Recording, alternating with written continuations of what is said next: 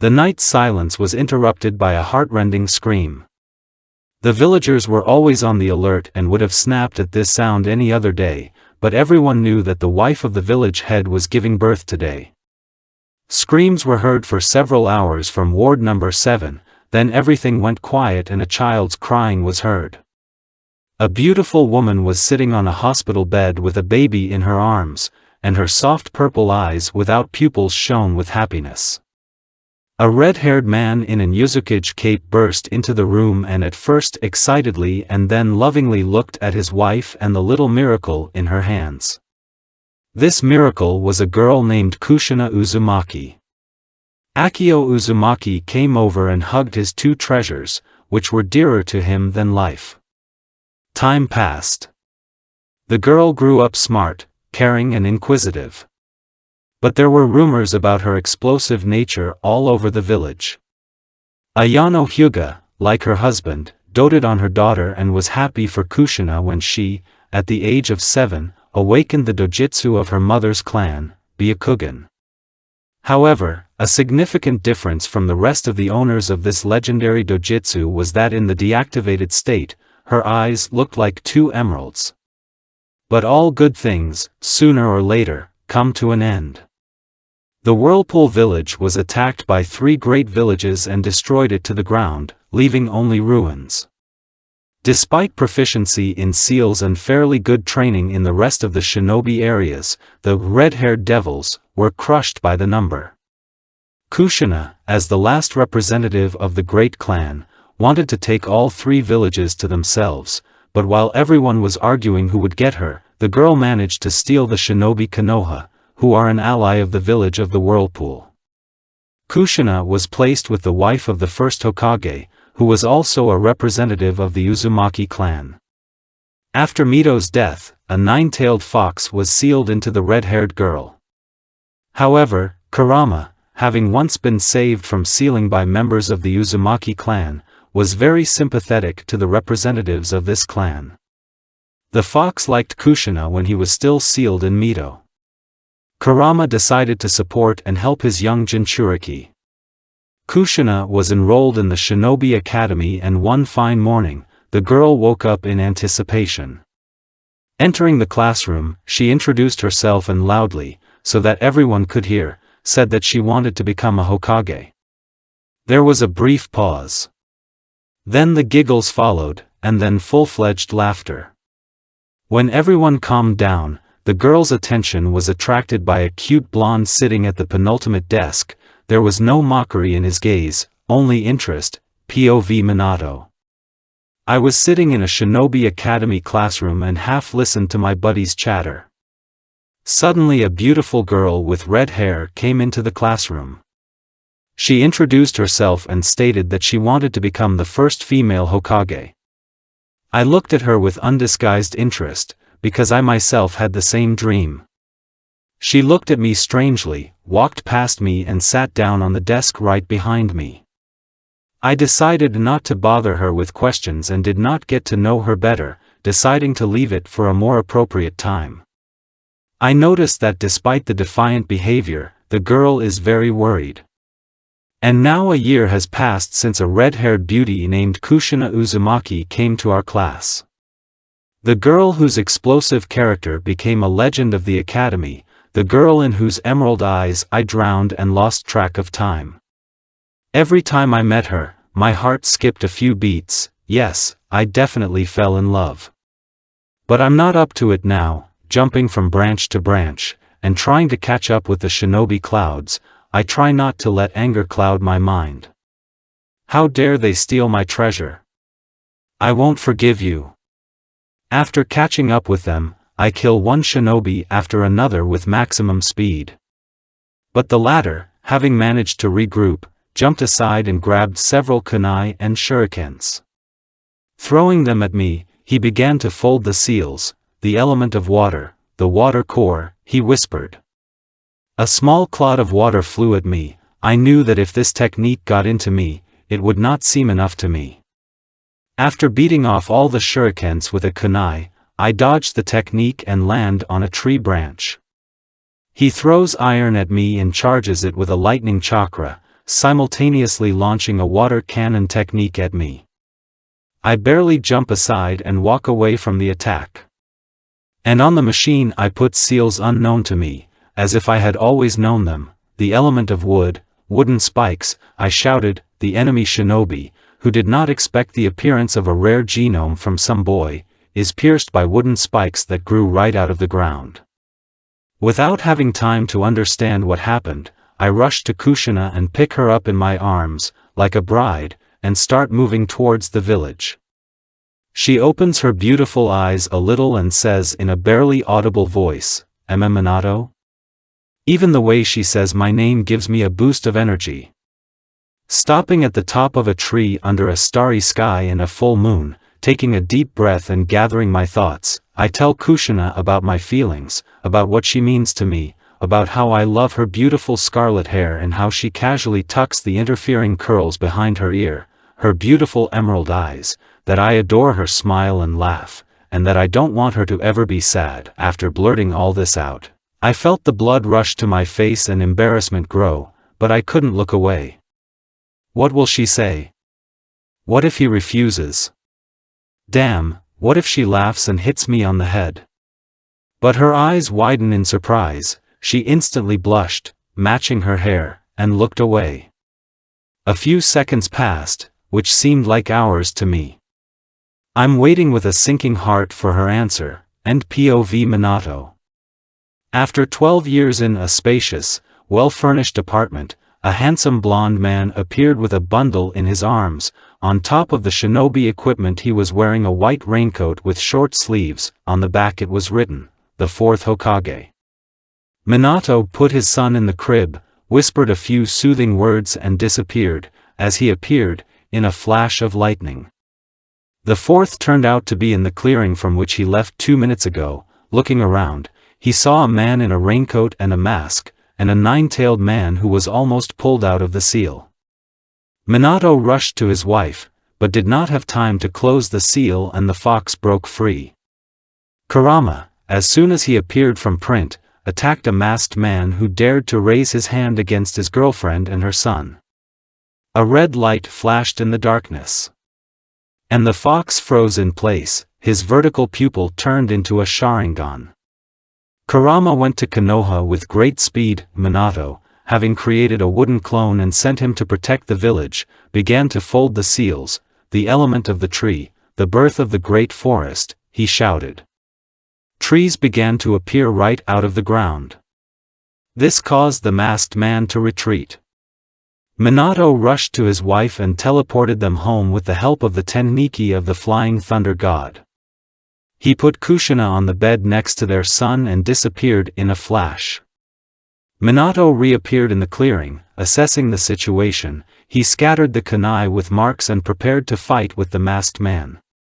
Two people were standing opposite each other, the fourth Hokage of the Hidden Leaf, the Yellow Lightning of Konoha, the second known owner of the rarest genome, Makoto, and the unknown Uchiha, who subdued the nine-tailed fox and attacked the son of Minato and Kushina. Both of them took off at the same time and clashed in taijutsu. Minato was surprised to note that some attacks passed through his opponent.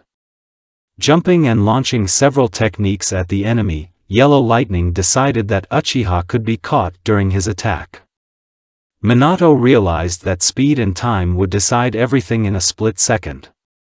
Having formed a Rasengan in his hand, the fourth rushed at the enemy and threw a kunai with a mark a few seconds before the collision. Kunai passed through the mask and flew out from behind the stranger. The unknown Uchiha's hand almost reached Minato, but then a flash flashed. The Hokage disappeared and appeared over the masked man, adding the Mokuton chakra to the Rasengan. Yellow Lightning imprinted him into the opponent. Uchiha felt his chakra gradually flowing out of his body into the seal.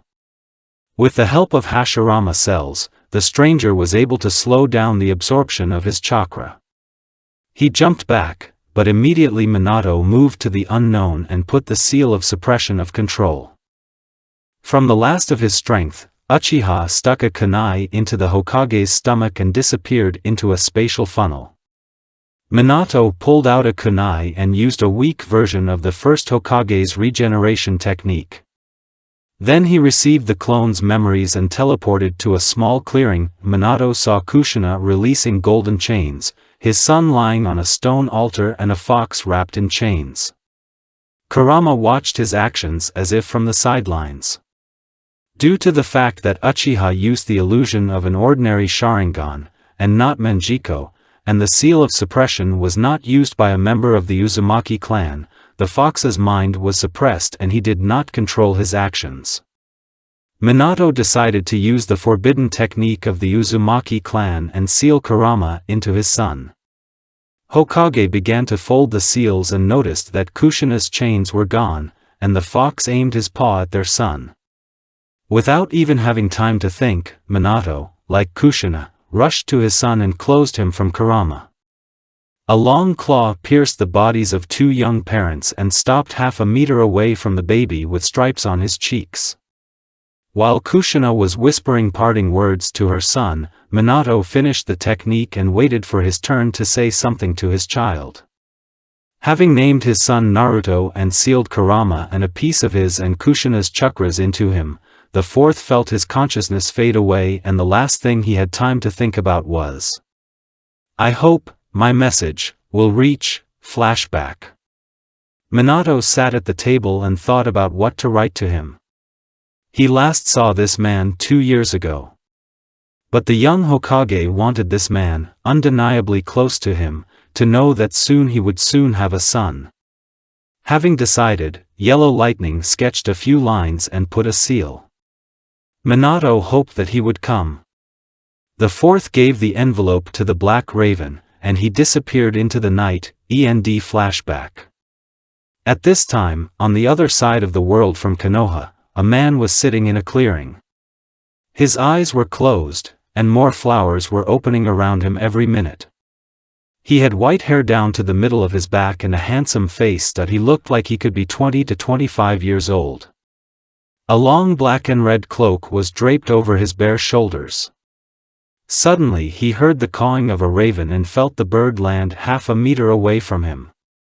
He stretched out his hand and a package with an incomprehensible seal landed on his palm. The man dropped his blood on the seal and the package burned right in his hand.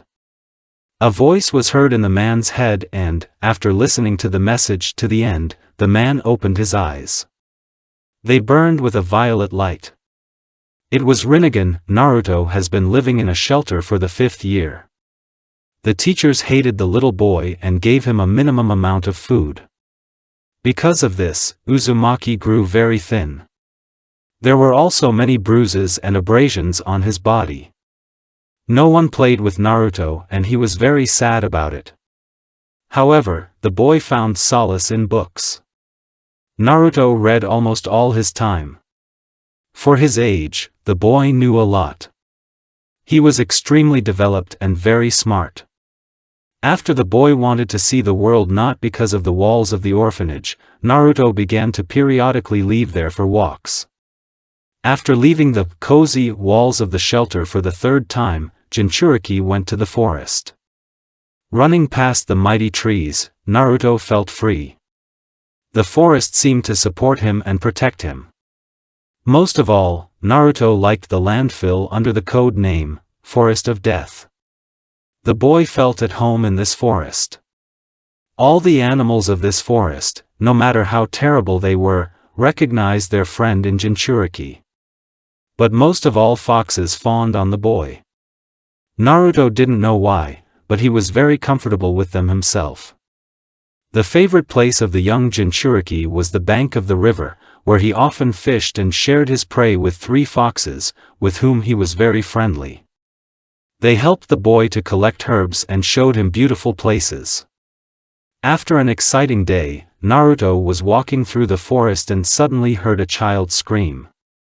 Running a little closer, the boy heard a wolf howl. Naruto accelerated, running out into the clearing. Uzumaki saw 2 wolves standing a meter away from the girl with blonde hair and grinning. POV Ino. Passing along a strip of trees, I saw a blonde-haired boy of my age going deep into the forest. It seemed strange to me, but I did not betray this importance and ran to the playground to my friends. After playing with Sakura, Shikamaru and Chuji, I already wanted to go home and look after my flowers, but my plans were not destined to come true. And let's run away from our parents to the forest and play hide and seek, Sakura suggested. How problematic it is, yawned Shikamaru. I'm with you until I'm hungry, Chuji was chewing chips. That's how we ended up in the forest. Sakura got to drive. I rushed deep into the forest. I kept running and running. Then, stopping to catch my breath, I felt someone's eyes on me. Who's there? I shouted into the darkness, Sakura. 2 pairs of red eyes stared at me from there. I started to slowly step back. 2 wolves, as black as the sky on a moonless night, came out of the darkness at me. I slowly walked back until my back rested against the trunk of a tree. One wolf opened its mouth and showed a row of sharp fangs. I screamed, hoping that someone would hear me and save me. And suddenly I realized that I could die now, despite my father, who is the head of the ninja clan, or the fact that I myself was supposed to become a ninja in the future. Then 2 wolves howled as if on command. I pressed even harder into the trunk of the tree in search of protection. Out of the corner of my eye, I saw the same blonde boy. The last thing I could remember before I lost consciousness was how the thin roots of the tree were blocking me from 2 predators and a small blonde man. End POV Ino. Seeing this picture, Naruto put his hand into a pouch with herbs and pulled out a flower with blue petals, wolf aconite. From another pocket, the boy pulled out a kunai found in the forest of death. He mentally asked the forest to protect the girl. Naruto did this on a whim and was surprised to note that the roots of the tree began to form a cocoon around the girl. Jinchuriki wiped himself and kunai with aconite and threw the flower towards the wooden shelter. The wolves retreated from the cocoon. Naruto threw the kunai at the wolves, with all the power available to him. The wolf, not expecting such a rush from the little one, did not manage to get away from the attack in time, and kunai cut his paw. Howling, the pack predator rushed to run, the second, sniffing the kunai, grimaced and rushed after a relative. Naruto breathed a sigh of relief. He was smart enough to know that he was very lucky in this situation. The wolves, most likely, were not hungry, because otherwise they would have attacked right away and would not have escaped so easily. Uzumaki approached a cocoon made of wood, and the roots revealed to his gaze a cute girl of his age. She was a blonde. Naruto sniffed and realized that the girl was engaged in flowers. A faint floral scent wafted from her. Jinchuriki loved these plants very much and therefore smiled when he smelled this smell. Naruto took Ino in his arms and carried him to his favorite place. On the way, he was joined by Aiko, a fox cub, one of Jinchurika's friends. Together they reached the riverbank. Naruto put Ino's head on his knees, and Aiko perched on her chest. Ino woke up and felt that she was lying on something soft. She opened her eyes and saw that a small fox cub was sitting on her chest, and she herself was lying on the knees of the same blonde. She stood up a little and looked around. It was a small beach surrounded by trees. The river flowing here was crystal clear. "Are you awake yet?" Ino heard from behind her. She turned around and saw that the boy had also opened his eyes and was looking at her. Thank you for saving me," she stammered. "What's your name?" "My name is Naruto Uzumaki, and what about you?" said the boy. "My name is Yamanaka Ino." "Nice to meet you." The girl held out her hand. Naruto grinned and shook it. Jinchuriki noted that her hand was very warm. "Naruto, let's be friends," she said with a smile. Naruto jerked, remembering these words. Flashback. A year ago Naruto was sitting in the shade of a tree and reading an exciting book about adventures. Suddenly a group of 3 guys approaches him. "Hey, demon, do you want to make friends with us?" said the chief in their company. Naruto looked away from the book and opened his eyes in amazement. "Of course I want to," Jinchuriki said cheerfully and got to his feet. But the guy just burst out laughing and pushed Naruto to the ground. The blonde man fell on his back, and they began to beat him with their feet. Uzumaki covered his head and moaned softly in pain. "Ha ha ha, this demon seriously thought that we want to be friends with him," the 3 guys laughed. END flashback, "I'm sorry, did I say something wrong?" Ino was scared. "Nothing, everything is fine," Naruto shook his head.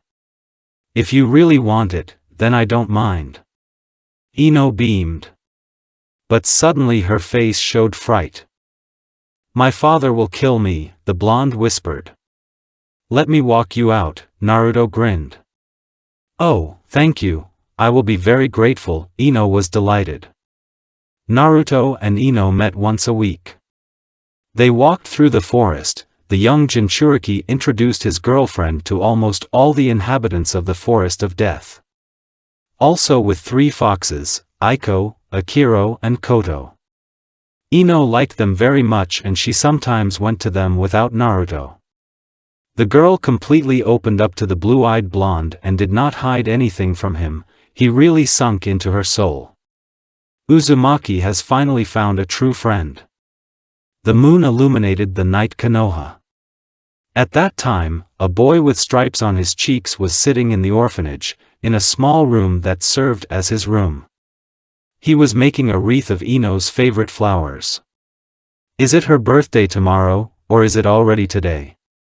Naruto found out about him only 2 days ago in the evening, and yesterday he was picking flowers all day. He accidentally overheard Ino's conversation with her friends. Although the princess of the Yamanaka clan tried to introduce Uzumaki to her friends, but he always refused. "You alone will be enough for me for the rest of my life," said Naruto. Hearing this from him for the first time, Ino was embarrassed and looked away. As a result, the blonde abandoned her attempts to bring her friends together with Naruto and let everything take its course. And now Ino's birthday has come. She turned 6 years old. As Naruto expected, he was not allowed to enter the territory of the clan. But, knowing this in advance, Uzumaki developed a plan. Now Naruto was sitting near Ino's window. He laid a wreath and a homemade postcard.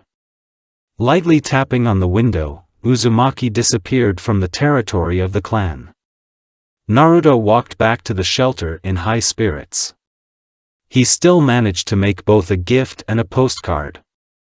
Involuntarily, a smile stretched his face. Suddenly, a powerful kick flies into Naruto. The boy flies into the alley and, groaning in pain, begins to get up. Looking up, he sees 2 drunken chunins. Those in the wreckage are approaching the blonde. "What are you grinning at, hick, a demon?" asked Chunin with black hair. "You remember, hick, what's it like to kill our family and friends?" Naruto already knew what these drunks were talking about. He found out quite recently, and everything fell into place. So he decided to keep silent. Chunin, unable to stand the silence, hit the boy's face with his hand. "Answer me!" he shouted, losing his composure. Naruto dodged this blow, but immediately a second one flew into his stomach. The blow was with a drink chakra, so the boy flew into the wall, and it cracked. Without letting him get up, the shinobi began to beat Naruto, not seeing that the eyes of the boy's eyes began to glow with a bright blue light. Suddenly, they caught some movement out of the corner of their eyes. "Shurniro Tensei," an unknown voice whispered. The Chunin scattered in different directions, never rising. A man in a raincoat and white hair picked up the unconscious boy and pressed him to his chest. "I'm sorry it took so long," he said gently and disappeared in a flash. Everything will be fine now. Ino, returning to her room in the evening, gave free rein to her feelings and burst into tears. After all, her best friend wasn't at the party. She turned her swollen eyes to the windowsill. Seeing a wreath and a postcard there, Ino hopefully rushed to the window and opened it. Taking the wreath in her hands, she realized that it consisted of her favorite flowers. Now, even without the postcard, it was clear who the gift was from. However, after putting a wreath on her head, Ino began to read the postcard. Ino, I congratulate you on your birthday. Apparently I was still not allowed to see you, otherwise I would have said all this while looking into your beautiful eyes, but apparently not fate. I am grateful to you for your sincere friendship, it means a lot to me. I wish you to achieve true happiness, health, and to be pursued by luck everywhere. I also give you a promise that on your 12th birthday I will give you that rare flower that changes color on a full moon. P.S. Why didn't you tell me about your birthday right away? I could have been offended. P.S. I understand that you told me a little later, but I barely had time to make a gift. But now I will always remember this date. Naruto Uzumaki, pressing her hand to her mouth, Ino burst into tears of happiness, touched by this congratulation. And she fell asleep with a smile on her face. When Naruto didn't show up on time for their meeting, the girl was worried, but decided to check the shelter first, but he was not there. When she reached the Forest of Death, Ino asked Akiro about Naruto, but he shook his head and confirmed her fears. A month later, Ino realized he wouldn't be coming back. Deciding that she was to blame for Naruto's escape, that because she was too open and intrusive, the princess of the Yamanaka clan, closing her true feelings to the castle, put on the mask of a naive fool. Ino entered the Shinobi Academy and joined Sasuke's fan club there, not wanting to show real feelings to anyone. And the wreath and the postcard were in the closet on a separate shelf under the glass dome, not without the help of seals, but the flowers did not wilt. At the gate of Konoha stood a boy with barely noticeable stripes on his cheeks. He looked like he could be 12 to 13 years old. He was wearing a black raincoat with long sleeves, black shinobi pants and a jacket tied in some places, like Minato's, only black.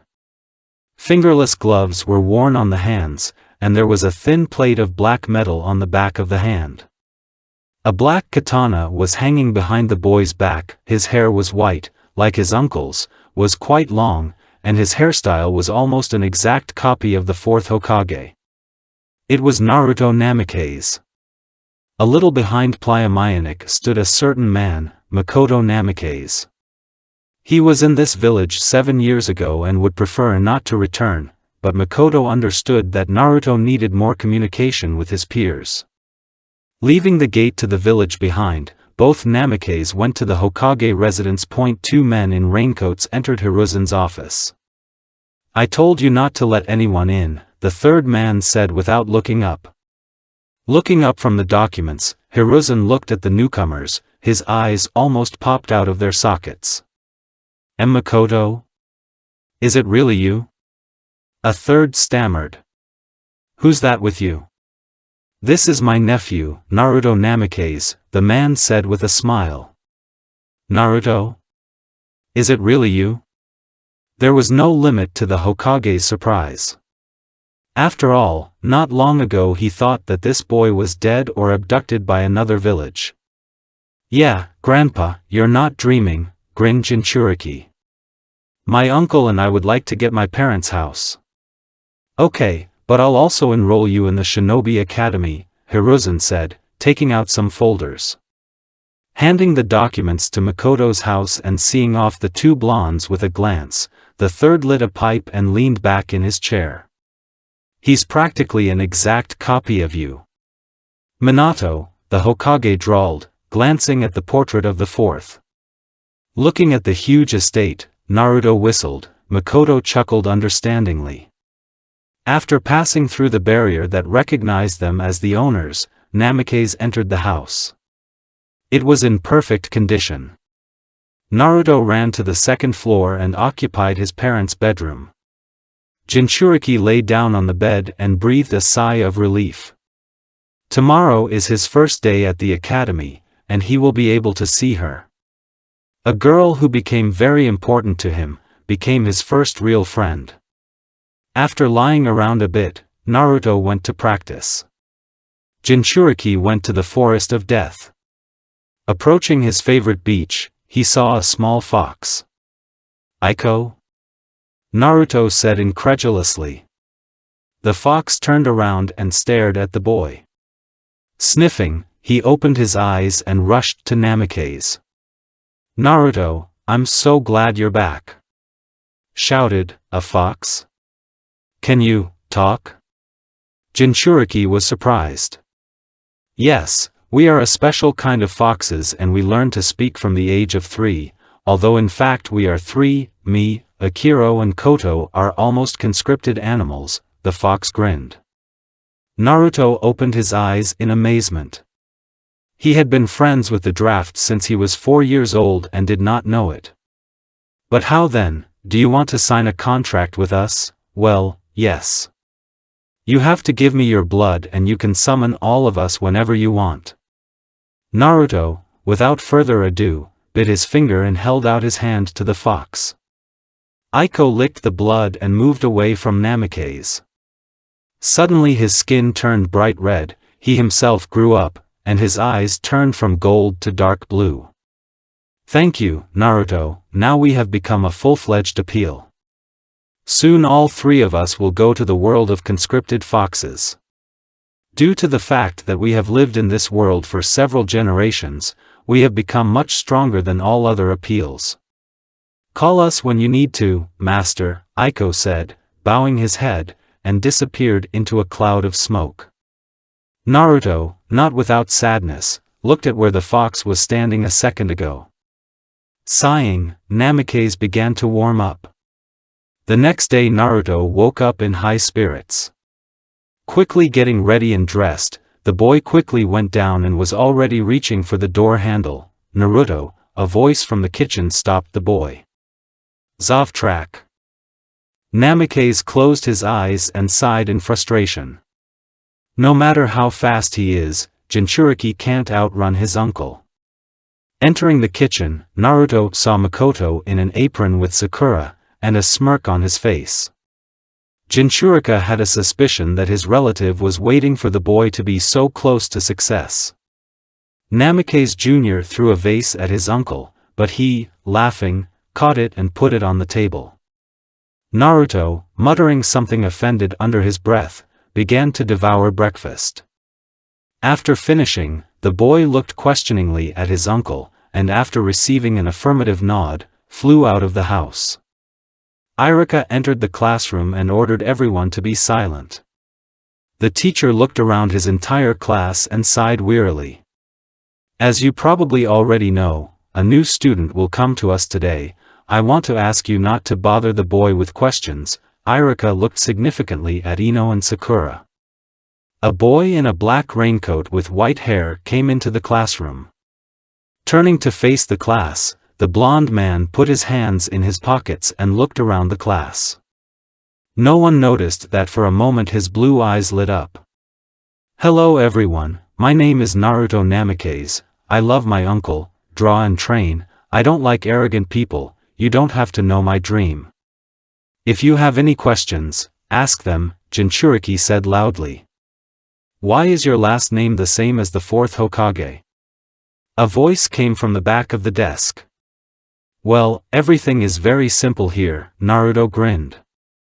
"He's my father." "Are you the son of Konoha's Yellow Lightning?" "Yes." "Something is bothering you?" No, everything is fine." "You can sit down, Naruto," Iruka-sensei said. Naruto walked to the end of the class and sat down at the last desk, POV Ino. "Yesterday I found out that a new student is coming to us. I wonder if he's handsome or not. Well, it can wait until tomorrow. I'm sitting in class and arguing with Sakura about who will get Sasuke." Suddenly a boy in a black raincoat walks into the classroom. When he said his name, something jumped in my chest. It's like I once knew his name, but I can't remember. Then he suddenly looked into my eyes, and an image of a boy about 5 years old with yellow hair with the same eyes appeared in my head. I had a feeling that I should know him. When I got home, I rushed to the closet and opened the door. There was a wreath and a postcard under the glass dome. I don't understand why, but these two things are very dear to me. I pick up the postcard and begin to view it. Over the years, I have read this congratulation more than once, and every time my heart felt so warm, and tears filled my eyes. I pay attention to the signature Naruto Uzumaki. This name, the newbie has the same. But why don't I remember that name? Because judging by the postcard we were very close. And how does he know about this rare flower? I haven't told anyone about him. Why can't I remember anything related to this name? Maybe it's that boy with the wheat hair? Reasoning, I did not notice how I began to speak out loud. Having thought about it until nightfall, I fell wearily on the bed, and, closing her eyes, she fell asleep instantly. End POV Ino. Naruto was sitting on a tree near the window of an old friend. What he had heard did not fit in his head. He clutched the scroll in his hand. She doesn't remember him. Naruto disappeared in a flash of lightning. The boy appeared on the stone head of the fourth Hokage. How so? Why doesn't she remember me? Suddenly Naruto heard a voice in his head. Cheer up, boy, only the most experienced shinobi who specialize in mind penetration techniques can completely destroy memories. But her father wouldn't do that to his daughter and wouldn't let anyone touch his treasure. So, most likely, she did it herself. Your girlfriend suppressed her memories of you because of a strong emotional outburst. Kurama growled. Naruto descended into the inner world. There was a huge nine-tailed fox sitting there. Emotional outburst? But because of what? Namikaze was surprised. You idiot! Making a click of Naruto, Kurama barked. Think about how your beloved felt when Makoto took you away. For her, it looks like she opened up to you, and you ran away, scared. And your congratulations can be interpreted as a farewell note. Naruto grabbed his head. In his eyes, one could see understanding, remorse, annoyance and guilt. Why didn't I think of that before? The boy wailed. What an egoist I am. How could I not think of her? Kurama nodded to himself with satisfaction and glanced at the blond man who was now kneeling with his head down. The fox poked the boy with his claw. He did not react. Ninetails decided to wait. Kurama, Naruto croaked after 30 minutes. Well, I'm not a master of mental techniques, but most likely, a surge of emotions associated with you and your past will help her remember, Kurama answered after a little thought. Then I will do everything to return her memories, Naruto said firmly. Arriving at the academy the next day, Naruto took a katana with him. As he expected, he was attacked with questions. Namikaze patiently answered all the questions until he was asked the one for which he started it. Do you plan to change it when you grow up? A boy asked. She's enough for me alone for a lifetime, Naruto replied, looking at Ino. The girl twitched when she heard these words. The blonde grinned and looked away. It was the turn of sparring. Naruto fell out to Sasuke. Standing on either side of Iruki-sensei, the boys folded the seal of concentration. The teacher gave the signal to start the fight, but the boys did not move. Sasuke, unable to stand at first, rushed at Naruto. The blond man lazily dodged all the blows. Sasuke tried to kick with a U-turn, but Namikaze only slightly deflected his head. Uchiha tried to hit with his hand, but his blow was blocked. Fight seriously. Sasuke exploded and, folding the seals, shouted, "Element of fire, fireball." A meter by meter ball of fire flew out of his mouth. Naruto just grinned, his eyes lit up blue, and after waiting for the ball to hide him from the academy students, Namikaze used a weakened version of Kaiten and neutralized the effect of the ball. At this time, Sasuke, standing in front of the place where Naruto had just been seen, was grinning triumphantly. But when the fire went out, the brunette saw Namikaze unharmed. Uchiha, without even having time to get angry or understand what happened, was on the ground, and Naruto's fist was in front of his face. Sasuke looked into Jinchuriki's eyes, but he saw neither mockery nor pleasure from victory there, only sadness and understanding. At first, the brunette flared up, but then he realized that the feelings in Naruto's eyes were not caused by a fight. Namikaze gave him his hand, and Uchiha, after a little thought, accepted it. Sasuke dusted himself off and looked at Naruto, who only smiled encouragingly, and walked towards the classroom. Yes, this blonde definitely interested Uchiha. So almost 2 years have passed. Naruto all this time unobtrusively tried to bring back Ino's memories, but he couldn't do it. Every time something was missing and Jinchuriki couldn't figure out what exactly. He still had the last trump card, the flower that he promised to give her for her 12th birthday, was also kept in his scroll. Ino's birthday should be in 2 days. Namikaze, who became interested in painting during his travels, approached the canvas and pulled back the fabric from the painting. It depicted little Naruto and Ino, they were holding hands, and 3 small foxes were depicted near their feet. It remained only to paint, and Namikaze did it. When he finished, taking another brush, Jinchuriki signed and wrote a little higher above his name, "Happy Birthday." And so, when that day came, Naruto snuck into Ino's room, put the painting on the bed, he printed out the flower and left it with a note next to the pillow. Looking around the room with a quick glance of glowing eyes, he smiled a little when he saw his old gift under the glass dome and silently disappeared. Returning to her apartment after the holiday, Ino went to the closet with a smile and opened it. Taking off her clothes, she carefully hung them up. Suddenly, a wreath of her favorite flowers fell and she felt as if something was missing. When she reached the bed, Ino saw a piece of paper and a flower lying on it. Picking up the plant, she read the note. There were only 3 words, "I promised." At that moment, the full moon appeared from behind the clouds, and the flower petals, right in the hands of the stunned girl, changed their yellow color to light silver, very similar to Naruto's hair. Ino's eyes widened and filled with tears. She did not understand why she was crying, and with her hands cracking with excitement, she rushed to the rectangular bundle. She felt that she was about to be able to understand what she was missing so much, and she began to feel like she was inferior from the very day Naruto Namikaze came to their class. Tearing off the wrapper, she saw herself laughing merrily and holding the hand of the same blonde man who had been dreaming about her almost every night for the past year and a half. And in the lower right corner, she saw the signature, "Happy Birthday." Naruto Uzumaki. Suddenly Ino grabbed her head. The girl tried to stop the flow of information pouring into her brain.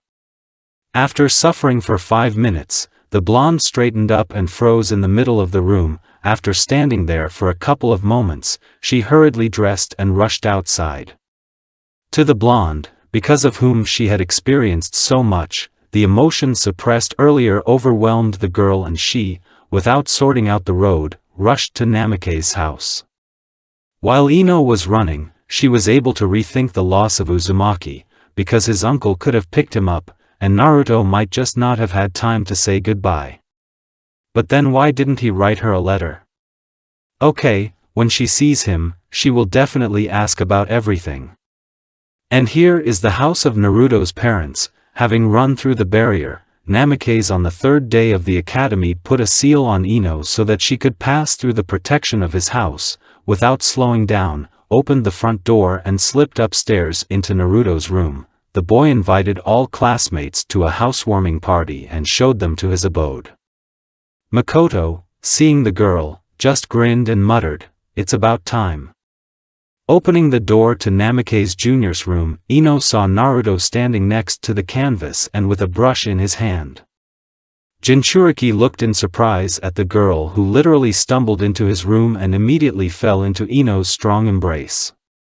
Then he heard the words that he had been longing to hear all the 2 years that he had studied at the academy, "I remember you, Naruto Uzumaki." After standing like that for a dozen minutes, Ino let go of Jinchuriki. Naruto had the opportunity to take a closer look at his beloved. And the beloved? Yes, it definitely is. Namikaze realized this when, after 5 years of traveling, he saw her in class. He could see through her mask, even without Byakugan. Naruto just couldn't see in her that naive fool who runs after the most popular boy in the class. As soon as Jinchuriki saw her fake smile, he decided that he would make Ino smile for real, no matter what. Naruto studied the face of the Yamanaka clan princess for a long time. He liked her even like this, lipstick smeared, hair tousled, eyes red from tears, hastily dressed dress. Naruto smiled and ran his palm over her cheek. Ino succumbed to the caress and thoughtfully put her head in his hand. She herself did not understand why her heart was beating so fast, why it was worth looking into those blue eyes, as she forgets about everything in the world. Ino, until that day, of course, felt sympathy for this boy, but all her attempts to get closer were cut off at the root. Flashback. Ino was walking down the street with Sakura when she suddenly noticed Namikojo, who was having lunch at Ichiraku. The blonde held her gaze on him and immediately looked away. But this did not go unnoticed by Sakura, as Ino had hoped so much. "And how do you like Naruto? He's kind of handsome, strong, smart and helps you with your studies. Go sit with him," the pink-haired woman said with a grin. Ino's cheeks flushed, and so that Sakura wouldn't notice it, she walked briskly towards the restaurant, under the giggles of her friend. Going inside, she saw Naruto finishing the second portion of ramen. "Hi," Ino said, smiling. "Will I sit down?" "Of course, what will you order?" the blonde man asked. I think I'll miso ramen," the blonde ordered. Old man Tucci nodded and went to prepare the food. Ino looked at Namikaze, who had already finished his ramen and took out a small scroll with a seal. "Listen, Naruto, wouldn't you like to?" the girl began cautiously. "Sorry, I have to run," having printed out the money for 2 portions from the scroll, Jinchuriki said. After seeing him off, Ino lowered her head in fascination and began to eat the ramen she had just brought, flashback. And there were many such situations, but Ino would have known what a huge effort it all cost for Naruto. "Let's go for a walk," Namikaze suddenly suggested. Startled, the blonde agreed. For the first time in her life, she absolutely didn't care what she looked like. Naruto pulled her by the waist and both disappeared in a flash of lightning. A boy and a girl appeared on the head of the 4th Hokage and disappeared into the forest. Taking Ino by the hand, Naruto led her to the places that the foxes had once shown him. Walking between the trees, both enjoyed the time they spent in each other's company. They came to a large tree and sat down at its roots. "Listen, Naruto, why didn't you tell me about everything from the very beginning?" Ino asked, resting her head on his shoulder. "Would you believe it? And then, you would have continued to wear your mask, and it just hurts me to watch you hide emotions behind a fake smile," the ash blonde replied, removing a stray white strand from the girl's face. "Naruto, do you really like me?" The blonde asked the question that had been bothering her all evening. "It's just that you've barely paid attention to me for 2 years and, Namikaze shut up the girl, in the only possible way, with a kiss. Ino responded to it with tenderness. "Did I answer your question?" Breaking the kiss, Naruto asked with a smile. I didn't quite hear, the blonde whispered breathlessly. Naruto smiled and kissed Ino again, and she went limp in his arms. They lay near the tree in each other's arms for about an hour. Deciding to go home, Namikaze got up and offered his hand to the girl. After accepting it, the blonde grabbed Naruto's palm in her own, and they went back to the village. While holding Ino's hand and enjoying a walk through the night forest, Namikaze caught some movement on the right. The iris of his eyes glowed blue, and picking up the girl in his arms, he jumped aside. Icy needles pierced where he stood a second ago. "Just don't be scared, everything is fine," Naruto said after landing and putting Ino on the ground. Flash. And he was left alone in the clearing. Two shinobi jumped out of the darkness of the forest. They didn't see what happened to the girl and didn't give it any meaning. So, the Yuki clan, Namikaze thoughtfully stretched out, looking at one of the techniques of the ice element. Naruto took out a three-pronged kunai with the mark of the thunder god and smiled in anticipation. His kunai differed from the kunai of the fourth in that their handle was completely black, and the seal formula was bright red. One of the renegades twitched nervously. "Don't be scared, this little guy can't know his father's technique," said the owner of the Hayaton, holding an ice sword in his hand. "But his eyes are glowing and, this is a common trick, don't pay attention. So they underestimate me.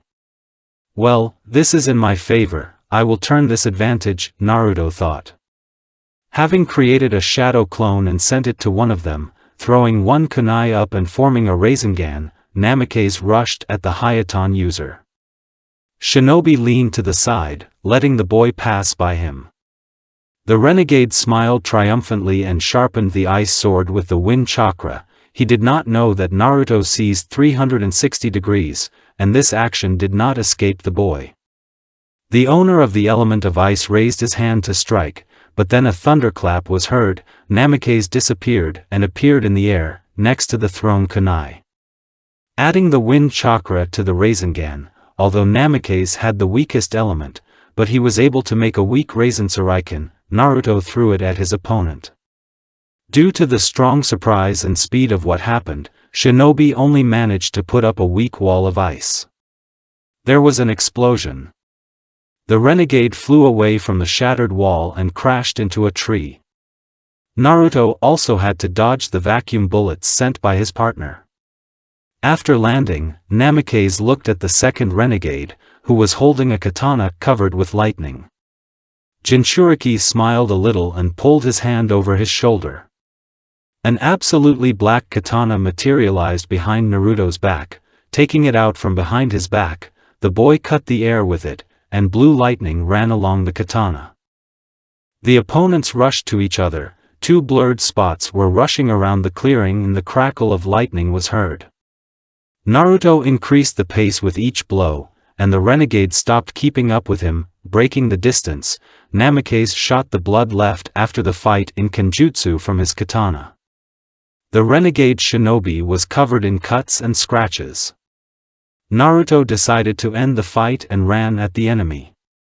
With their weapons crossed, the two men stood firmly on their feet.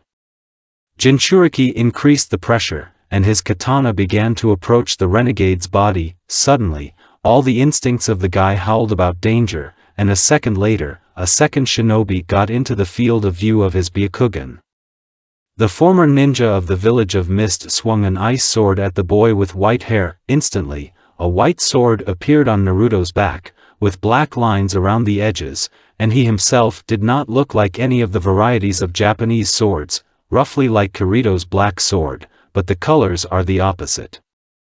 Namikaze did not fully draw his sword from the scabbard, the lack of time affected, but it was enough to block the blow. Naruto disappeared in a flash and appeared next to his kunai, which he left at the beginning of the fight. Two swords, black and white, sacred blue eyes, white hair, one of the attackers stammered. Across the sea you are known as the eighth swordsman of the mist. Naruto grinned and activated the second stage of his Byakugan. Note, Naruto has two stages of Byakugan activation. The first stage gives all the abilities of the original Byakugan. Its appearance is a glowing blue iris of the eye. The second stage gives Naruto an increased viewing range, removes the blind spot, allows you to see through the concealment techniques, and with its help you can see the chakra of the improved genome. It also slightly improves the reaction. During activation, the white of the eye turns silver, the iris becomes darker, and thin lines like veins stretch to the cheeks from the eye. I hope I have clearly described the appearance and abilities of Naruto Byakugan. The sword fight had been going on for 20 minutes. Namake's opponents could barely stand on their feet, their weapons quietly fell to the ground. The Hayaton user was missing an arm and had wounds all over his body. His partner was no better, there was a deep cut through his eye, there was a through hole in his shoulder, and his stomach was also slightly cut. The guy had only a scratch on his cheek and a small chakra exhaustion due to the Thunder God technique. The swords disappeared from Naruto's hands, and he deactivated the dojutsu and began to approach the renegades. Suddenly one of them began to fold the seals very quickly, and the user of Hoten supported him, surprising Jinchuriki by the fact that only one hand was enough for him to seal the element of fire, the great fireball, wind element. Breakthrough.so of rather large size, the fireball increased and accelerated by 2 times.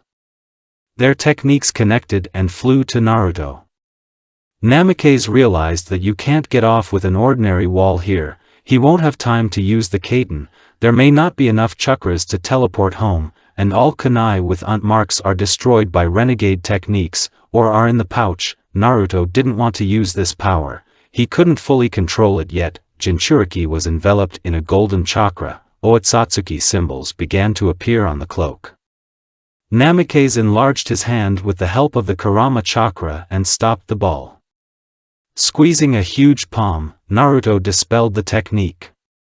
A second later, both renegades fell dead, the boy fell to his knees and clutched his head. His pupil, then stretched out like a fox, then came back to normal. Kurama didn't know what to do. He warned Naruto not to use this power until he turned 13 and his body and mind got stronger, but the fox also understood that this power had now saved his Jinchuriki's life. The guy screamed and tried with all his might not to let the hatred coming from the fox capture him. Kurama suddenly had an idea. The nine-tailed concentrated and sent Naruto an image of Ino. The boy's eyes widened when the image of his beloved appeared in front of him, his pupil returned to normal, and the veil, blinking, disappeared. Jinchuriki took a deep breath, got up from his knees and trudged towards the house. Having previously sealed the bodies of the apostates, Ino walked around Naruto's room and couldn't find a place for herself. Where is he? It's been half an hour. Why isn't he coming back? The damn room won't let me out. As soon as I got here, there was a barrier that won't let me out. The sound of the door opening was heard from below. Ino rushed to the exit of the room, but the barrier pushed her away. The girl had no choice but to wait. And then the door opened and Jinchuriki appeared on the threshold. The barrier was asleep, and Ino attacked Naruto. Namakes, who did not expect such pressure, almost fell, but still, swaying slightly, regained his balance. The girl could not calm down and cried into the guy's shoulder. Fool, fool, fool, Ino chattered, banging her fist on Namake's broad chest. Naruto, you're a fool, you're, Jinchuriki kissed his girlfriend, who at first resisted, but then, thin arms wrapped around his neck, and she responded to the kiss with feeling. Listen, isn't it time for you to go home? It's already late. Naruto barely broke away from Ino, said. Do you want me to leave? The blonde smiled slyly. Well, no. I mean, yes, no. And what will you tell your parents? I will say that I stayed with Sakura. She will cover, especially when she finds out that I no longer claim her Sasuke-kun. And now I won't leave you a step. Well, Sasuke, be strong, man, Konoha won't forget you, Naruto thought, remembering the character of the pink, haired one. Then stay, the guy said out loud after taking a shower. Naruto undressed to the waist and got into bed. Ino, finding some kind of nightgown in the nightstand, without thinking twice, put it on. She was a little too big for a girl, but that made her even more seductive. The blonde settled on the guy's shoulder and, almost immediately falling asleep, lightly snored. Naruto admired his treasure for another 10 minutes and did not notice how he fell into the arms of Morpheus. Meanwhile, at the Hokage residence, Bear, Rabbit, the third one called his Umbu. Report. A guy and a girl appeared in front of the Hokage's table, one wearing a bear mask and the other a rabbit mask. Getting down on one knee, the bear raised his head and began to report. After the surge of the nine-tailed chakra, we immediately went to this place. Arriving at a small clearing, we saw the Jinchuriki fox, and two bodies of renegade shinobi lay nearby. Judging by the traces of the battle, one of them possessed the element of ice. Need a survivor from the Yuki clan, thought Hiruzen. After sealing the bodies in a scroll, the boy went home, where his uncle was. Also, a room was discovered in the mansion, in which we could not see anything because of the barrier. There were no changes in the behavior of Jinchuriki. Umbu finished his report. Thank you, you are free, the third said with a wave of his hand. The Umbu bowed and disappeared. The old man leaned back in his chair and took a pipe in his mouth. So Minato's old enemies have made themselves felt. Apparently I did the right thing by giving the boy his mother's last name. But did he really defeat two adult shinobi himself, and one of them was with an improved genome, or did someone help him? I'm sure Makoto was at home at that moment. Umbu also didn't see anyone. But if Naruto helped the fox, then how could the boy suppress the nine-tailed himself, or someone helped him again? But who? If it was a shinobi from another village, they would have taken the guy for themselves. Therefore, it's someone from the village. What if Naruto really did it all by himself? Hokage mused, how strong can you be, Naruto Namikaze? The old man muttered aloud, peering into the boundless emptiness of the night. A ray of sunlight ran over the body of a boy with white hair and stripes on his cheeks. He was lying on the bed in the room that used to belong to his parents and was fast asleep. But then the sun's rays hit Jinchuriki on the face, and Naruto woke up. Turning his head, Namikaze saw a beautiful blonde lying on his shoulder. Ino threw one leg over his in a masterly way, and the guy's hand was on her hip. Noticing this, Naruto immediately put it away and blushed a little. Suddenly yesterday's birthday girl made a cute face and opened her eyes. Good morning, Sonia, Naruto said with a smile. Good morning, Ino stumbled, realizing the situation she was in, and blushed deeply. Wow, you weren't so shy yesterday, Namikaze giggled. The blonde jumped out of bed and rushed to look for her dress. Naruto, stretching, slowly wandered into the bathroom. Ino involuntarily followed the boy with her gaze, staring at his stretched body. Noticing this, Namikaze smiled from ear to ear and glanced at the girl. She hastily averted her gaze, blushing along the way. After finishing the morning water treatments, Naruto returned to the room and froze on the threshold. The guy saw Ino only in her underwear, holding a dress in her hands. After taking a look at the long slender legs, flat tummy and fairly well-formed breasts, the guy swallowed. Purple suits you, Naruto said, dodging a book launched by his girlfriend. Why don't you hand me a t-shirt, it's on a hanger in the closet. But when he saw a series of seals that the blonde began to fold, Namikaze realized that the case smelled fried, and hurried to retire to the kitchen. Standing next to the stove, Makoto, wearing an apron with a painted sakura, and humming something to himself, was preparing breakfast. I understand that I need to cook for 3. Having seen his Plyamaionic, naked to the waist, literally flew out from the second floor, the man asked, laughing. Naruto just nodded slightly. 10 minutes later, Ino came down, throwing furious glances at her boyfriend. "Well, my nephew, now you've become a real man," Makoto said with a serious expression on his face. "If anything happens, I want to be the godfather." Naruto choked, and Ino coughed. Namikaze, the elder, laughed loudly, catching objects that a couple launched at him. "It's time for me to go on a mission," Makoto said quickly, seeing that the nephew, together with the girl, began to fold the seals. A flash flashed and Naruto and Ino were left alone in the kitchen. "You have it in the family, right?" the blonde asked. Namikaze just shrugged his shoulders vaguely and went to get dressed. Naruto and Ino walked towards the academy holding hands. All the villagers followed the couple with their eyes. "Listen, Naruto, let's go somewhere after the academy," Ino suggested, not paying attention to anyone. "I'm sorry, but I can't, I have a training session with Sasuke after the academy," Namikaze replied. "And who is more important to you, me or some Uchiha?" the girl asked sulkily. "Well, first of all, not some kind, but my friend," the guy answered with a smile. "And secondly, you know the answer to your question." "But then..." "No, Ino, I have to be strong enough to protect my loved ones. In our world, a shinobi who lacks the strength to protect his family and friends is a real trash," Namikaze said firmly. The blonde lowered her head. "He's right, you can't argue with that. Then you'll belong to me tonight." Hugging his hand with her own and pressing her chest against Naruto's shoulder, Ino exclaimed. Namikaze squeezed out of himself, glaring at the place where the girl stuck to him.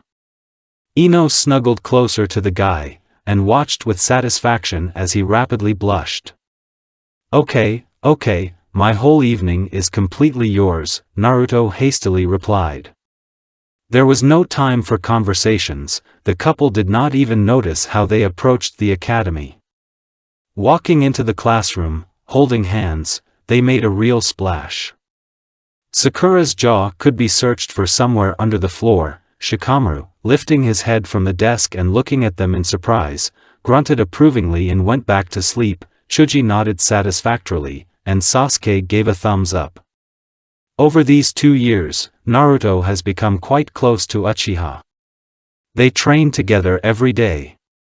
Namikaze told Sasuke about the unknown masked man who killed his parents, about the situation with Ino and about his travels with his uncle. Uchiha also recognized Naruto as a true friend. "Please tell my parents that I spent the night at your place," Ino whispered as she passed Sakura. Sitting at the same desk with Naruto, she giggled and laced her fingers with his.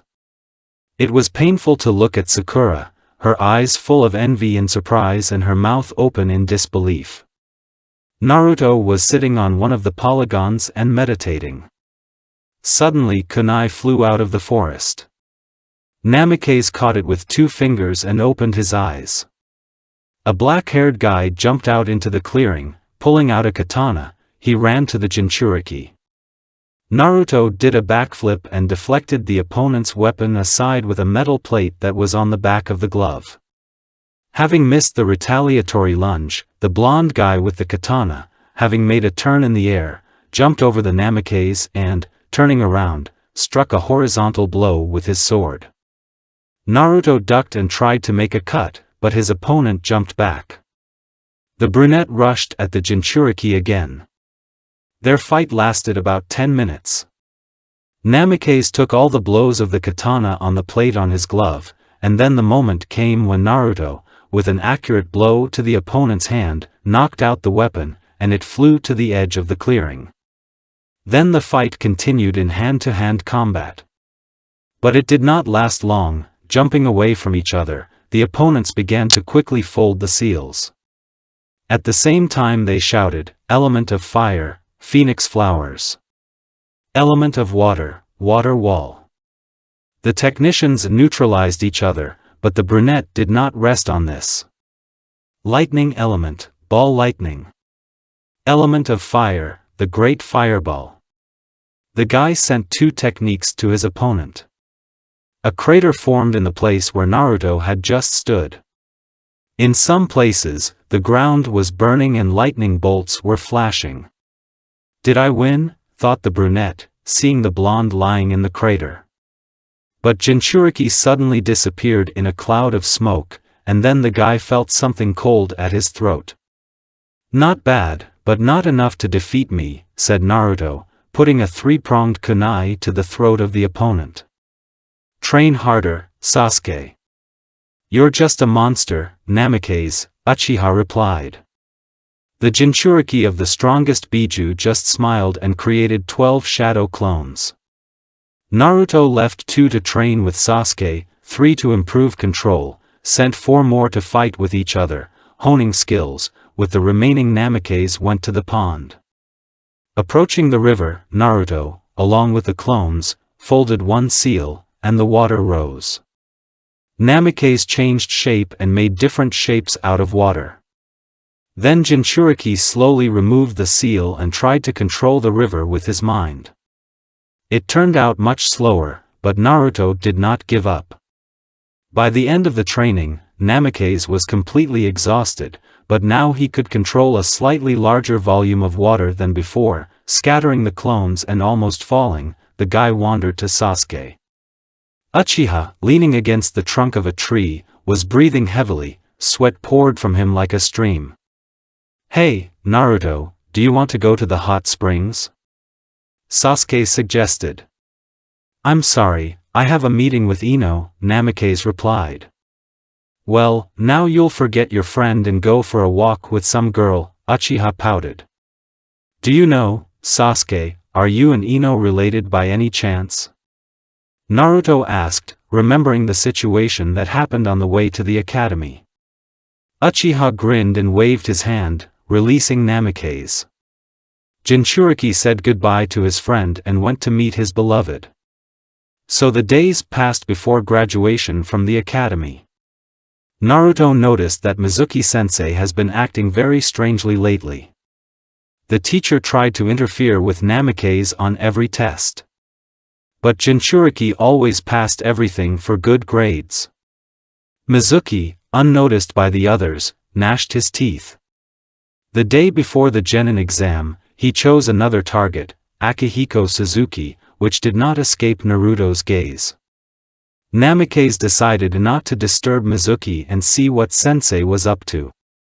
The written exam was easy for Naruto. Jinchuriki noticed that there was an illusion on the sheet with the assignment of Mizuki's new goal, but Namikaze did not wave it and left it as it is. When it came to creating clones, Naruto easily coped with the task, creating 4 shadow clones, thereby shocking the examiners. Taking his protector, Jinchuriki activated the Byakugan for a couple of seconds and saw that Mizuki interfered with the flow of the unfortunate guy's chakra, and he could not create clones. Upset, Akihiko ran past Namikaze and ran out into the street. Since he was the last one, the exam was over and Mizuki hurried after his victim. A boy with gray hair was sitting on a swing near the academy. He just failed the genin exam. Now he will not become a ninja. Teacher Mizuki approached the guy. Listen, Akihiko, you still want to become a shinobi? Sensei asked. Of course I want to, the boy perked up. I know an alternative way to pass this exam, Mizuki smiled triumphantly. You need to steal a scroll with techniques from the Hokage residence and deliver it to a certain place. Of course, Sensei, I'll do everything, Suzuki said happily and ran away preparing for the exam. Mizuki grinned angrily and went to pack his things in order to leave the village today. He never noticed the boy in the black raincoat standing on a tree branch. Naruto, having heard the whole conversation, finally understood what Mizuki was trying to achieve by trying to prevent Namikaze from passing the exams. I should have been in that guy's place, Jinchuriki thought.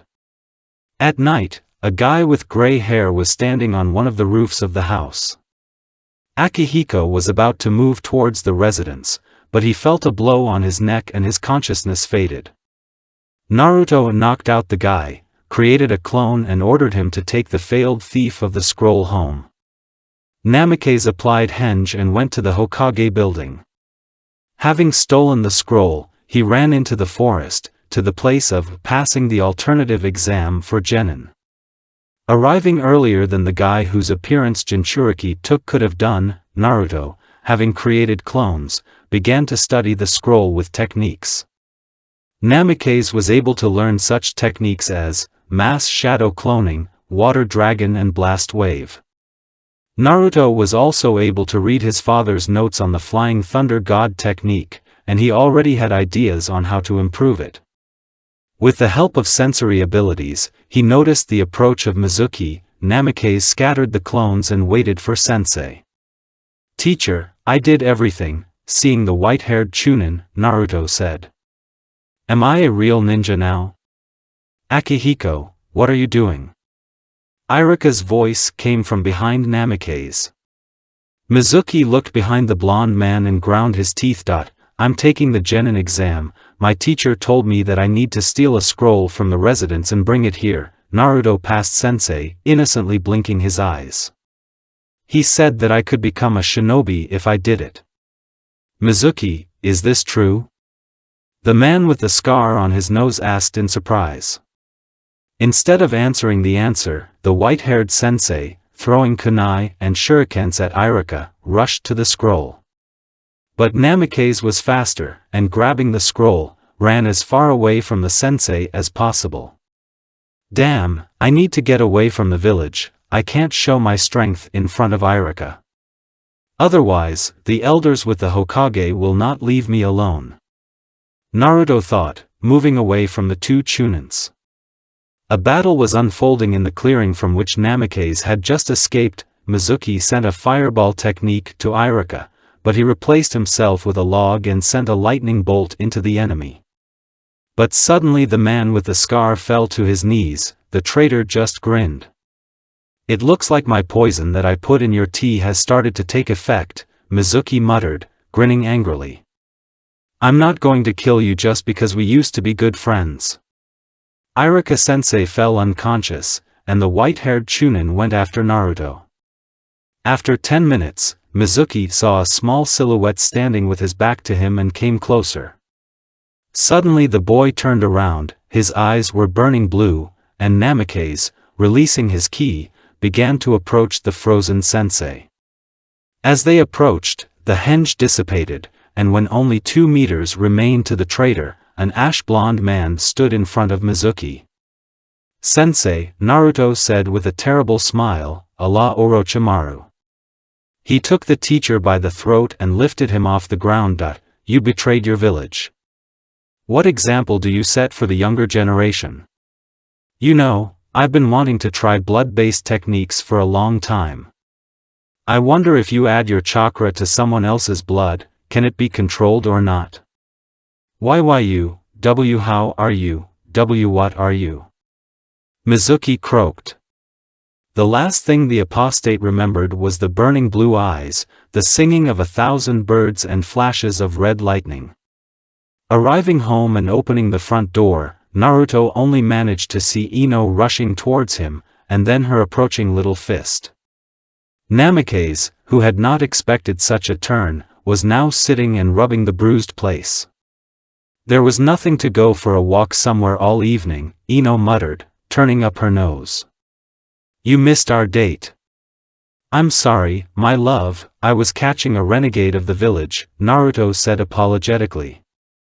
"You always have excuses, and, in general, like a fool, waited for you at the tree for 2 hours. Namikaze quickly closed the distance between them and kissed Ino passionately. Naruto, noticing how this affects the girl, began to repeat such a trick very often, but the blonde was only in favor. "How can I make amends, breaking the kiss?" Naruto playfully asked. "As if you don't know yourself," Ino purred. Namikaze smiled smugly and reached for the girl's lips. Their tongues intertwined in a kind of dance. Naruto completely seized control of the situation, but the blonde did not resist. Breaking away from the girl due to lack of air, Namikaze pressed the blonde closer to him and teleported to the entrance to the territory of the Yamanaka quarter. "I hope we get into the same team," Ino whispered, snuggling up to Naruto. "Well, I have a good feeling about this," Namikaze replied. "Besides, I won't give you up to anyone anyway." The blonde smiled. She was very pleased with Naruto's words. After kissing her boyfriend, Ino ran home. After undressing and washing, Naruto plopped down on the bed. Activating the dojutsu and throwing his hands behind his head, Namikaze looked at the stars. "I wonder what kind of team I'll have. I hope I get into one with Sasuke and Ino. Unless one old man, who knows everything perfectly well, decides out of spite or something else to send us to different ones. Well, and what? It is also necessary to temper Jinchuriki with difficulties. Or Danzo and the old ladies will come up with something, and the old man will not be able to object to them." Naruto thought, and asked aloud, "Isn't that right, Hiruzen?" At this moment in the residence, the third Hokage sneezed loudly. "Did you catch a cold or something? It's time to finish working with the window open." Rubbing his nose, Sarutobi muttered. "Talk, team number 7, Naruto Namikaze, Sasuke Uchiha and Hiruzen said thoughtfully. "It would be nice to put Sakura Haruno, but Jinchuriki will forgive me if I separate him from his beloved, and I need his location." Sighing and closing his eyes, the third entrusted this decision to Lady Luck. Pointing at one of the names, Sarutobi opened his eyes. When he saw the name, Hokage just grinned and wrote it down as part of the Namer 7 team. Meeting Ino near the entrance to the quarter of her clan, Naruto kissed his girlfriend, and they went to the academy together. Sitting at one desk, the couple waited for Sensei. A little later, Sasuke came up and sat down with the blondes. "Do you think we have a chance to get into the same team or not?" Uchiha asked. "I would really like that, but I'm afraid Shikamaru's parents, Chuji and mine, have already agreed with the Hokage. So that the three of us make up the second generation of the Inoshikacho bundle," Ino replied with a sigh and resting her head on Naruto's shoulder. "Pray, Sasuke, not to get into a team with a pink-haired beast." Naruto grinned and put his chin on the blonde's head. Uchiha shuddered. And then, as if on command, Sakura runs into the classroom. "Sasuke-kun, let's sit down together," this pink-haired miracle shouted. And headed to our desk. The black-haired man looked pleadingly in the direction of Namikaze. Naruto just winked at his friend and smiled. "Hey, Ino, pork, take your stupid boyfriend and get out of here," Sakura said. "Sasuke-kun and I will be sitting here." "At least I have a boyfriend," Ino replied indifferently. "And even a blind person understands that he does not want to sit with you." "What do you understand?" the pink-haired woman breathed indignantly. "He's just too shy to show me his feelings. And you are driven by blind adoration and envy, you don't know what you really want. Sasuke will never love someone like you, go away." Looking coldly at her, Naruto said and imposed a weak illusion. "Come back when you can sort yourself out." Tears welled up in Sakura's eyes, from Naruto's cold tone and from the fact that she understood that he was right. When the pink-haired girl ran out of the classroom, Namikaze got up and went to the window. "Do you have to follow her? She will understand everything when she grows up?" Taking Jinchuriki by the sleeve, Ino asked. "I have to help her if I have the opportunity," Naruto replied, gently removing the girl's hand. "And then, you will have a good friend again.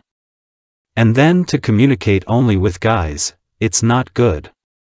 Namikaze, winking at the blonde, jumped out the window. POV Sakura. "I ran wherever my eyes looked." How so? Am I really so annoying that Sasuke will never be able to love me? Of course, I envy Ino, she really fell in love, and she was reciprocated. Why is it wrong with me? It's unfair. But she's not to blame for anything, and I started being rude to her and ignoring her offers to go somewhere. And that in the end, Sasuke-kun hates me, lost her childhood friend and, it seems, I got everyone in the class. When I die, they won't notice. Suddenly there was a shout from my right. I didn't even notice how I ended up in the forest. Running towards the sound and seeing what was happening, I froze as if rooted to the spot. 2 shinobi from a village unknown to me knocked out a girl with black hair. Wait, I think I know her. That's right, Hinata Hyuga. One of them hoisted her onto his shoulder and was about to leave. But the second one suddenly stopped him and looked right at me. I started to back away, my body didn't obey me well. So, who is it here? Appearing right in front of me, the enemy shinobi said. Before I could scream, the kidnapper folded several seals and put his hand on my forehead. My body suddenly went limp, and my tongue wouldn't obey. The man picked me up and together with his partner went away from Konoha. That's why you took this clanless one, it's no good for anything, the one who was carrying Hinata grumbled. If I hadn't taken her, she would have told the whole village about the abduction. And we don't need such problems, if anything, we'll waste them, the second one replied indifferently. I felt cold. They can kill me. They don't need me. I'm just a clanless girl who thinks about herself not much. Everything began to blur before my eyes.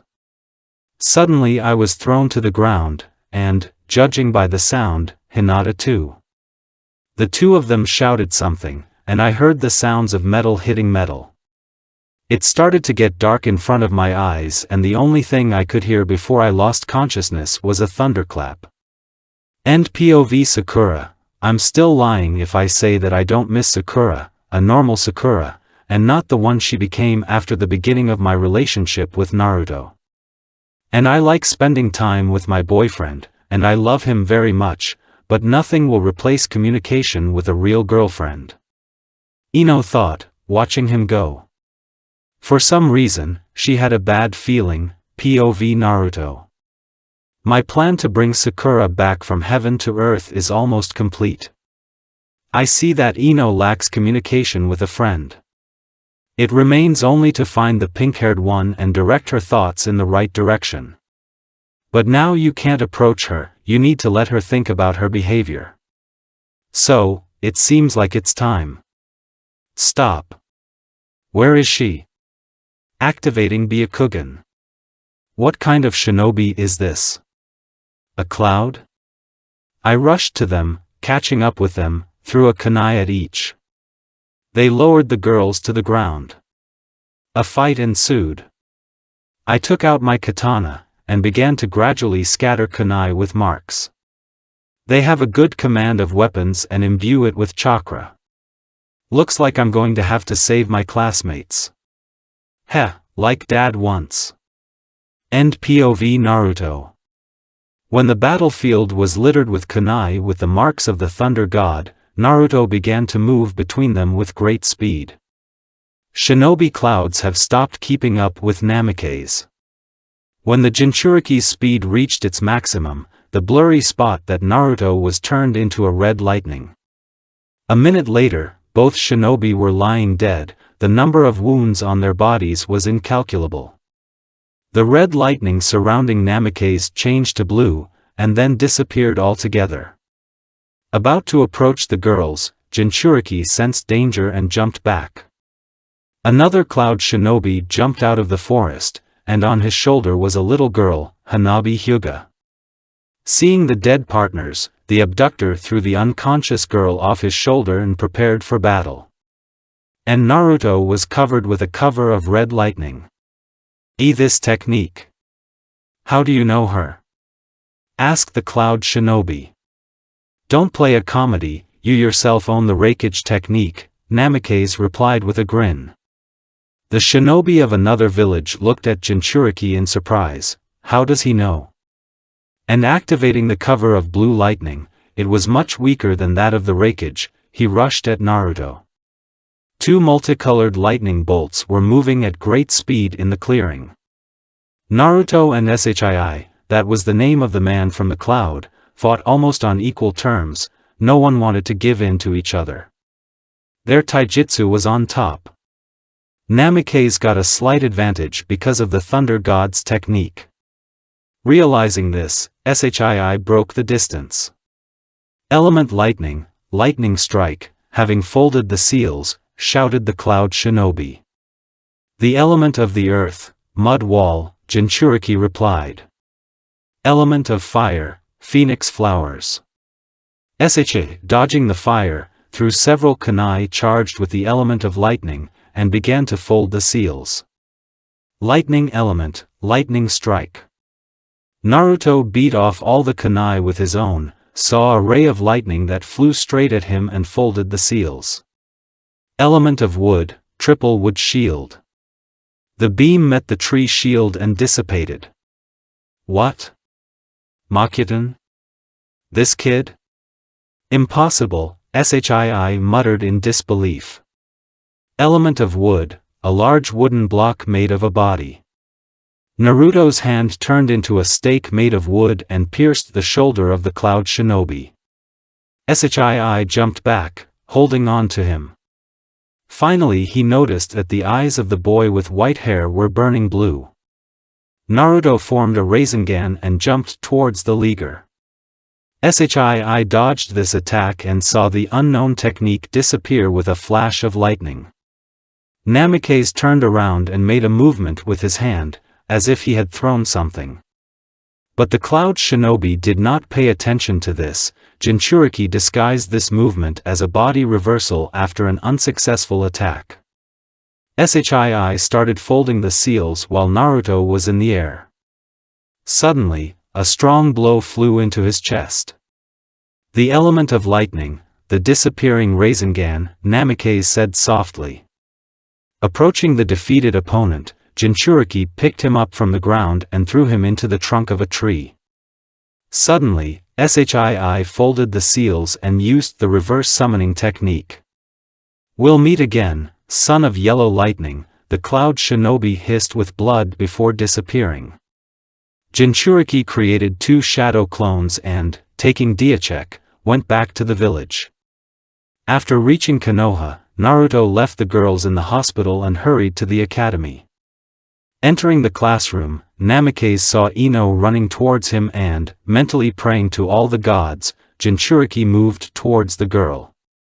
But, contrary to all Naruto's expectations, she only held him in her arms for 5 minutes and let him go. Where have you been? You missed the distribution. We're on the same team. Our sensei is someone named Kakashi Hatake. And why is he all shabby? And where is Sakura? What did you tell her? The blonde bombarded him with questions. Are we really on the same team? Wow. Well, old man, I don't envy you. And I'll tell you about where I was later. Okay, replied Jinchuriki, looking at Sasuke, who nodded. And although Kakashi, you say? Then we definitely have time. Naruto sat down at his desk, and sat Ino on his lap, began to tell the story. A man wearing a full-face mask and a protector covering his eye entered the office. He saw the following picture: a boy in a black raincoat and white hair was sitting at a desk, a girl in a purple dress and long hair was sitting on his lap, and a brunette in a blue jacket with a high collar was sitting next to them, but the most interesting thing was that the latter was laughing. Sasuke Uchiha was laughing. Hotake even rubbed his eyes and, folding the seal, said, Kai. But nothing has changed. So it's not an illusion. Hello, Kakashi-sensei, are we going to get acquainted here, or in another place? Naruto asked matter-of-factly. Hatake was taken aback. They didn't even get mad because he was 3 hours late. Apparently his surprise was reflected on the only visible part of his face and quite vividly. Sasuke could hardly contain his laughter. Ino buried her face in the guy's shoulder so as not to laugh, and Namikaze himself waited with a stone face for an answer. And on the roof, Kakashi stammered a little and disappeared in a cloud of smoke. Sitting on the roof, the genins looked questioningly at Sensei. So, let's get acquainted.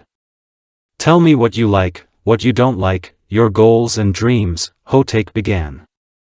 My name is Naruto Namikaze. I don't like arrogant people, but I love my uncle and this blonde lady. Having said this, Jinchuriki pulled Ino to him and sat him on his lap. Uchiha pointedly raised an eyebrow. And his friend Sasuke, the blonde, smiled. These two people know my dreams, but I don't trust you yet, Namikaze finished.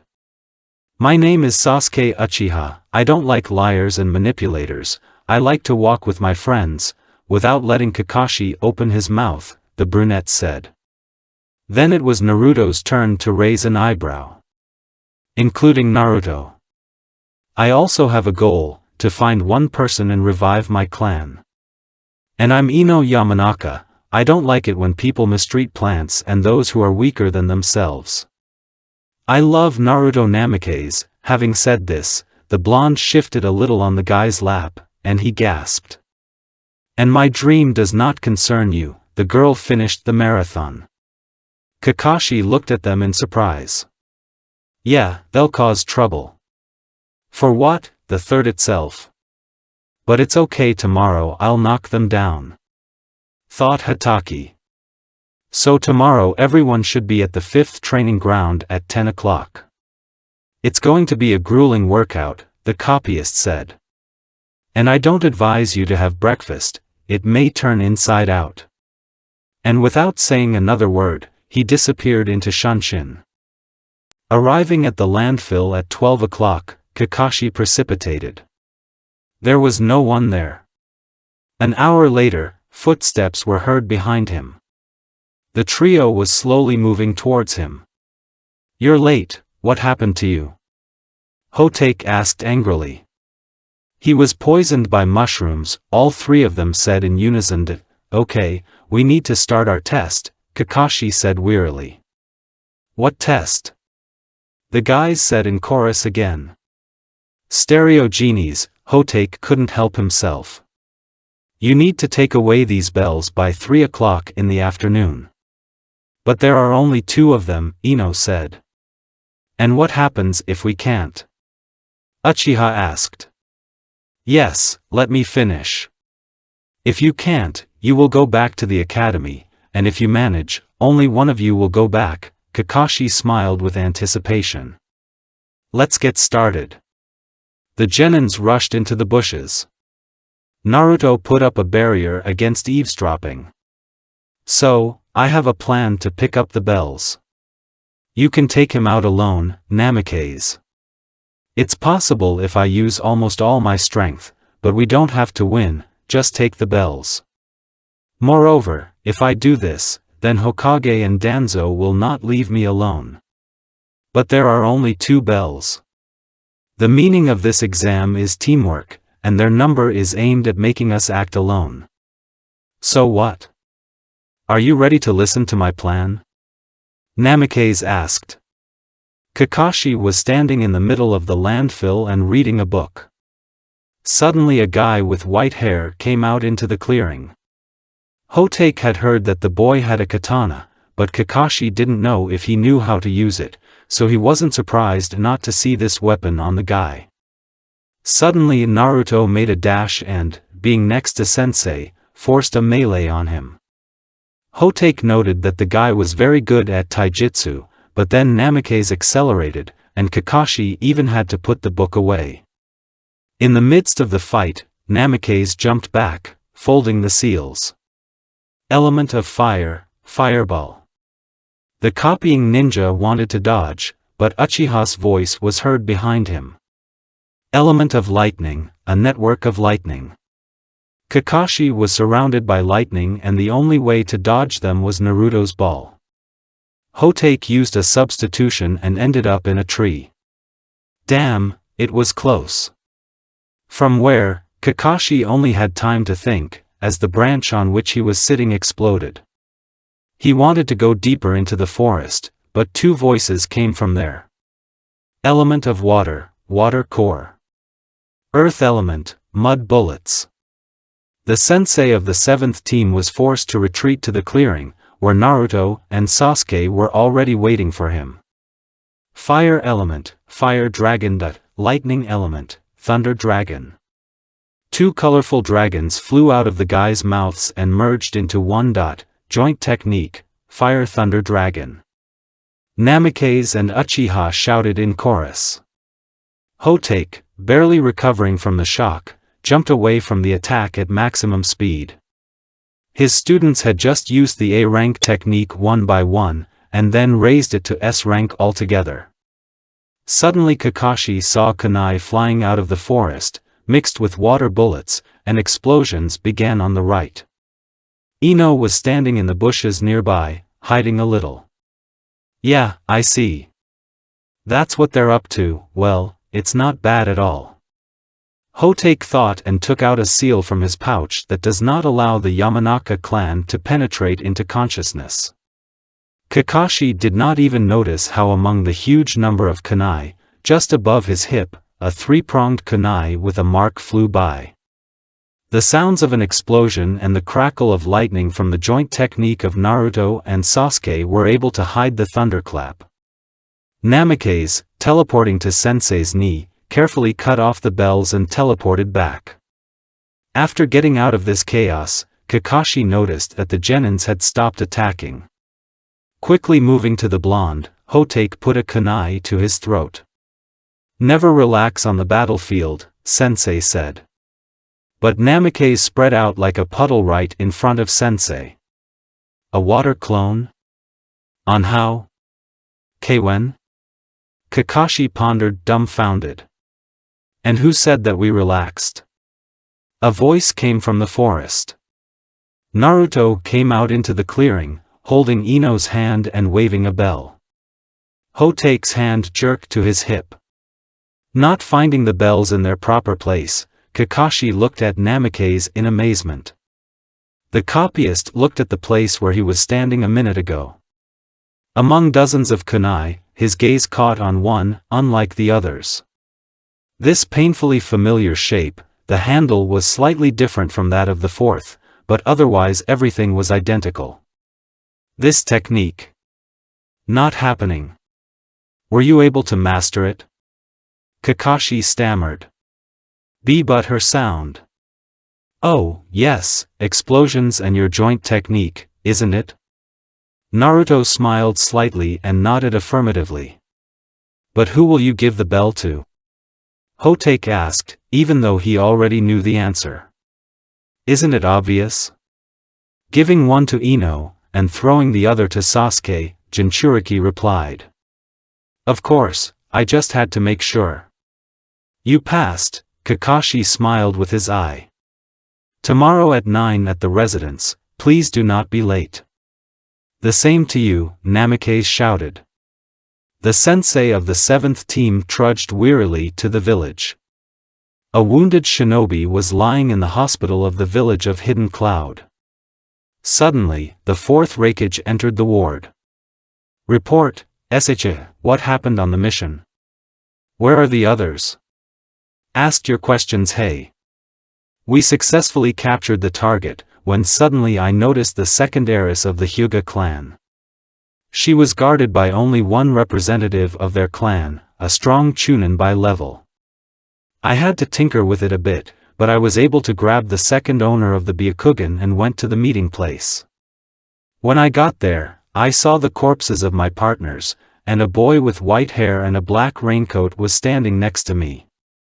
The whole field was littered with the kunai of the 4th Hokage, but it's not possible.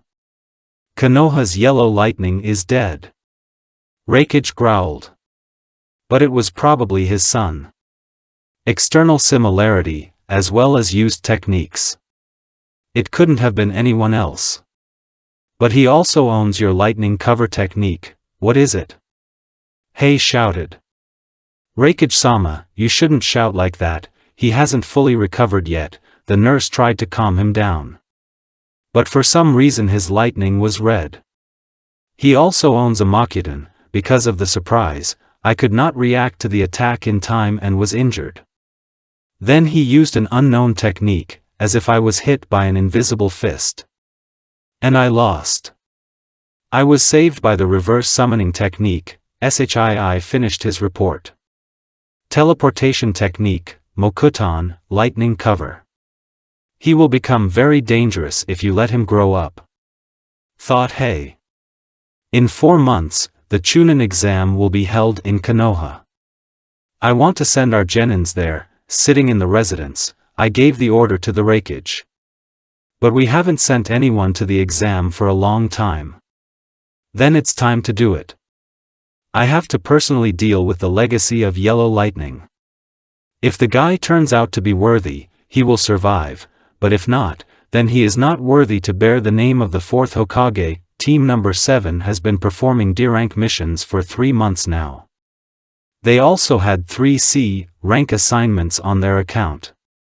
Once again arriving at the residence, the 3 genins received a mission in the Land of Waves. A man came into the Hokage's office, who smelled of alcohol a mile away. "This is your customer, Mr. Tazuna," Hiruzen introduced the newcomer. "And these, I see, brats are going to protect me?" The man muttered. "I assure you, they will cope with any bandits without any problems." Kakashi stood up for the students.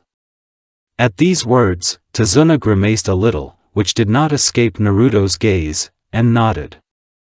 "Then tomorrow we will meet at 9 at the gate of the village, and not be late." Glancing at the 3 genins, Hatake said. "That also concerns you, Tazuna-san." After leaving the residence and saying goodbye to Sasuke and Kakashi, Naruto and Ino headed to the Forest of Death. The couple came to the clearing where Namikaze once spent a lot of time. Naruto bit his finger and put his palm to the ground. "Summoning technique," Jinchuriki shouted. 3 foxes appeared out of the smoke. And stared at the blondes. Naruto. Ino. How many years, how many winters, the grown-up Aiko happily greeted them. And rushed into the girl's arms. Akiro and Koto settled down next to Namikaze. "It's been a while since you called us. Did you really miss me?" Aiko asked, grinning contentedly. "Yes, training, missions and all sorts of little things," Naruto replied guiltily. Having played enough and talked enough with the foxes, the couple continued to walk through the forest. Suddenly Namikaze asked, "Do you want to see something amazing?" The blonde just nodded and then both disappeared in a flash. Feeling the solid ground under her feet, Ino opened her eyes and gasped. A small valley surrounded by a mountain range stretched before her eyes. In the middle of the clearing there was an azure lake, and on its shore there was a small 2-story house. The lake was surrounded by a dense forest.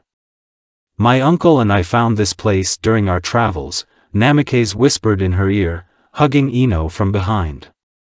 "Do you like it?" "Of course, that I like it," the blonde replied, feeling the guy's hot kisses on her neck. "And whose, is this a cabin?" "Ours," the blonde man answered simply, biting the girl's earlobe. "I built it myself and it belongs to me, and now it belongs to you." Ino, unable to withstand the teasing caresses of the guy, turned to face him and, wrapping her arms around his neck, bit into his lips with a demanding kiss. No matter how many times they kissed, but for the girl, all the sensations were like the first time. She was forgotten time after time in his hands. Feeling his hot lips on hers, she considered herself the happiest on earth. Next to him, the blonde felt such freedom and lightness that words cannot convey. The guy's hands slowly descended to the bottom 90 of the girl and, slightly lifting, squeezed them. Ino wrapped her legs around the guy's waist and deepened the kiss. With difficulty interrupting the dance of tongues, Naruto pulled away and put the girl on the ground. Ino looked a little offended at the guy. "We still have everything ahead of us," Namikaze said softly and hugged the blonde to him. I'm not ready to go further yet. Actually, Naruto, before everything happens, wanted to get to know Ino's parents in a normal way. Jinchuriki wanted him to look like a strong promising shinobi in front of them, having serious intentions about their daughters, and not like a demon who seduced the princess of the clan. But Naruto couldn't tell his girlfriend that.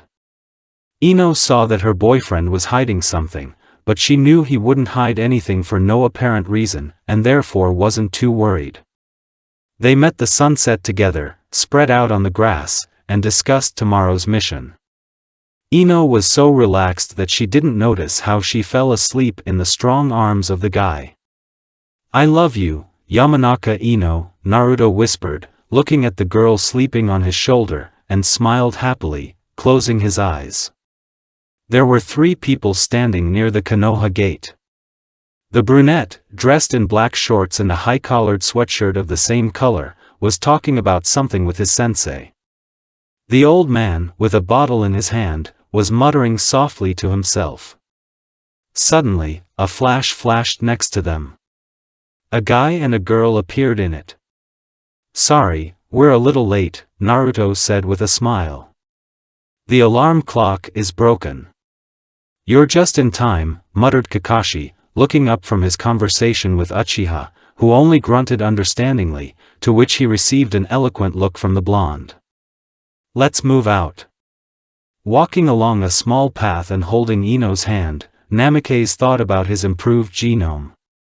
He knew that Hashirama could use large-scale techniques such as the Truth of 1,000 Hands, the Tree Golem and the Tree Dragon. But Naruto also remembered that to do this, you need to enter the Sage mode.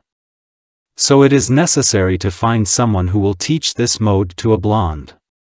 Then he will be able to use his full potential. Thinking, Namikaze almost missed a small puddle in the middle of the road. But it hasn't rained for a week. Strange. Yes, and the chakra from her is a mile away. Jinchuriki decided to wait and see what sensei would do. Naruto noticed that when the puddle was 3 meters away, Kakashi tensed a little. "So I found them too." Suddenly 2 people jumped out of a puddle and, with the help of a chain, cut the sensei of team number 7.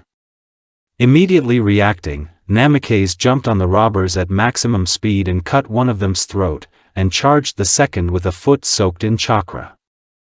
Ino and Sasuke decided to entrust everything to the blonde and, pulling out kunai, stood up for the bridge builder.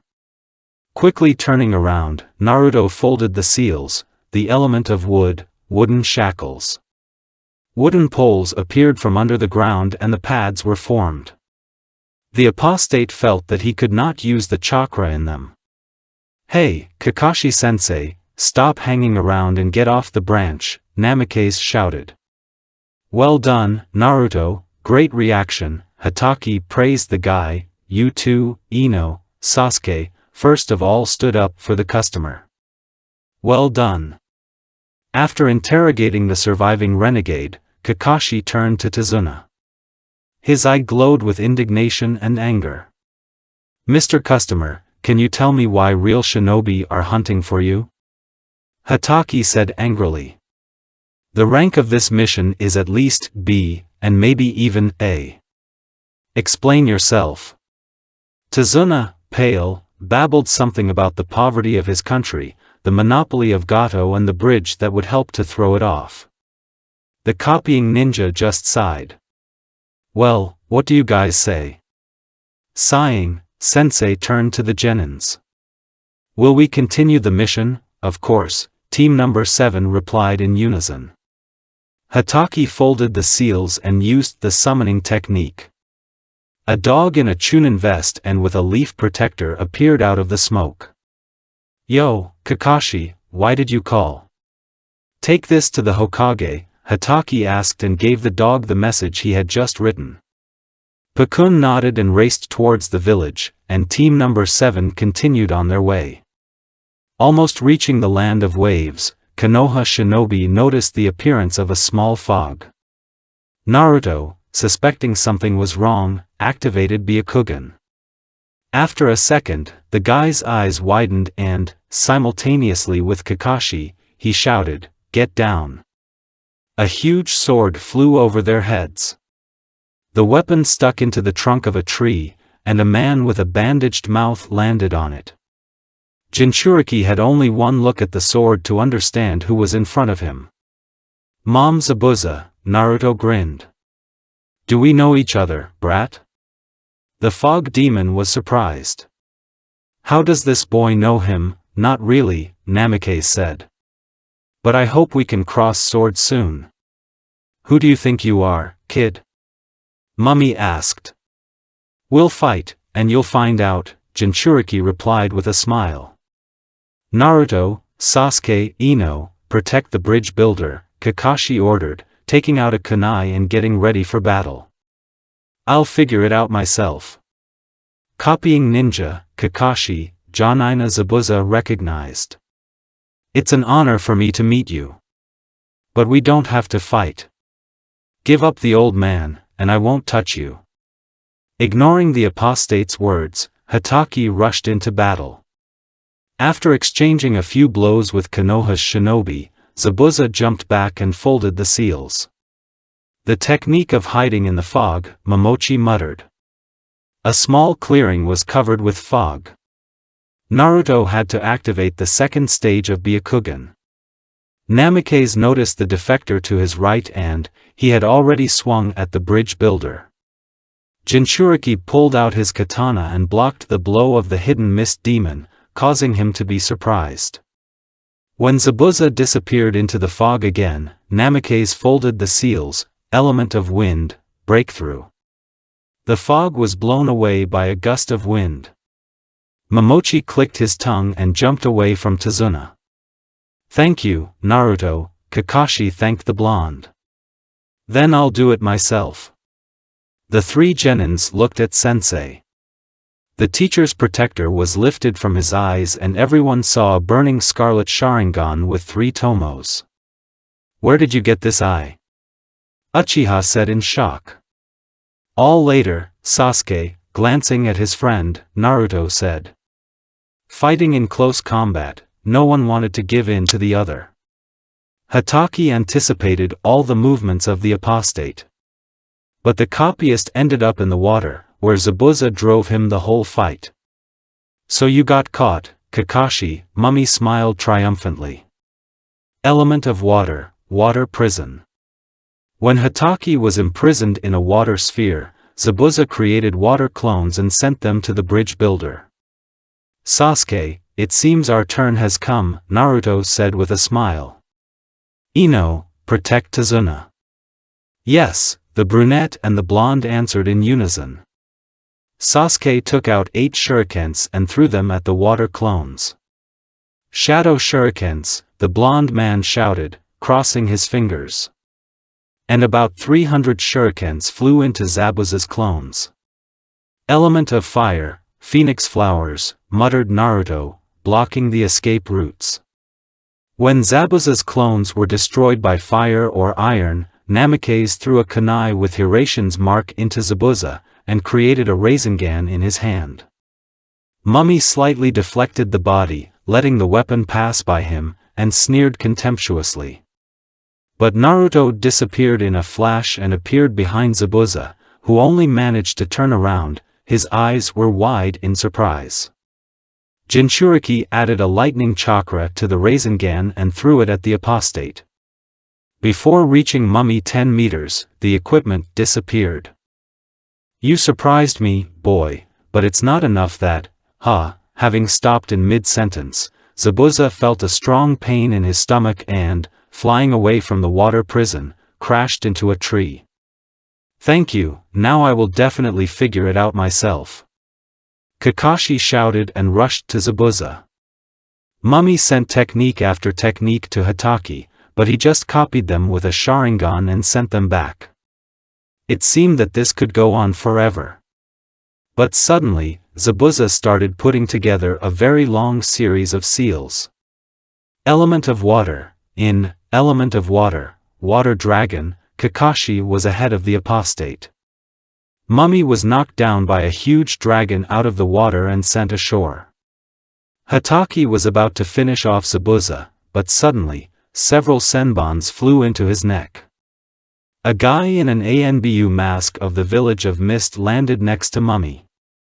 "Thank you for dealing with this renegade. I've been chasing him for a long time," said the unknown. "If you don't mind, I'll take his body. There are many secrets of our village hidden in it." Kakashi walked up to Zabuza and checked his pulse. Without feeling it, he nodded to Anbu and walked away. The unknown took the body and disappeared. But Naruto, seeing Byakugan's concern on the face of the girl from Kiri, wanted to do something, but then Kakashi fell to the ground and Namikaze had to pick up Sensei. "Well, apparently we'll meet again, swordsman of the mist," muttered Naruto. "Thank you, Pakun," the third said wearily, after reading the message from Kakashi. The dog disappeared in a puff of smoke. So the rank of Mijia turned out to be higher than C. Who should I send to help them? Hiruzen leaned back in his chair and lit his pipe. Do they need help?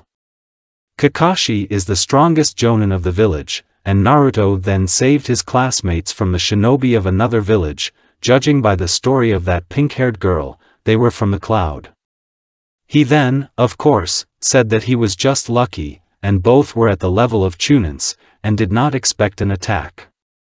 And even that incident with the fox chakra. Unclear. And besides, Uchiha is with them. He has been showing excellent results lately. And the princess of the Yamanaka clan, judging by Inoichi's story, has greatly increased in strength. And Kakashi wrote in the report about the guy's knowledge of high-ranking techniques and the ability to combine them. About the possession of at least 2 elements each, he also mentioned. Mused the third. You know what you're risking, don't you? A voice came from the shadows. We can't lose Jinchuriki, the princess of the clan and the last Uchiha at once. I understand that perfectly well myself, Danzo. Hiruzen grimaced a little. But, I think that small difficulties will only harden Naruto. Of course, I will send my Anbu, but only for observation, and if the situation is really too dangerous, they will intervene. I hope you know what you're doing, old friend, Danzo said softly, opening up in the shadows. And I hope so, my friend, the third Hokage whispered into the void, casting a glance at the portrait of the fourth. Kakashi woke up in an unknown place. It was a small room. To the right of the futon was a wooden cabinet, and to the left of it was a small bedside table, and a little to the right was a window in the floor of the wall. Sitting down and looking around, Hatake replayed the latest events in his head. He remembered how he ended up in a water prison, how Naruto freed him and how he defeated Zabuza. Kakashi wanted to finish off Nuke Nin, but Anbu Mist came and threw senbons at him. But if you use them correctly, you can stop the pulse for a few seconds. Anbu also took the body, but he had to destroy it on the spot. Shopping center. So we will meet Zabuza again. Naruto came into his room, a tray of food in his hands. Eat, Kakashi-sensei, you had chakra exhaustion, Jinchuriki said after giving the food. Naruto. Zabuza he. Alive? I know, I saw concern for mom on that Anbu's face, the blonde man said going to the window. Wait. Have you seen it? Kakashi wondered. But he was wearing a mask. So it's time for us to talk, sensei, Naruto said, turning to face the copyist. His eyes were burning blue. Today we will learn to walk on trees, said Kakashi, standing on crutches. This is a great workout to improve control. It's been 2 days since the sensei of the 7th team woke up. They stayed at Tazuna's house. There he lived with his daughter and grandson. Kakashi-sensei, and we already know how to walk on trees and on water. Yes? Just everything? And what about the elements? I have water and air, Ino said. I have fire and lightning, and the secondary earth, Sasuke gave his voice. Lightning, water, fire, and earth, muttered Naruto. Also, I own the element of wood. Although Hatake talked to Naruto about Byakugan and his nickname of the Eighth Swordsman of the Mist, but Kakashi did not hear about Makoto. Therefore, I was very surprised, and, apparently, it was reflected on my face. Don't be surprised, sensei, my father had a Mokuton, therefore, I have a pretty good chance to awaken him, Namikaze said. Of course, I can help with fire and lightning, I don't know the rest of the elements very well, suggested Kakashi. I'm very good with water and lightning, but I need to tighten up the fire, and Sasuke can't hurt either. But I can teach Ino the elements of water myself. Namikaze mused. The training of Team Number 7 took place in this direction. After 3 hours, Ino and Sasuke were already very tired, and Kakashi sent them home. But Naruto still wanted to collect herbs in a new country for himself and study them, so, promising to return for dinner, the guy went to the forest. Noticing herbs unknown to him in a small clearing, Naruto went to her. 10 minutes later, a beautiful girl with a basket came out to this small meadow. Jinchuriki recognized her, but didn't show it. Hello, boy. And why do you collect these herbs? The girl asked. I like to explore something new for myself. And I've never seen these flowers before. As they say, it will come in handy on the farm, Naruto smiled. And what is your name? My name is Haku. And yours? I'm Naruto. Naruto, then. And you're a real shinobi, right? Before answering, Namikaze activated the second stage of Byakugan for a second. Hoten? So Yuki is, like that renegade. This is interesting. Jinchuriki thought. That's right. I'm a shinobi and I'm on a mission, Namikaze replied, watching Haku's reaction. She absorbed every bit of information. And why do you collect these flowers? One of my loved ones is sick, and I'm collecting them for him, the girl replied. Do you have such a person? Yes, I even have several of them, I value them very much, leaning back on the grass, let's say Naruto. I will do everything to protect them. You are a good person, I hope you can protect your loved ones, Haku said, getting up. Say hello to your friend, and let him recover. And take this, Namikaze said, handing some herbs to the girl. This will speed up the treatment process. See you soon, Haku Yuki. And before the girl had time to realize that the guy called her last name, which she did not tell him, Naruto disappeared in a flash, waving goodbye. Jinchuriki appeared 100 meters from the house. He walked slowly towards the bridge builder's house. This girl, her gaze was not like the gaze of Zabuza, or any other killer. And her words about loved ones, there were no lies in them. She spoke sincerely. But then why is she helping Zabuza? Naruto reasoned to himself. From thinking, the guy was distracted by a little boy sitting on the shore. Tazuna's grandson was throwing rocks into the water and muttering something to himself. Namikaze approached the boy and stood behind him. What's wrong, Inari? Naruto asked quietly. Your friend, this black-haired man doesn't know what he's talking about. He doesn't understand that heroes don't exist in this world. And you are not heroes. Go against Gato and you will all die, the boy replied angrily.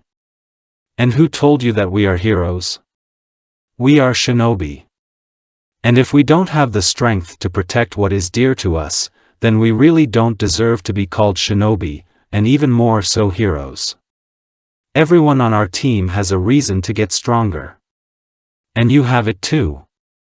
But you just sit there, whining and feeling sorry for yourself, instead of doing at least something. You say there's no point in fighting after just one setback. And even then, not yours.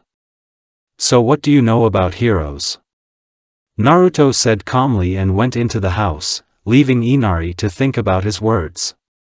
Finally, when 5 days had passed since the Konoha ninja settled at the bridge builder's house, Zabuza made his move. Fog began to appear on the bridge, which was now guarded by Sasuke, Ino and Kakashi. 3 people emerged from it. A huge sword rested on the shoulder of the first. The second was wearing an ANBU mask. The team had not seen the third person who came out of the fog before. Haku, take care of the black-haired one, and Iwao and I. Let's take Kakashi, Zabuza ordered. Iwao, we told you about that boy, so be careful. He can show up at any minute. Ino, protect Tazuna, Sasuke is on you that ANBU and report everything to Naruto. There's no need for that, a voice said from behind Kakashi. Choose, sensei, do you want Zabuza, or that unknown one, Naruto? I'll probably take that other one, Hatake replied, looking at the blonde man who had caught up with him. Well, of course, Namikaze grinned and went to meet his opponent. I trained him. Haku ran to the last Uchiha, simultaneously letting ice senbons into him. Sasuke beat off everything with a kunai and in response sent shurikens impregnated with lightning chakra. Getting closer, Sasuke made a lunge towards the opponent's face, but she deflected her hand and counterattacked. The battle in taijutsu did not last long. Sasuke realized that he was slightly inferior to this Anbushnik in speed. That would be a Sharingan. Uchiha broke the distance and extracted from the seal on his wrist a katana given to Naruto for his birthday. Haku responded by creating an ice sword and covering it with wind chakra. Sasuke grinned, and lightning flashed across his sword. Haku almost missed the first blow, but escaped due to superior speed. The ice sword, even with the wind chakra, could not withstand the onslaught of a katana made of chakra-productive steel covered with lightning. When the girl was about to jump away, the brunette's sword split Anbu's mask. Sasuke, who saw who was behind the mask, caught his breath. He had never seen such a beautiful girl. Beautiful straight black hair, big dark brown eyes and pale skin. Carried away by the contemplation of the beauty of the girl, Uchiha almost missed a few ice needles. Element of ice, snow wolves. 5 wolves consisting of snow rushed towards Sasuke. Uchiha's intuition suggested that if these wolves overtake their target, then he definitely will not be able to continue the fight and dodge them will not work, so the guy quickly folded the seals, element of fire, the great fireball. The flame burned all the wolves and rushed towards the girl. Element of ice, ice wall. Stopping the fireball, the wall shattered. And Haku got closer to Uchiha with maximum speed and folded the seals, element of ice, ice mirrors of demons. Several mirrors grew up around the brunette and they formed a dome. Trying to melt the ice with fire, Sasuke failed. Haku entered the mirrors and her copies appeared in each of them. Give up, and let me kill the bridge builder. I won't hurt you, came a voice from the mirrors. You haven't won yet, beauty, Sasuke replied with a smile. And already in a whisper, and with a full smile, he added, it seems I've become too involved with Naruto. At these words, a slight blush appeared on the pale face of the girl. Of course, she was often called a beauty, but when this brunette said it, for some reason Haku's heart skipped a beat. Suddenly, needles rained down on Sasuke from all sides. Haku moved from mirror to mirror and threw senbons at Genin Konoha. Uchiha noted that her speed has increased significantly. After a few minutes, no matter how hard Sasuke tried to keep up with Haku, he couldn't, and the guy was covered in wounds and cuts. Suddenly, Uchiha's eyes were sharply pricked with pain and the world around was transformed. Time seemed to slow down and everything began to look much clearer. Looking into the eyes of Haku, who was just moving into another mirror, Sasuke gasped in surprise. That look, he had seen it once before, but he didn't give it any meaning. Exactly the same look his older brother had that day. Later I found out the real reason for his action. Itachi. He suffered by killing his fellow clansmen. There was only pain in his eyes. And this girl, exactly the same look. Apparently, she is doing this for the sake of another person. There is nothing in her actions that she herself would like. Just like my big brother. And there's something else in those brown eyes. Naruto looks at Ino with a similar look when he fights with her in training. Flying past the brunette, Haku saw his red eyes with 2 commas around the pupil. Before she could be surprised, she entered the mirror. The firing of senbons continued, but now Sasuke missed significantly fewer needles. But Haku was still faster than Uchiha. Sasuke began to slowly lose ground. But catching the moment, he caught the girl's eye and threw almost all the remaining chakra into creating an illusion. The mirrors of the demons began to slowly crumble and Uchiha breathed a sigh of relief, and Haku began to file. Picking up the girl and taking her in his arms, Sasuke looked at the bridge and realized that it was useless now. Relying on Naruto, Uchiha left the battlefield. Fight Naruto and Zabuza. Naruto stopped a few meters away from Zabuza. So it's time to cross our swords. Stretching his hands behind his back and pulling out the swords that appeared there, Naruto stretched out and grinned. You? Not happening. Are you the one who was given the nickname the 8th Swordsman of the Mist for his mastery of 2 swords, and for their fantastic chakra productivity? Mummy said in disbelief. It's impossible. It can't be you. You're just a boy.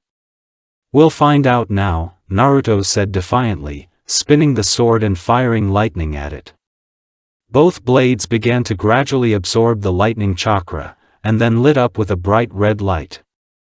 Taking out a decapitator from behind his back, Zabuza fired a chakra at him so that he would not break on Namake's swords. Naruto made a dash towards Nuke-Nin and lunged. Zabuza dodged, but Namake's immediately struck with 2 swords from a U-turn. Mami was forced to block his beheading. A shower of sparks fell from the mast of the blow.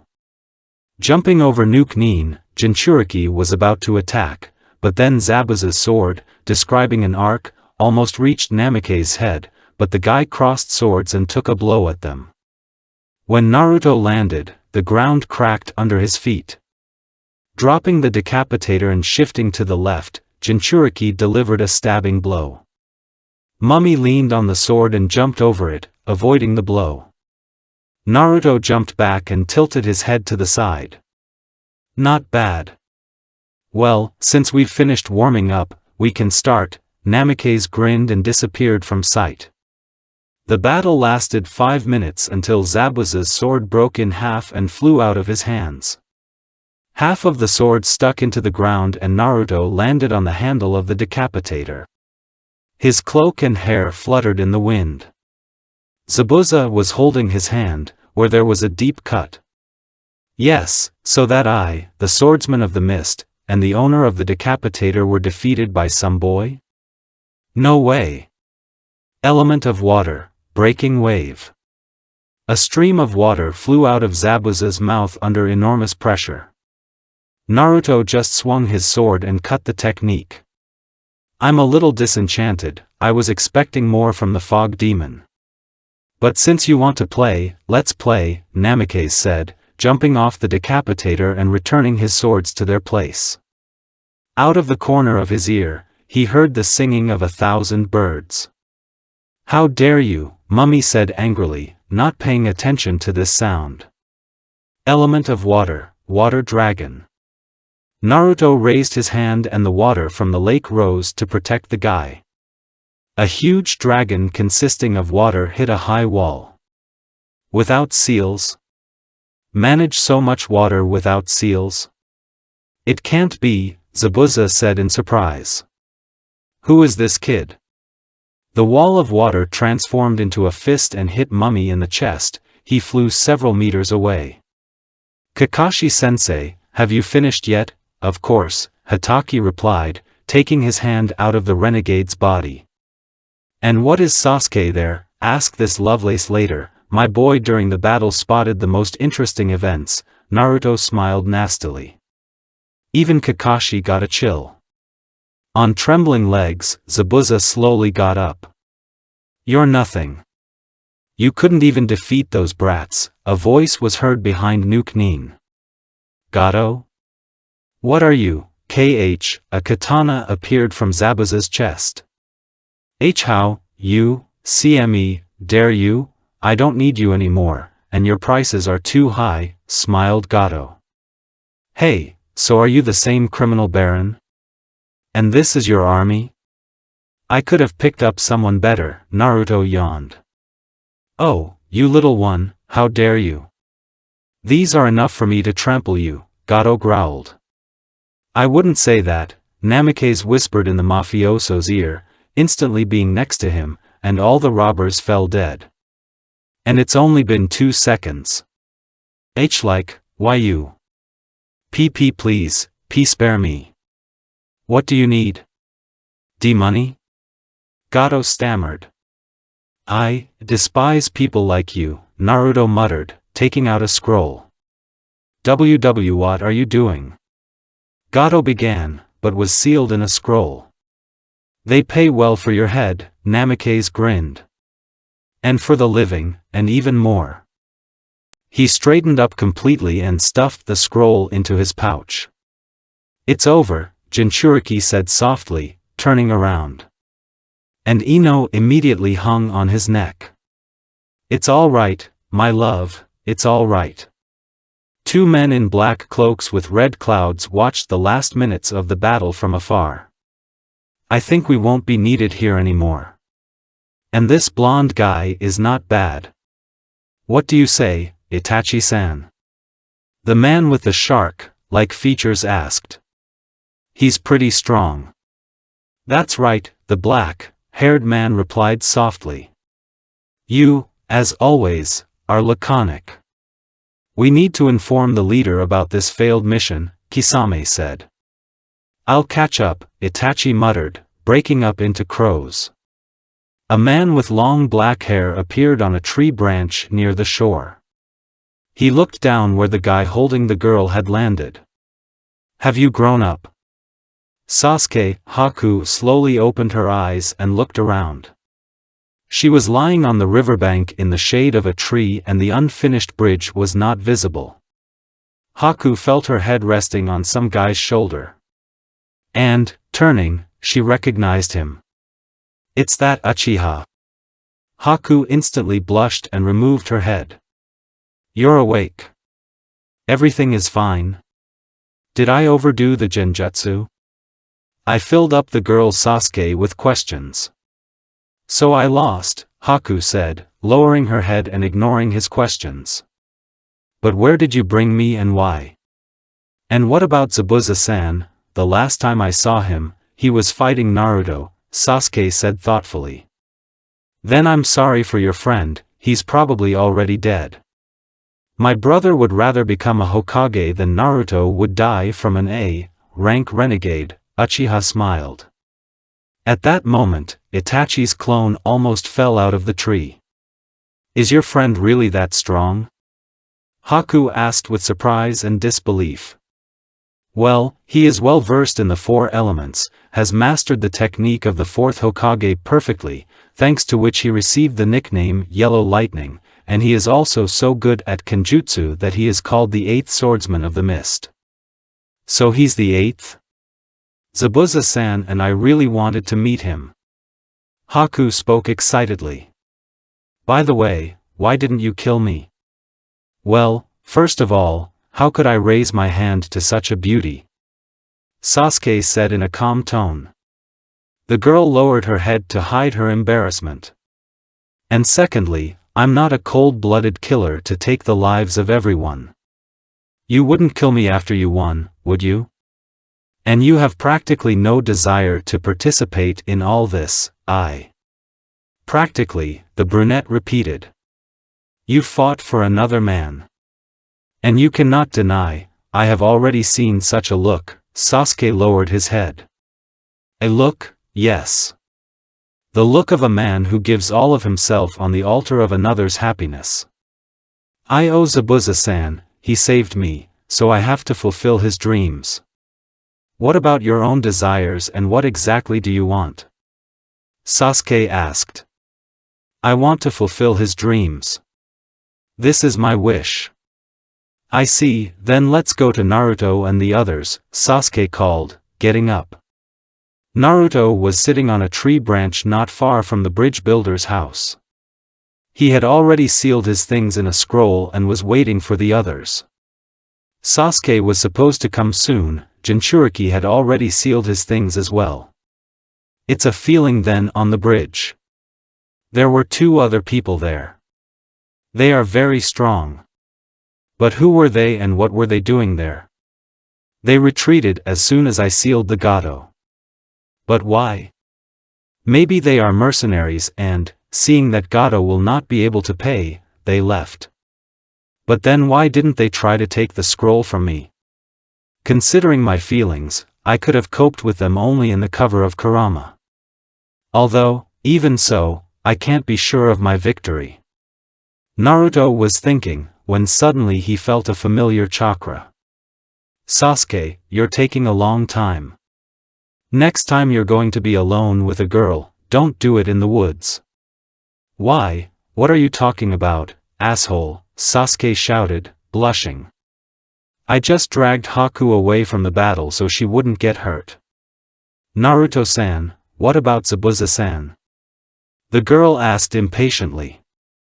Eat and rest first, Haku, and then we'll talk, Naruto said, his face changing for a moment. Sasuke noticed this, despite the fact that Namikaze very quickly mastered his emotions. As soon as Haku entered the house, Naruto approached Uchiha. Well, come on, what are you so interested in this ice princess?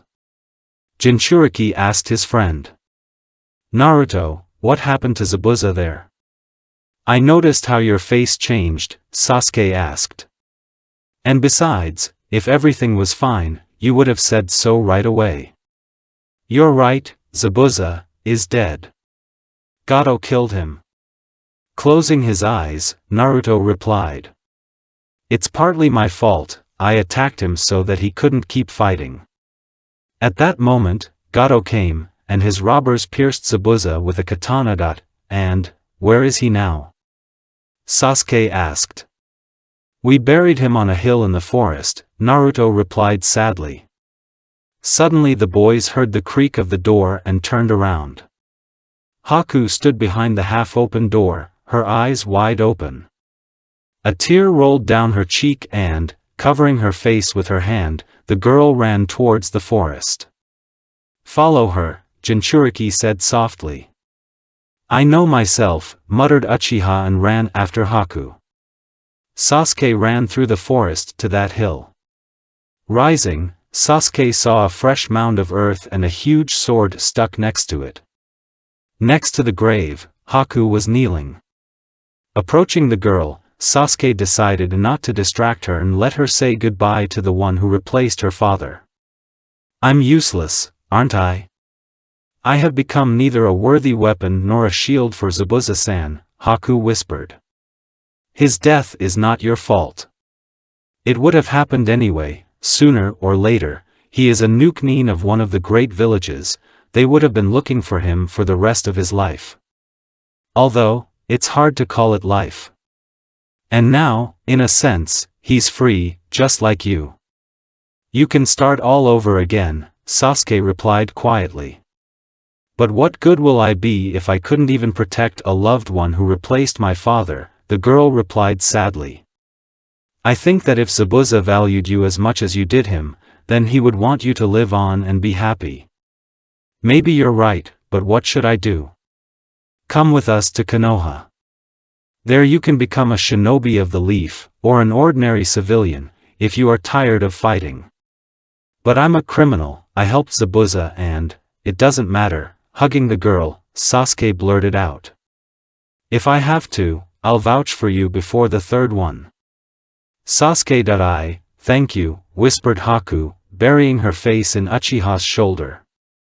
After saying goodbye to Tazuna and his family, the 5 shinobi moved towards the hidden leaf.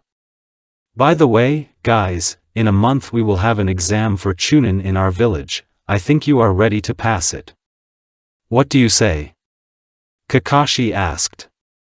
Of course we will take part in the exam, Naruto answered for everyone, for which he received a short, but annoyed look from Ino and Sasuke. I thought so, Hatake smiled with his eye. What do you say about a small halt? We are only in favor, we still have nowhere to hurry. Taking out the lunch prepared by Tazuna's daughter, the shinobi began to eat. Kakashi was about to take off his mask, but then he noticed that all 4 of them were looking at him without blinking. Suddenly, a rustle was heard in the bushes and the team tensely turned around at the sound. It was just a rabbit. With a sigh of relief, they turned their gazes back to Kakashi, but he had already eaten everything and was smiling with his eye. You can't hide your face from us forever, Kakashi-sensei, Naruto said, standing up. I'm going away for a while. Hiding behind the bushes, Namikaze came out into a small clearing. Suddenly his instincts howled about danger. He jumped back and a big man with a red axe landed on the place where he had just been standing. Not a bad reaction for a bug, came a voice from somewhere above. A man with white skin and eyes without pupils hovered over the clearing. Zdroviak put the axe away and looked expectantly at Naruto. So it's you, a threat to our clan? You have a lot of chakra, it's true, but I still don't understand what my father saw in you, the unknown man said. Kinshiki, deal with this jerk. The big guy rushed to Naruto, creating another axe from red energy in his hand. Namikaze managed to dodge on pure reflexes. Jumping away from Kinshiki, Jinchuriki was covered with a golden chakra and activated Byakugan. Momoshiki frowned, these are the symbols of our. Where did he get them from? And what kind of power is that? And you're not as simple as you seem. But it doesn't change anything, you don't have a Shan. A fireball flew at Otsutsuki, but he put out his hand and absorbed the technique. Kakashi, Ino, Haku and Sasuke jumped out into the clearing. Naruto, who are they? Sasuke shouted. If I knew. But it looks like they want to kill me, Namikaze replied and scattered kunai with marks. That's enough to consider them enemies, Kakashi said. Sasuke, help Naruto. Ino, the Haku on us is the one that soars and he, apparently, can absorb the jutsu. Sasuke, this guy is incredibly fast, so take off the weights and activate the Sharingan, Naruto said, covered with lightning. Namikaze pulled out 2 swords and they lit up from the lightning chakra that filled them, and Sasuke took off the weights and printed out the katana, also covering it with lightning. 2 friends rushed into battle. Sasuke practically could not keep up with Kinshiki, even with a Sharingan, he almost did not see his movements. Naruto was saved by the Flying Thunder God technique. But even with his speed, Jinchuriki barely parried Otsutsuki's attacks. Jumping away from Kinshiki, the friends looked at each other and nodded to each other. The swords disappeared from Jinchuriki's hands and he began to fold the seals. Element of the earth, a swampy swamp. Kinshiki felt his feet begin to sink into the ground. Sasuke instantly found himself in front of Otsutsuki's face and touched his body with his hand, and black symbols crawled from her in all directions. The seal of the chakra desiccation, shouted Uchiha. Naruto taught Sasuke several printing techniques. But the brunette can't use them at full capacity, since he is not Uzumaki. Kinshiki took out a black ball from his cloak and threw it into his mouth. The symbols disappeared from Otsutsuki's body, and his axe glowed stronger. Naruto narrowed his eyes slightly. With the help of Byakugan, he saw how the number and density of the big man's chakra increased when he ate that pill. Sasuke, the seals will not affect him, these balls give him strength, Naruto said quietly. Try to distract him, I have an idea. Uchiha nodded and folded the seals. Earth element, stone bullets. Sasuke multiplied the sword and let the chakra into his legs. Kinshiki easily dodged the bullets and struck the brunette with an axe. Sasuke parried the blow with his katana and jumped back. Suddenly, an axe appeared right in front of him and Uchiha realized that, most likely, he would not be able to dodge this blow. Sasuke almost resigned himself to death, but suddenly the axe slowed down significantly, and a third tomo swirled around the pupil. Rasengan, the technique of the three elements, Uchiha heard the voice of a friend. Naruto has already twisted the Rasengan in his hand. Fire, and a blue flame flowed into the technique. Earth, small pebbles swirled around Rasengan, as if in orbits. Lightning, the technique sparkled with red lightning.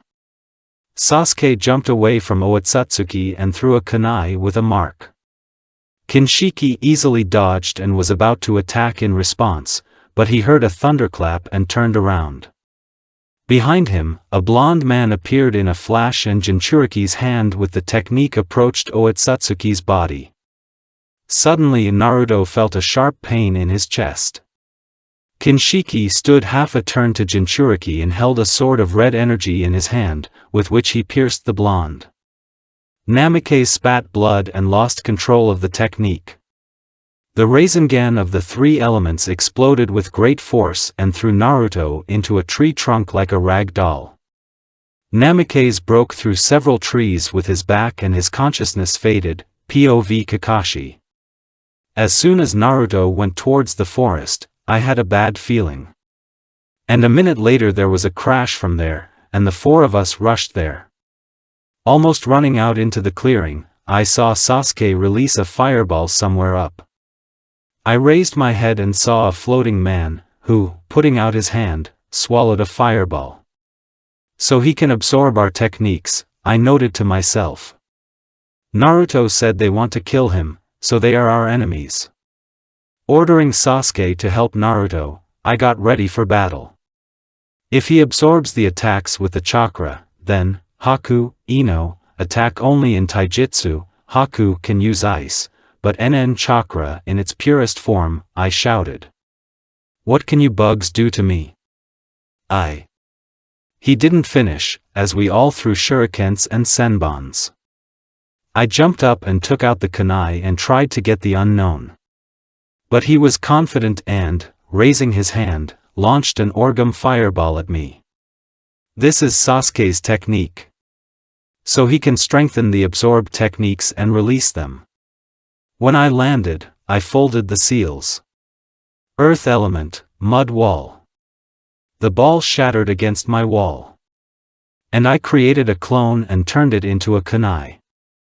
Having dispelled my technique, I threw it. He only dodged and grinned, but when he was next to the man, kunai turned into a clone, and he struck with a fist imbued with chakra. The unknown was imprinted into the ground.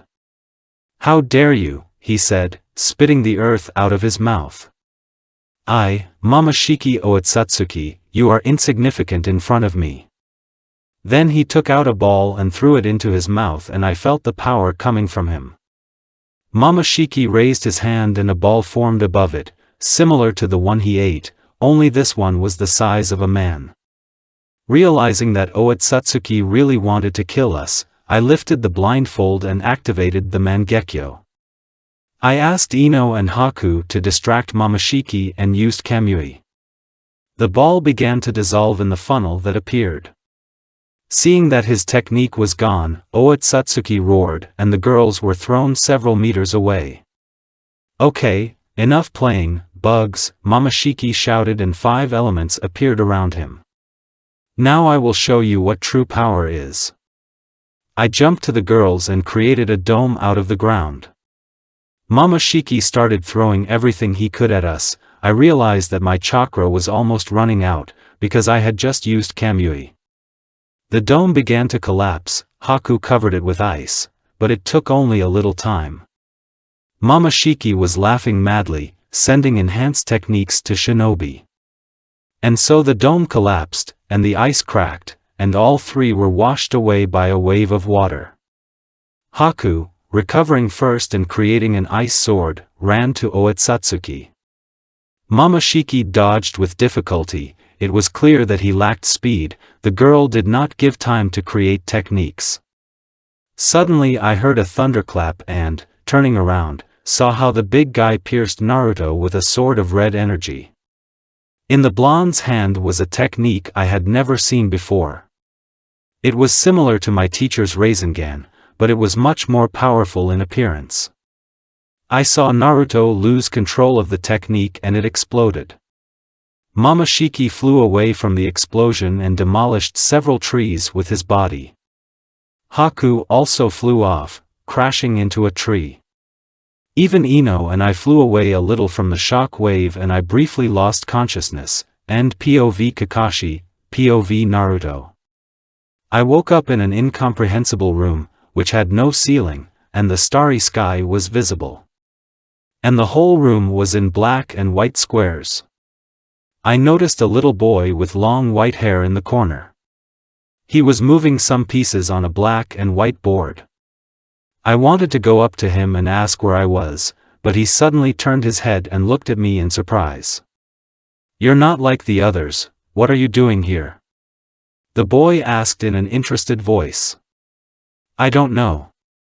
The last thing I remember is being stabbed by some big guy with a red sword. And then there was an explosion." "Wait a minute, am I dead?" "Not really, of course you got it, but someone actively does not let you go to another world. But that still doesn't explain how you got here." The boy drawled thoughtfully. "And who are you?" "Me. I'm something like a god," the guy answered, breaking away from his thoughts. "God? So are you a real god?" "Well, yes, don't be so surprised, especially since I'm not the strongest god," the boy replied. "Oh," came a barely audible voice. "Oh, I think someone's calling you," God drawled. The voice was getting louder and clearer. "It's time for you, Naruto Uzumaki," Malchik replied, turning back to the figures. "How do you know my name?" Naruto. The voice called out loudly enough, and I felt that I was being pulled somewhere. "I hope we still have time to play, Naruto Uzumaki," I heard, or maybe it just seemed. End POV Naruto, where have you been? I've been calling you for 5 minutes, Kurama growled, looking at the blonde man who appeared next to him. "Sorry, I'll tell you later." "How long have I been out?" "Just a minute of real time." "Everyone got everything from your technique, even the one who fought with Kakashi, and the girls got his," the fox replied. "But, Naruto, their chakra. It is very similar to the chakra of the father. The sage of the 6 ways? It's bad." "What about me?" Naruto asked worriedly. "I tried to heal your hole in the chest as much as possible, but it's not enough, and even your hand," Kurama said. "What's wrong with my hand?" "You'll see. And now don't stop me from treating you," the fox growled and threw his Jinchuriki out of his subconscious. Naruto was leaning against a tree trunk. His arm, in which he held the Rasengan, was missing up to the elbow, and his shoulder was badly burned. The hole in his chest, made by Otsutsuki's sword, shrank in size and did not bleed. Naruto felt that he had broken several ribs. Although the Senju chakra, together with the Uzumaki chakra, accelerated regeneration, but this was not enough. A big man appeared in front of Namikaze. He grabbed the blonde by the throat and lifted him off the ground. Naruto noted that Kinshiki had a badly burned half of his face, and he himself was not in the best condition. Ma, Namikaze croaked. Understood, a voice rang out in Jinchurika's head. Naruto's body splashed out a huge amount of red chakra, and Otsutsuki flew away from the guy. Namikaze was once again covered with golden chakra, but this time it all flowed to his healthy hand. She lit up with a bright orange light, and Naruto made a dash towards Kinshiki. Otsutsuki, out of surprise, only managed to create a shield of red energy.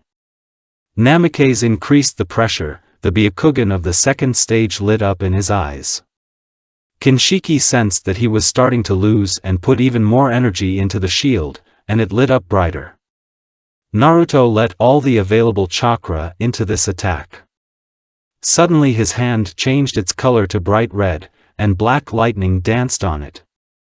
Otsutsuki felt his shield begin to crack and looked into the guy's eyes. His blue iris began slowly, starting from the pupil, to change its color to red, and earlier the silver-white began to rapidly turn black. And so, the big man's shield shattered, and Naruto's hand went straight into his heart. Jinchuriki's eyes turned blue again, and he took his hand out of Otsutsuki's body, then quietly fell to the grass and disappeared, turning into pure energy, which immediately dissipated. Naruto staggered and fell to his knees. He spent all his chakra on this blow. Before he lost consciousness, Namikaze heard someone calling him. Namikaze woke up in Konoha Hospital and tried to get up, but immediately wheezed in pain. Naruto looked around the ward and stopped at the sleeping Ino. His heart felt so light. Jinchuriki smiled and straightened a stray white curl. The blonde made a cute face and opened her eyes. "You're finally awake." Ino exclaimed joyfully and hugged the guy. Glad to see you, too," Naruto said, wincing slightly from the pain. "How long have I been here?" 3 days. "When Kakashi and Sasuke brought you in, the doctors didn't understand why you were still alive. Strong chakra exhaustion, a hole in the chest, a missing arm and a burn. I've almost lost my mind in these 3 days. And your uncle didn't leave your side at all. He didn't eat or sleep, I had to give him a sleeping pill," Ino said. "Kakashi is also not in the best shape right now, we got a lot from that second one. But you two have suffered the most, me, Haku and Sasuke have only minor wounds and chakra exhaustion." "Everything is clear," said Naruto. "Yes, everything is fine," Ino smiled. "But I wonder how your arm was able to grow almost completely in these 3 days?" "Well, it's because of my background. I am very tenacious," Namikaze replied. "I also helped Ku, so don't worry." "And where is Sasuke now? He came out to us for food." Then the door of the ward opened, and Uchiha entered the ward with lunch. Looking at the awakened Naruto, Sasuke smiled. "Looks like we have nothing to worry about now. However, you are tenacious," Uchiha said as he walked into the ward. "And I, as I felt, took lunch for 3. After having lunch and talking with friends, Naruto was left alone. Who were they anyway? Ku said that their chakra is the same as that of the sage of the 6 paths. Hagoromo seemed to have a last name. Otsutsuki, sort of. As a child, I read a book about the rabbit goddess, Kaguya. She also had this surname. It was also said that she was preparing for war. Maybe it was a war with her clan. Perhaps there is an Otsutsuki clan somewhere. One of them said I was a threat to them. Is it because of my eyes?" Namikaze mused. "That big guy didn't attack in full force. I won only because he underestimated me. And it looks like this Kinshiki couldn't use techniques like naked taijutsu and bukujutsu. Just how strong is this clan? And the energy that appeared after death, I felt a part of it sink into me and it became a little easier for me. I didn't pay attention at the time, but now I feel as if my own chakra has become denser. It seems that that energy has mixed with my chakra. Suddenly, Jinchuriki's eyes were pricked with pain. Grasping them, Naruto tried to calm the pain, but it stopped by itself, as abruptly as it appeared. What was that? Namikaze said into the void. In a huge hall with a high ceiling, a creature sat on a throne. Horns grew out of his head, and his eyes seemed to consist of energy and glowed red. A man with white skin entered the room. Father, our mission has failed, Kinshiki is dead, he was killed by that brat, Momoshiki reported. You fool! I've seen your actions. You underestimated the opponent, which is why you couldn't even absorb your bodyguard. You know there's almost nothing left of our clan. I don't have the people to endlessly assign you bodyguards. Kinshiki was one of the strongest warriors. And now, the one who can destroy our clan has become even stronger. But Kinshiki stabbed the bug with a sword, and he also lost his arm. For a long time, idiot, he absorbed Kinshiki's chakra, and now it will not be difficult for him to heal himself. And because of you, we won't be able to come to that world for a few more years now. Do you have any idea how strong he can become over the years? Go away. The head of the Otsutsuki clan shouted. Yes, father, gritting his teeth, Momoshiki left the hall.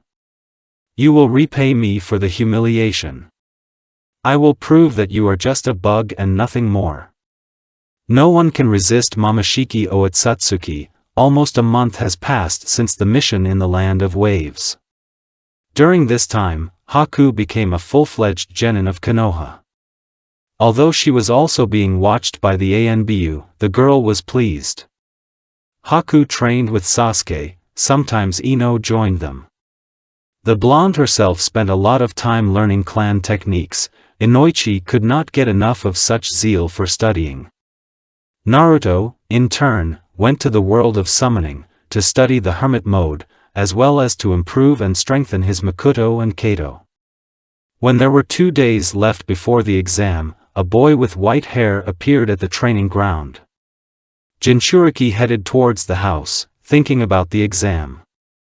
Out of the corner of his ear, he heard a boy calling for help. Using Shunshin, Naruto found himself on a small street.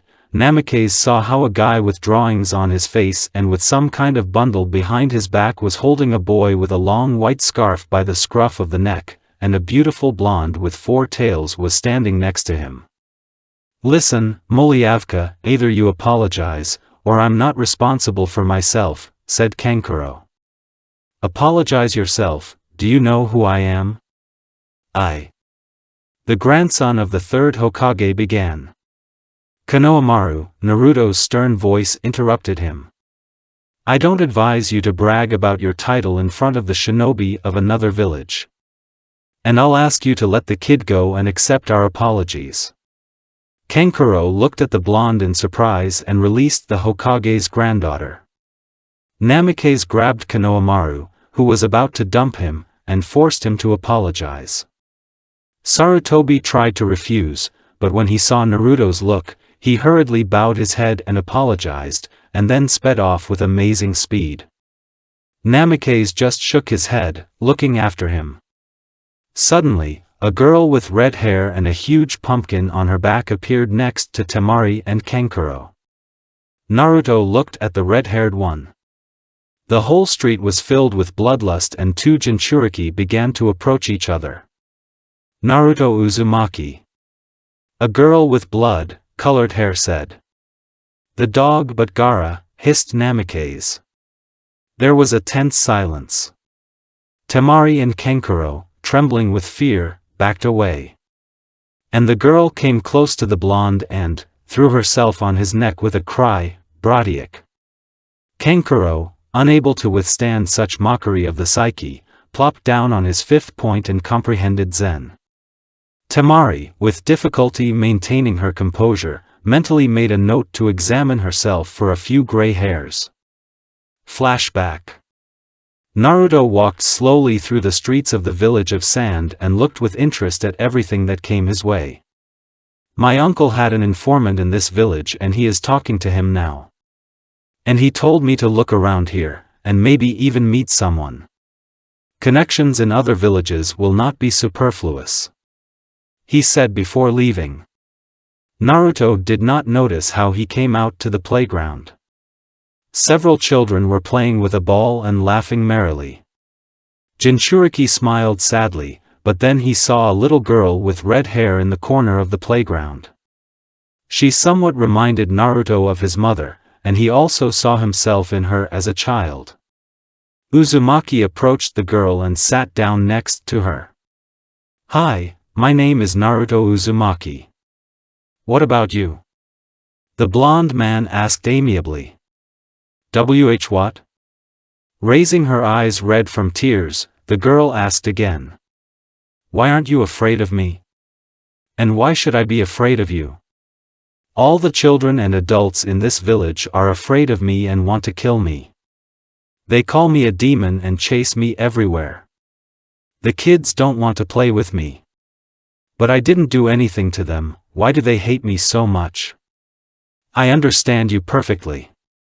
I lived the same way until I was 5. Everyone hated me too and tried to hurt me as much as possible. And when I almost died, my uncle saved me, and now I'm traveling with him." "Really? Are you the same as me?" the red-haired woman asked hopefully and, receiving an affirmative nod, said, "My name is Gaara. Nice to meet you. And I know the reason for this hatred. My uncle told me about it." "Are you sure?" "When my uncle wanted to kill me, he said that there was some kind of demon living in me. I didn't want to believe it. Was he telling the truth? Yes and no. The one-tailed Biju is sealed in you. They are called demons, but they are not.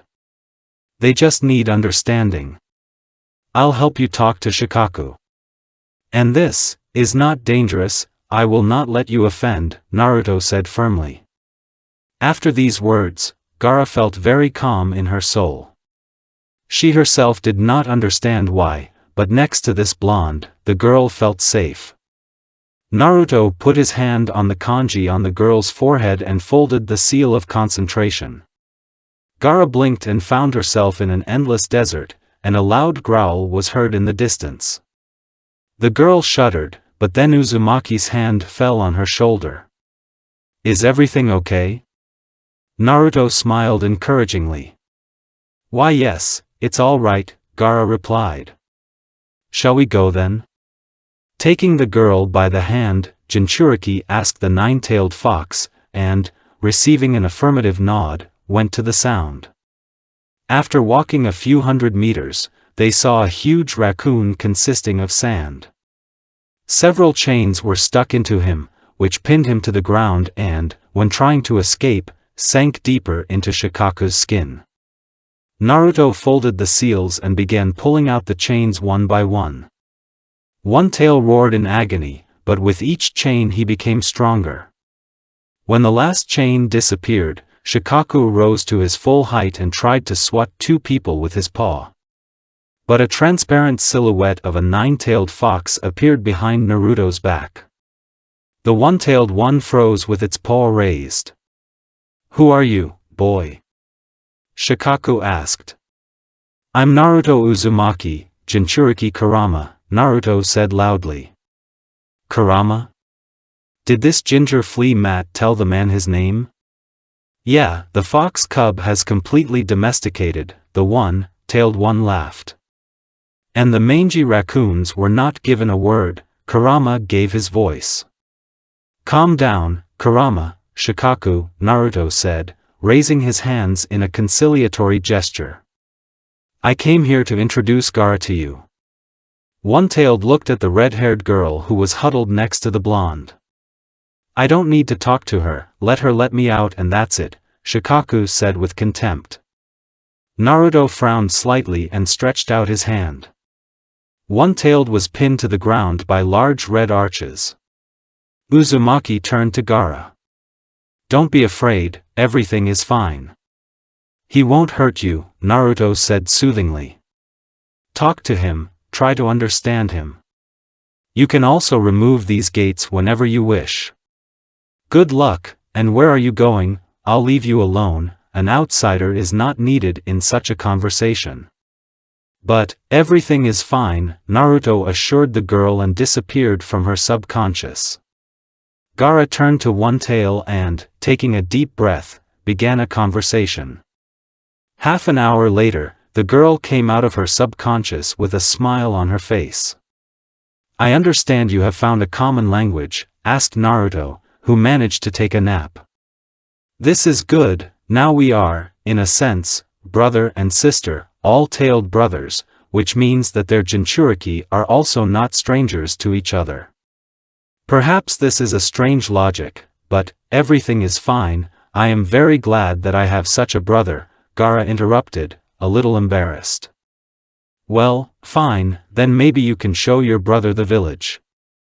Okay, let's go, taking the guy by the hand, Gaara smiled. End flashback. Having recovered from the shock, Temari and Kankuro approached their sister, who had detached herself from Naruto. Well, will you show your sister the village? The red-haired woman smiled slyly. Of course. I understand Temari and Kankuro, nice to meet you, my name is Naruto Namikaze. Brother, have you changed your last name? Gaara asked in surprise. I took my father's surname, and when I become a Chunin, I will make a double surname, Naruto replied. Well, come on, I'll show you the village. Arriving home after a walk with Suna's shinobi, Naruto found Makoto, who was actively going somewhere. And judging by the number of ceiling scrolls, for a very long time. Uncle, do you have some kind of long mission or are you moving?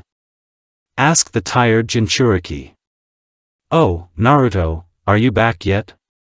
That's good, I won't have to look for you.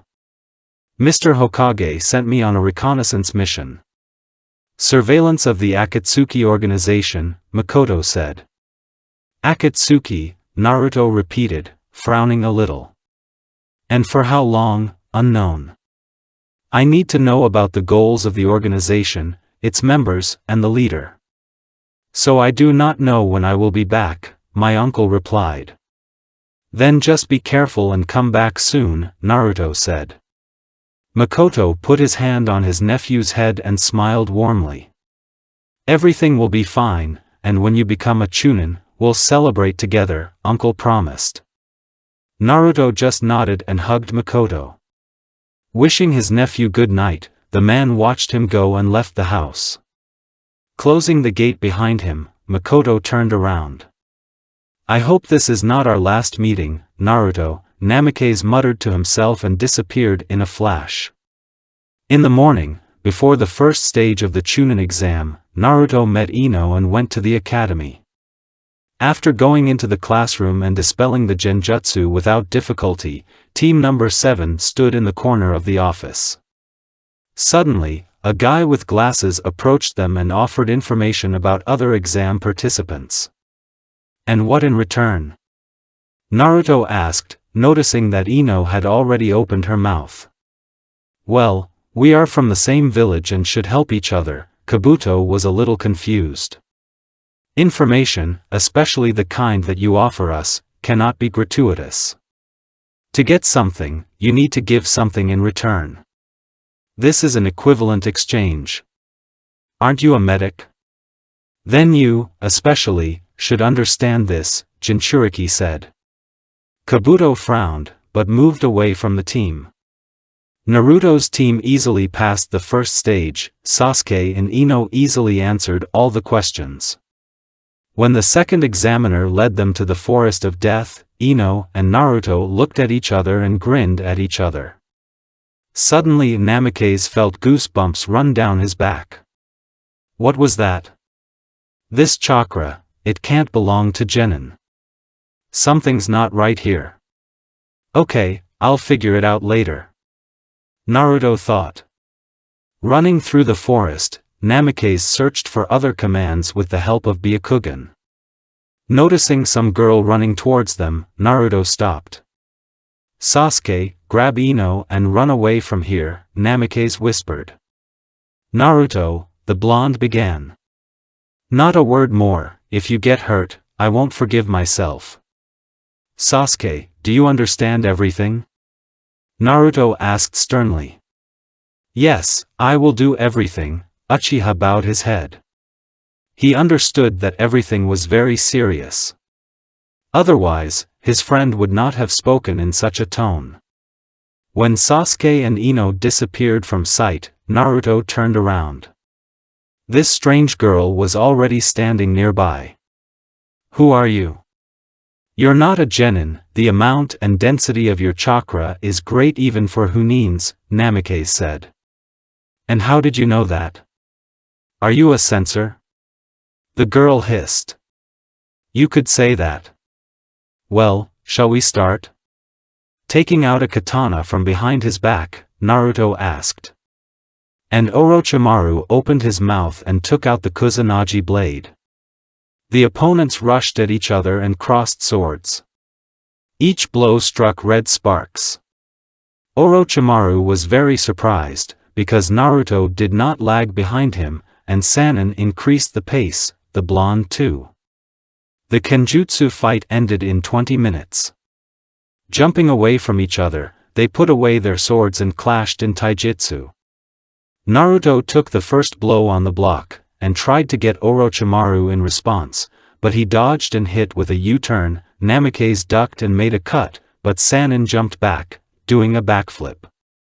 But Jinchuriki did not let Orochimaru break the distance. With a jerk being near the renegade, the blonde hit Sannin in the head, but he removed her from the line of attack. Now Naruto had to block a retaliatory lunge, but snakes appeared from Orochimaru's sleeve and crawled along Namikaze's arm. The blonde applied a partial cover of lightning and they all burned down. Did he use the lightning element? Yes, and such control. And why is his lightning red? Who is he? Sannin's mind flashed. "You're Orochimaru, right?" Naruto said, jumping away from the renegade.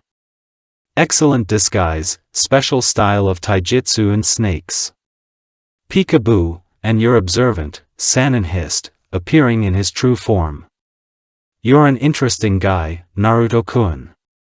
To earn praise from such a person is an honor for me, Orochimaru-san." Namikaze slightly inclined his head. "But, unfortunately, I, as a Konoha shinobi, have to capture you alive or dead." "Peekaboo, you can try, Naruto-kun," Orochimaru grinned like a snake. The blonde man snatched out a kunai and activated the second stage of the Byakugan. Snake Sannin rushed to Namikaze. Dodging Orochimaru's blows, Naruto attacked back, marveling at the renegade's agility. But then, losing concentration for a second, he missed a kick and flew several meters away. In flight, he threw a kunai at his opponent, but he just dodged. There was a thunderclap and Naruto appeared next to Sannin. Turning in the air, the blonde imbued his leg with the lightning chakra and struck Orochimaru on the head. Sannin did not have time to react and flew off, crashing into a huge tree. Element of fire, great fireball, a huge ball flew towards this tree. Element of wood, quiet suffocation. Trying to jump away, Orochimaru realized that his movements were being held down by wooden roots, and the harder he struggled, the more actively they entwined him. When the smoke after the fireball dissipated, Naruto saw the burned body of the apostate, but after a few moments, Orochimaru crawled out of the mouth of the barely alive body, unharmed and unharmed. "And you are full of surprises, Naruto-kun," said Snake Sannin. "Mokuton, teleportation technique, strange eyes. How interesting. As I thought, it's not so easy to kill you," ignoring Orochimaru's words, Naruto said. Suddenly Sasuke jumps out of the bushes and rushes at the renegade. "Wait, idiot!" Namikaze shouted, covered with lightning, and rushed towards Uchiha. Sasuke at this time struck at Orochimaru, but he broke up into many snakes, and one of them bit the brunette. Feeling weak, Sasuke began to fall and felt a sharp pain in the neck area just before the ground. Before switching off, Uchiha saw Naruto covered with red lightning and crowding Orochimaru. Under cover, Namica's speed increased significantly, and Snake Sannin had to fight in earnest. After 5 minutes of intense combat, the lightning disappeared from Jinchuriki's body, and Orochimaru was replaced by another body. After that, the fight switched to techniques. Fire element, phoenix flowers, the renegade hissed. The element of the earth, an earthen wall, the blonde replied. A lot of small fireballs scattered against the mud wall. The element of air, vacuum bullets, came from both sides of the blonde. The element of wood, wooden cocoon, responded to Naruto's attack. Shells from the air could not penetrate the wooden protection, although they battered it well. Following the vacuum bullets, 2 fireballs flew into the cocoon, but when the smoke cleared, the burning cocoon turned out to be empty. Orochimaru heard the cry of 1,000 birds behind him and immediately reacted and jumped back. But his shoulder was grazed by Chidori's spear. In flight, he turned around and launched water bullets at Naruto, but he beat them off with Chidori needles. Orochimaru landed and noticed Namikaze quickly folding a series of seals. The element of fire, mass fiery destruction, Jinchuriki shouted and released a huge amount of fire towards Sannin. Damn boy, we've already made a lot of noise, but such a technique will definitely be noticed and everyone will come running here. We need to retreat urgently. It's a pity, of course, that I couldn't put a seal on this kid, but for now, Uchiha is enough for me. Thought Orochimaru, creating a huge water wall, when suddenly he heard Naruto's voice behind him, 8 trigrams, 128 touches of heaven. Snake Sannin felt his tenketsu closing one by one.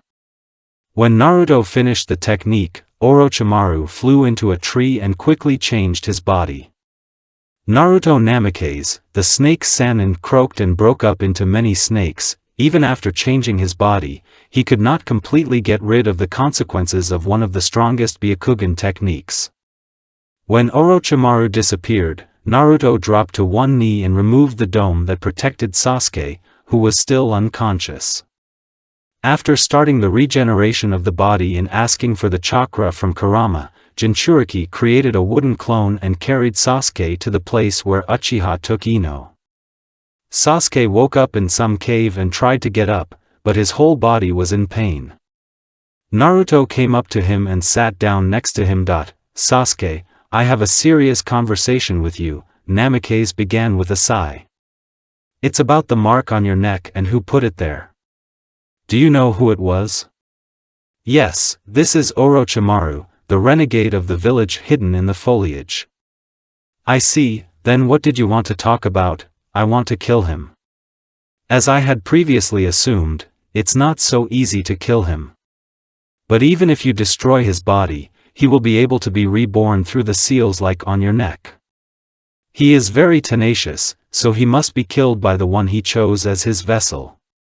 Yes, this is his way of immortality. And you want to, yes, you can do it if you go to him as an apprentice. He thinks you're looking for strength. Before you answer, I have to say that I can remove the seal and you can refuse. I'll find another way, I agree. But, are you sure? Yes, I'm completely sure. I can kill Orochimaru. Then I have to tell you my whole plan, Naruto grinned slyly. The next day, team number 7 came to the tower, where the second stage of the exam was ending. Naruto put a temporary seal of suppression on Sasuke's cursed mark. On the way to the tower, they met a team from the Sound. The guys quickly dealt with them and took their scrolls. The Sound engineers had 2 heaven scrolls and 3 earths. The very first stage was passed by a team of sand, followed by a cloud, followed by team number 7. They were taken to the waiting rooms, saying that when the rest of the teams arrived, they would need to go down to the common room. 3 days later, the last team reached the tower. The second stage was completed by 2 teams from the cloud, 4 leaf teams, 1 sand team and a kabuto team. When everyone lined up in front of the Hokage, he congratulated them on passing the second stage and announced the intermediate battles, since too many participants had passed. I hope Uncle will quickly cope with the task and will not get into trouble. Akatsuki, right? Even Uncle will not be well if their leader admits about his mission.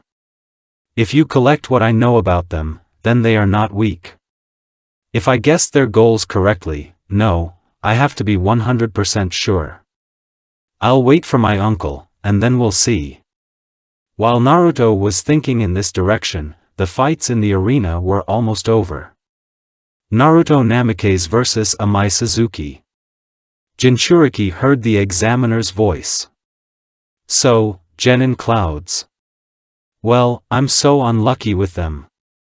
Either the inhabitants of our village will be kidnapped, then there is a fight on the exam, and this guy is very serious, judging by the thirst for blood. Naruto muttered to himself, going down the stairs. The opponent was already waiting for him. Amaru pathetically took advantage of Shunshin, demonstrating his superiority to everyone. And so, the fight began. The opponent pulled out a katana, covering it with lightning. Naruto just took out a 3-pronged kunai and looked expectantly at the leaguer. Amaru couldn't stand it and rushed at Namikaze. Jinchuriki easily removed the body from the line of attack and immediately ducked, dodging the second blow. It just infuriated Amara, his punches are so easily dodged. The Cloudman let the lightning chakra into his legs, and when he was in front of Naruto, he hit him with all his might. Namikaze exposed the kunai, to which Amaru grinned. He thought that his katana, imbued with chakra, would easily break this kunai. But what was his surprise when the blonde caught his sword between the 2 blades of his kunai. Only a few Hunins noticed how red lightning flashed at the scene of the collision. Amazing chakra control, charged the weapon the moment before impact, and not the whole blade, but just the place of attack. Flashed through the head of the 3rd Hokage. Naruto spun the kunai in his hand, and the katana flew out of Amaru's hands. The blonde kicked the leaguer in the chest with a U-turn, and he crashed into the wall of the arena, and crack started from the place of impact. Suzuki got up, staggering a little, and looked into Namikaze's eyes. They expressed almost nothing, only cold indifference. A cold sweat ran down Amaru's back. He was afraid of this look. For a moment it even seemed to him that those icy blue eyes lit up. Yes, so that I, the genin of the hidden cloud, lose to Konokovitz, this will not happen. Suzuki shouted, trying not to show his fear. Element of lightning, a dog made of lightning. Apparently, it's time to open my dojutsu to everyone, Naruto whispered while a dog from lightning was rushing towards him. 8 trigrams, celestial rotation. The animal, consisting of Raiden's chakra, scattered about the dome of the chakra. Amaru's eyes widened in surprise, and suddenly he heard behind him, 8 trigrams, 32 touches of heaven.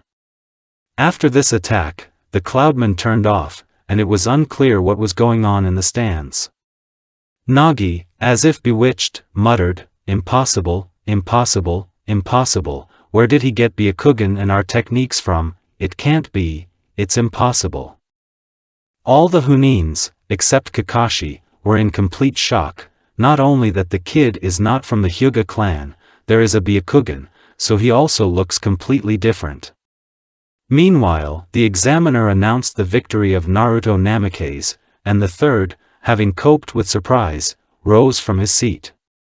Congratulations to all those who passed the 3rd stage of the Chunin exam. It will be held in 2 weeks. The draw for the first fights will now be displayed on the screen, announced Hiruzen loudly.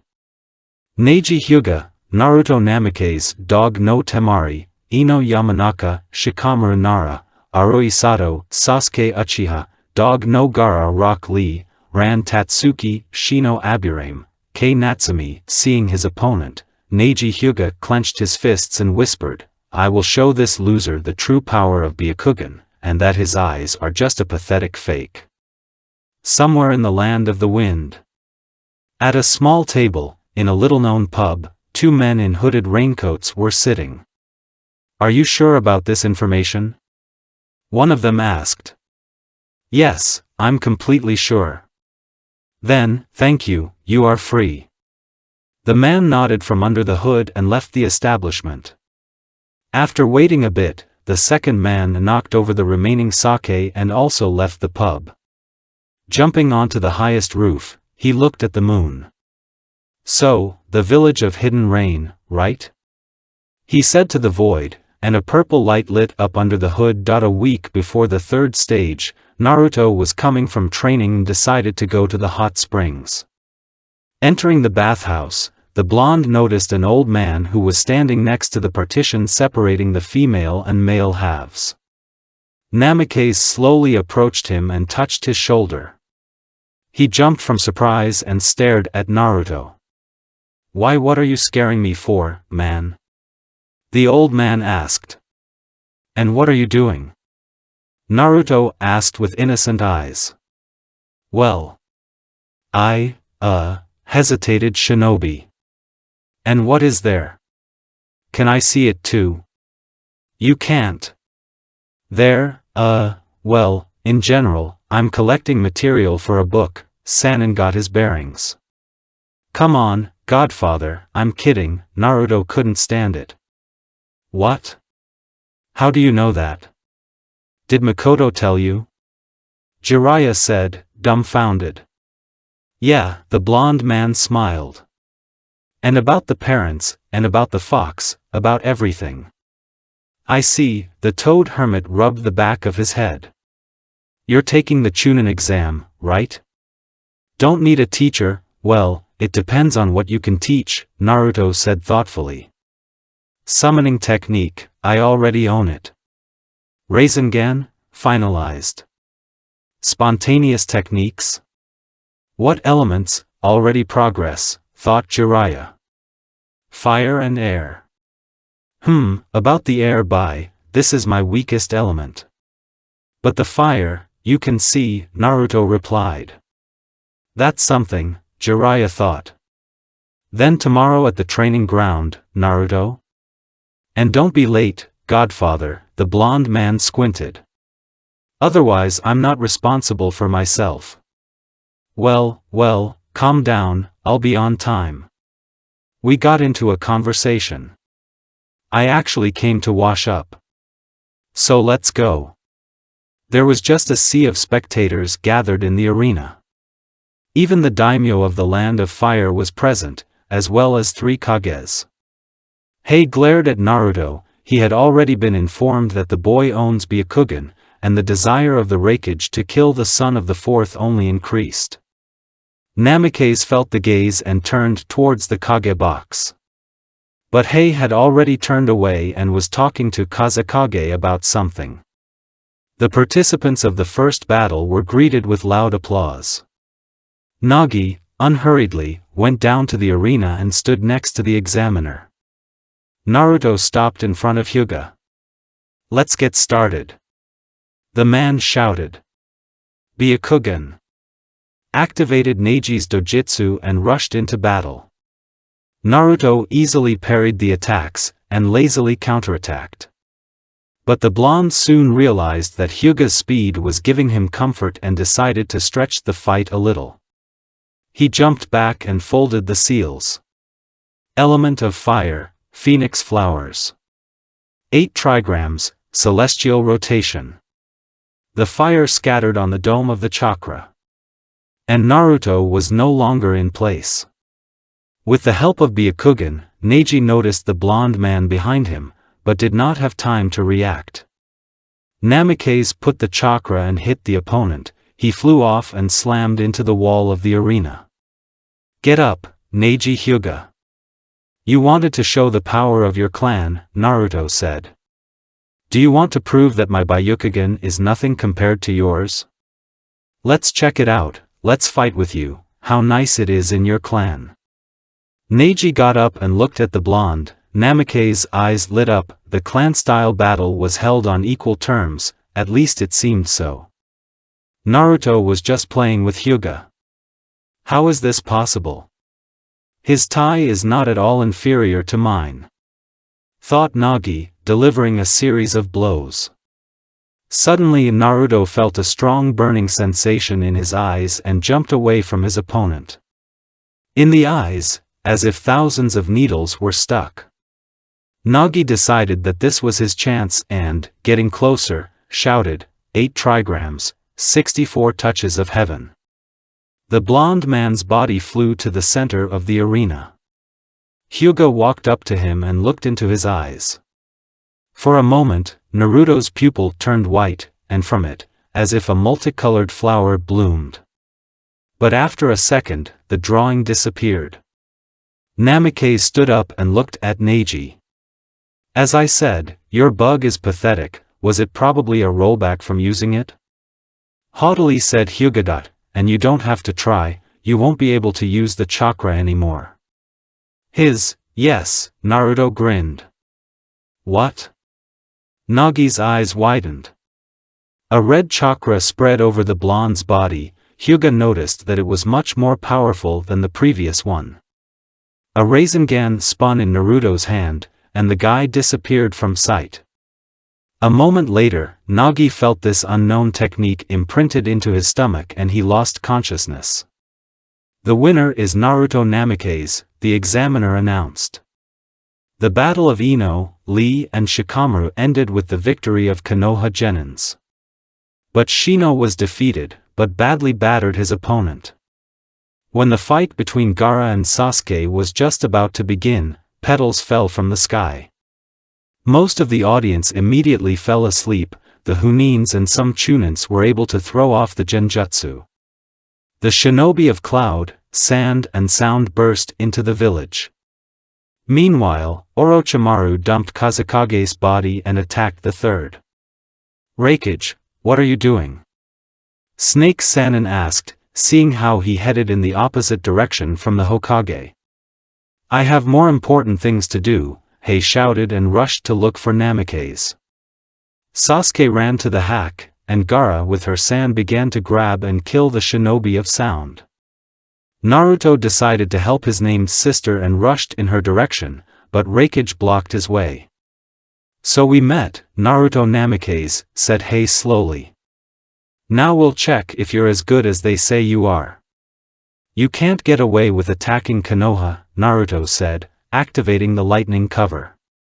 So don't expect mercy. A second later, the opponents disappeared from sight. 2 multicolored lightning bolts began to rush across the field. Namikaze barely blocked Raikage's blows, although he used the same technique, but he clearly lacked skill and experience. After a while, Hei began to push Naruto, and he hurriedly jumped back, launching a kunai with an explosive seal at the Raikage. After all, you are still weak. It's good that I've come now. Your potential is frightening. If I delayed for at least another year, and you would have become very dangerous, said Hei, coming out of the cloud of smoke formed after the explosion of the seal. And don't write me off, ahead of time, Namikaze said. I was just warming up. Naruto's body was covered with a golden chakra, and the blonde scattered kunai. Raikage reinforced the cover and rushed at Namikaze. A second before the collision, Jinchuriki disappeared in a flash and appeared 2 meters away from Aya. Raikage had to dodge the hand from the chakra, but Naruto stopped there and moved back to kunai, folding the seals. Earth element, earth core. Hei smashed the equipment flying at him with his fist, and ran to Namikaze. It became much easier to beat off the blows, but the blonde still missed the blow, and Raikage slammed his fist into Naruto's face. It turned out to be a tree clone. Jinchuriki appeared from the ground a little behind and folded the seals. The element of wood, piercing wood thorns. Spikes popped out from the ancient clone that held Aya in all directions. Raikage escaped from the grip, but several stakes were able to pierce him. Naruto approached EI at maximum speed. Having formed a Rasengan and added the wind chakra to it, the blonde hit the Raikage stomach with the technique. Rasengan exploded, forming a dome of chakra, the clone of Aya dissipated, and the original was already flying to Naruto. 8 trigrams, celestial rotation. Hei flew away from Genin Konoha and landed on his feet, and Namikaze was already folding the seals. Element of water, water dragon. The technique went towards the Raikage, but he dispelled it with one blow. His power is simply amazing, he will fight off such a technique with almost naked force.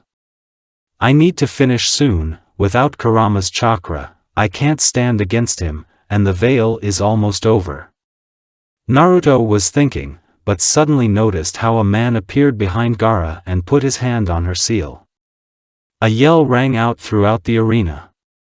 The girl clutched her head, and her body began to be covered with sand. A minute later, a huge one-tailed raccoon appeared in its place.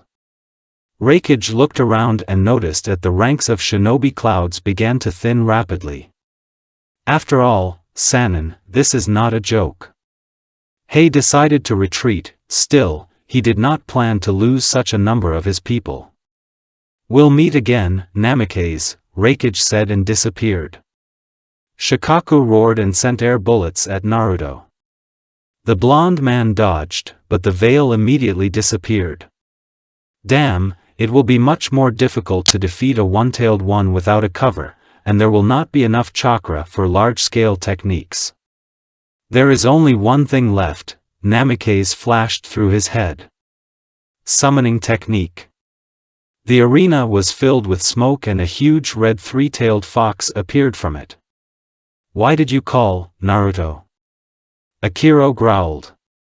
Listen, I need to fix Shikaku in one place, I have to get into Gaara's subconscious, said Naruto. We'll do it, my friend, the fox nodded.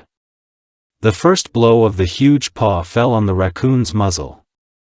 Flying away, One-Tailed began to look for the offender. When he saw the fox, he roared and sent a wave of wind in his direction. To which Akiro responded with a wave of flame. Shikaku had to dodge, but a second later he was swaddled by 3 fox tails. Naruto jumped on the raccoon, folding the seals and putting his hand to Gaara's forehead. Namikaze hit her subconscious. The desert that used to be here has disappeared, a volcano has appeared instead. Shikaku, along with Gaara, fought with their clones, which consisted of lava. Naruto rushed to their aid. Launching a water dragon at a clone of Shikaku, he landed and chopped up Gaara's opponent with a sword. Gaara, focus and change your inner world, make it for yourself, shouted Naruto, beating off the rebelling clone of the girl. Closing her eyes, the red-haired woman concentrated. Seeing this, the clone of the one-tailed created a bowl of lava and launched it into Gaara. Shikaku noticed this and protected the girl with his body. There was a huge hole in his shoulder. But a second later, the whole world changed and became a desert again. The sand immediately tightened the wound of the one-tailed one, and he enclosed the clone in a cocoon of sand, and then squeezed it. Gaara also coped with her clone. It's time to get back to the real world, the blonde man said, already disappearing. Thank you, Naruto, Gaara and Shikaku shouted. Coming out of his subconscious, Namikaze jumped off the raccoon, which had already begun to crumble. Thank you, Akiro, you can go back, shouted Naruto. Then I'll figure it out myself. The fox nodded and disappeared into the smoke. Namikaze approached Gaara, who was unconscious, and picked her up in his arms. Naruto took his sister to the hospital. After handing her over to the Irenans, the blonde was going to go back, but then he felt a huge weakness in his body and stumbled. Looking back, Namikaze saw the condemning looks of the shinobi doctors, and they shook their heads disapprovingly. I can still fight. said Naruto and lost consciousness. Nevertheless, the use of the lightning cover, wood techniques, the kurama chakra, and the penetration into the subconscious of the Jinchuriki did not pass without a trace. Therefore, Namikaze was now lying in the ward, like the others. How the invasion of the village ended, he will find out later. A girl with dark blue hair came into a small office. Putting the papers on the table where a red-haired young man with a piercing on his face was sitting, the girl stood behind the man.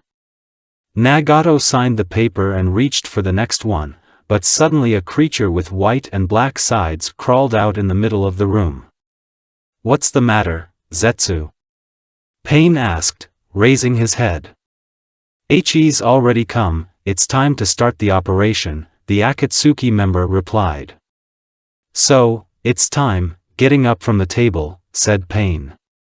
"Unfortunately, Itachi-san is currently on a mission in the Land of Lightning, but everyone else is in place." "Great, then let's move out." "You won't interfere with my plans, Makoto Namikaze, POV Makoto. My informant informed me that the leader of the Akatsuki is based in the village of Rain. This organization was formed right there. I found out that the leaders of the original Akatsuki were 3 people, a girl with blue hair who knows how to manage paper, a guy with red hair and another, red-haired with unusual eyes. From their description, I realized that it was Rinnegan. And now, there are rumors that the village of Rain is ruled by a certain god, very similar to that red-haired one from the first Akatsuki composition, as well as a certain angel with paper wings. But where did the red-haired Rinnegan come from? Perhaps he took the eyes from a friend, but this Pain was found to have a piercing very similar to my chakra pins, so it's a doll. I have to find out more about this. Getting into the village was difficult, but not impossible. So, we need to ask the residents about this god. How few people are on the street? Yeah. So, the tallest tower. Sneaking up to the tower, I decided to look around. But suddenly I felt someone else's chakra from behind and, turning around, I saw a girl in a raincoat with red clouds and paper wings. And yeah, the sensory system in the villages sucks for me. Why did you come here? This girl asked in an indifferent tone. I squinted a little, thinking how to get out of this situation. This girl's name is, like, Conan. I had already opened my mouth to voice the legend I had just invented, when I felt several powerful centers of chakra. I looked around and, listening to my feelings, made sure that I was already surrounded. To them, these villages, we would be in the forest, and they would not get close to me for a kilometer without my knowledge. And who came to us? Coming out of the tower, the voice of God sounded. Is it really Makoto Namikaze himself, the brother of the great 4th Hokage? Pain grinned, and I continued to look around. But the Akatsuki were no longer hiding. What familiar faces, Sasori Red Sands, Kisame Hashigake, the Immortal Haiden, Kakuzu, the bomber Deidara. Also among them was a girl with purple hair, about whom I did not find out anything. I see you've decided to meet me properly, I said with a grin. But I shouldn't have, I would have found my way to you myself, Nagato-san. The red-haired man frowned, but said nothing. And I was thinking feverishly. I found them, but it was not in my plans to meet with the entire organization at once. I can't imagine how you found out my name, but it doesn't matter anymore, Pain said, closing his eyes and hitting the ground with his palm. 5 people with red hair appeared out of the smoke, and each had a Rinnegan. You're going to die today. All the Akatsuki took off. Deidara created a bird out of clay and flew into the sky, Sasori printed a Kazekage puppet, Hashigake bared Samehade, Haiden took out a scythe.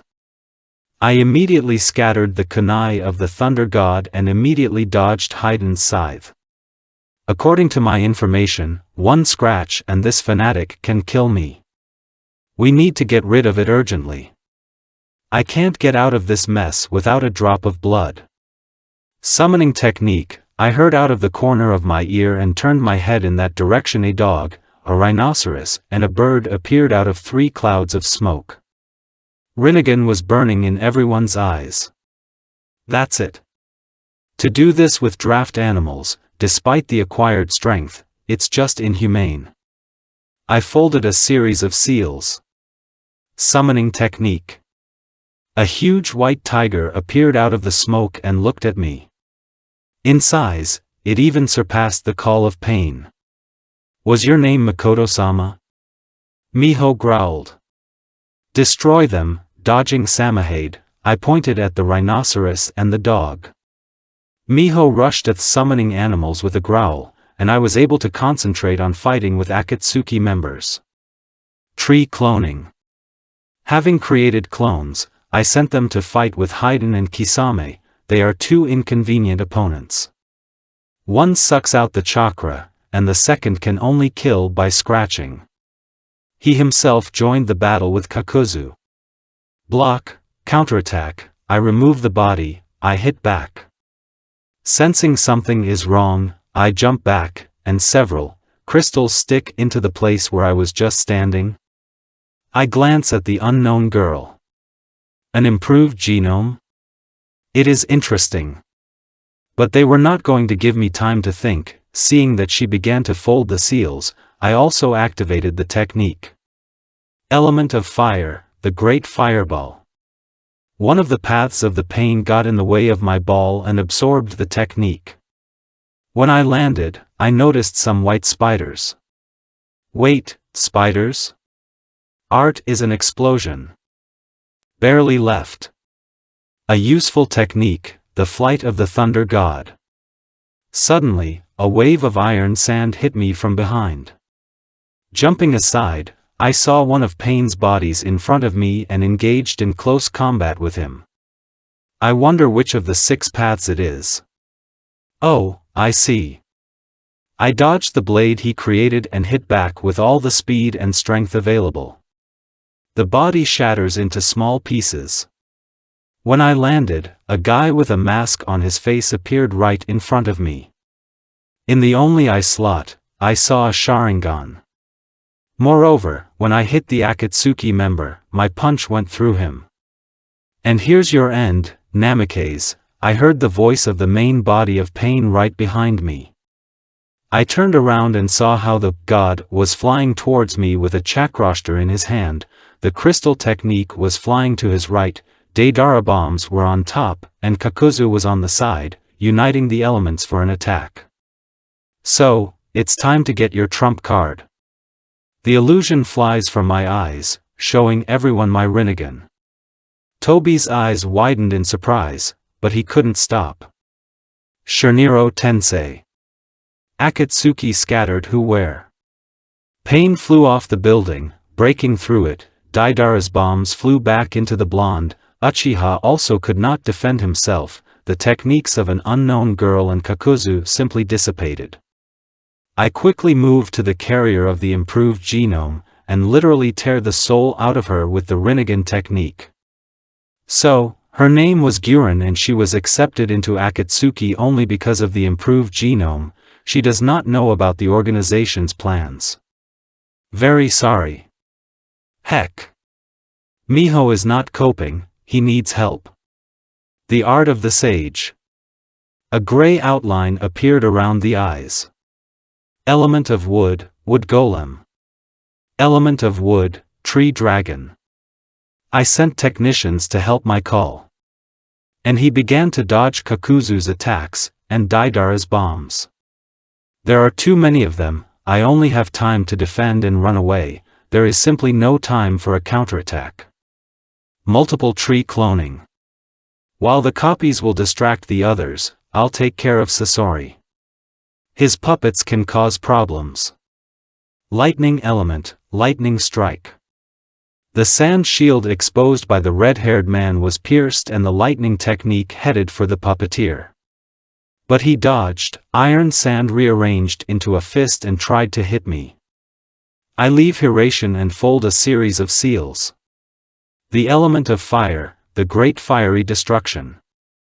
Sasori had to walk away from the attack, leaving her doll behind. An annoyed expression appeared on his face. "TC, because of you, I had to sacrifice my favorite doll," the puppeteer said angrily. "You will die in the name of my art and become my marionette." Dance of 100 Puppets. Element of Wind, Raisin Suriken. Having created a technique in each hand, I threw them into Sasori's army. Cats. A huge explosion from 2 Raisin Suriken and 2/3 of the puppets destroyed. Moving from kunai to kunai, I slowly destroyed the bodies of dolls. And so, when there were only a few dozen puppets left, I approached Sasori with all available speed and punched his chest with a Rasengan. His body turned out to be a doll.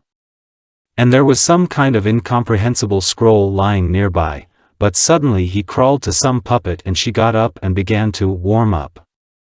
"It was dangerous," she said in Sasori's voice. "I underestimated you, but I won't make that mistake again." The 2 puppets stood up and charged. While parrying their attacks, I noticed movement underground.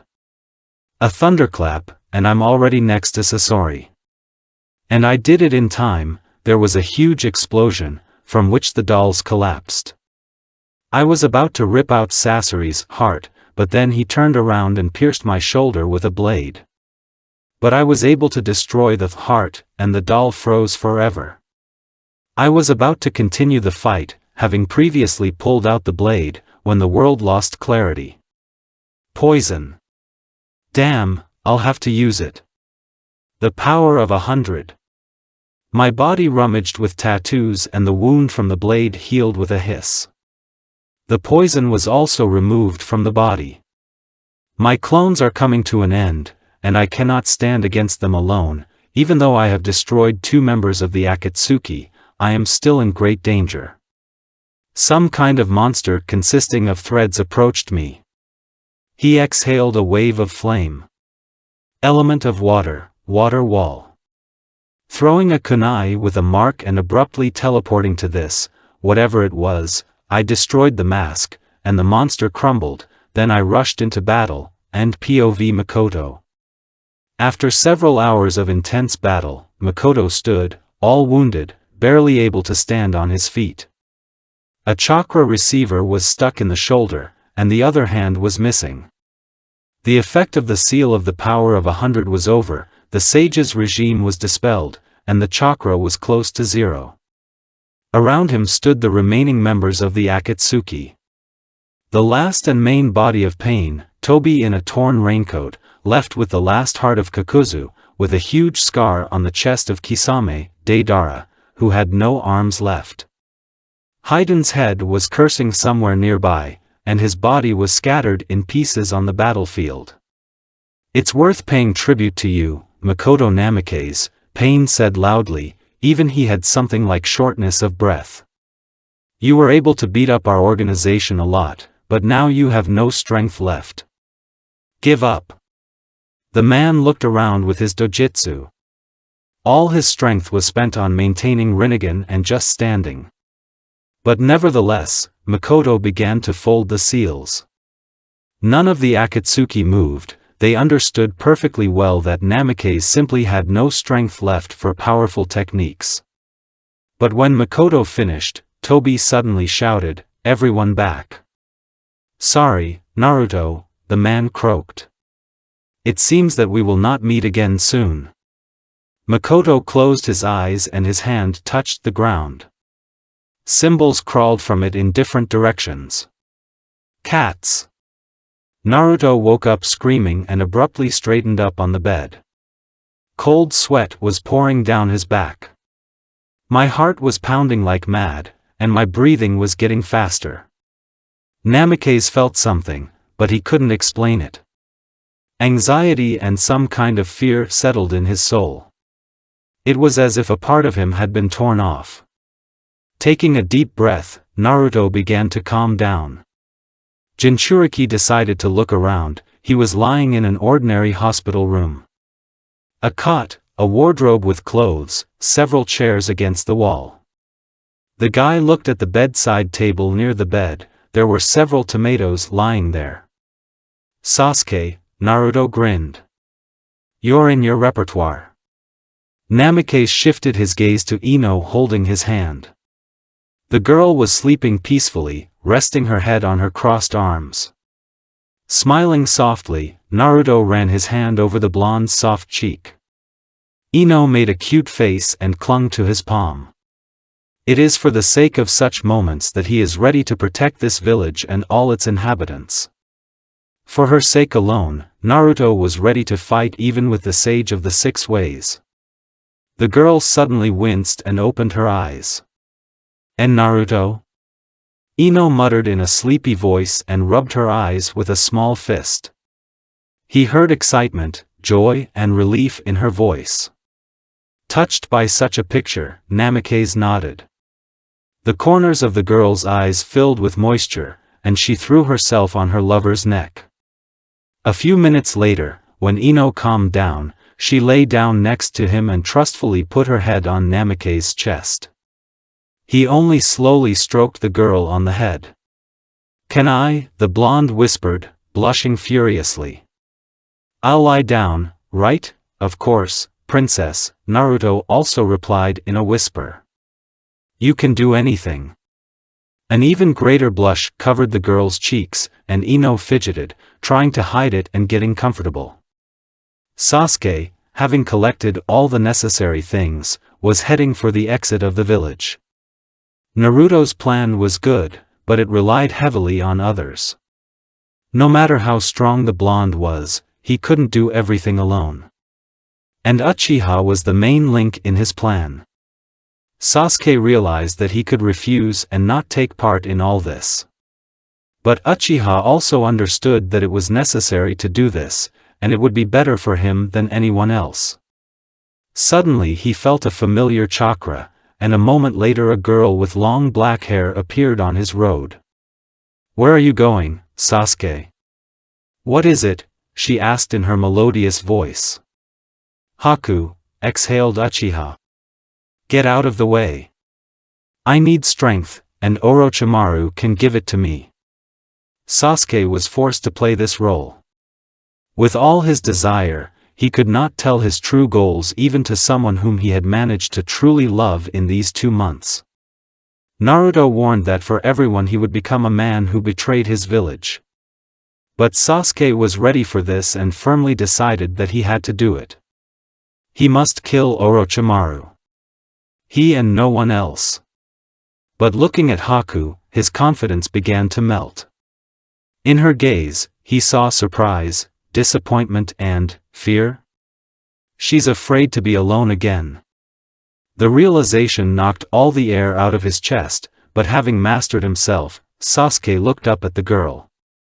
Yes, no matter how hard it is for him, he does it not only for himself, but also for others. For the sake of the future with Haku, if he didn't trample on this opportunity now. "If you've already made up your mind," the girl muttered. "Can I come with you?" Naruto warned Sasuke about the possibility of such an outcome, but Uchiha himself understood that Orochimaru was interested not only in Sharingan, but also in any improved genome, and if Haku went into the laboratory of this snake, she would never come out again. "I'll go there alone, you'll only get in the way," Sasuke shouted, his heart creaking. Why?" the girl asked quietly, but Uchiha could hear her. "Why are you leaving me? Why are you leaving me alone? Don't you trust me? Why don't you take me with you? Because I love you." During this time, Haku became more open in her feelings and desires, and one brunette played an important role in this. Sasuke widened his eyes in surprise. He had not been sure of the reciprocity of his feelings until that moment. And hearing this, Uchiha's heart fluttered joyfully, and immediately painfully shrank. It's too late to retreat, his card is played. He can now spit on everything and stay with Haku, but how long will his happiness last? Orochimaru, of course, is not the only threat, but if he can do at least something, somehow make their future brighter, Sasuke will do it no matter what. The girl looked expectantly at the brunette. Suddenly Uchiha's eyes flashed red, and Haku immediately fell asleep. Sasuke picked up the girl, instantly being next to her. The guy moved into her apartment. "And you're still vulnerable to illusions," Sasuke said, laying the girl on the bed. "And I love you too." After kissing Haku on the forehead goodbye, Uchiha jumped out of the window and, looking back one last time, and headed to the den of the snake Sannin. Meanwhile, the girl opened her eyes. And touching the place of the kiss she said, "Did you really think that I would fall into the same trap twice, fool?" Waking up, Naruto saw Ino sleeping on his chest.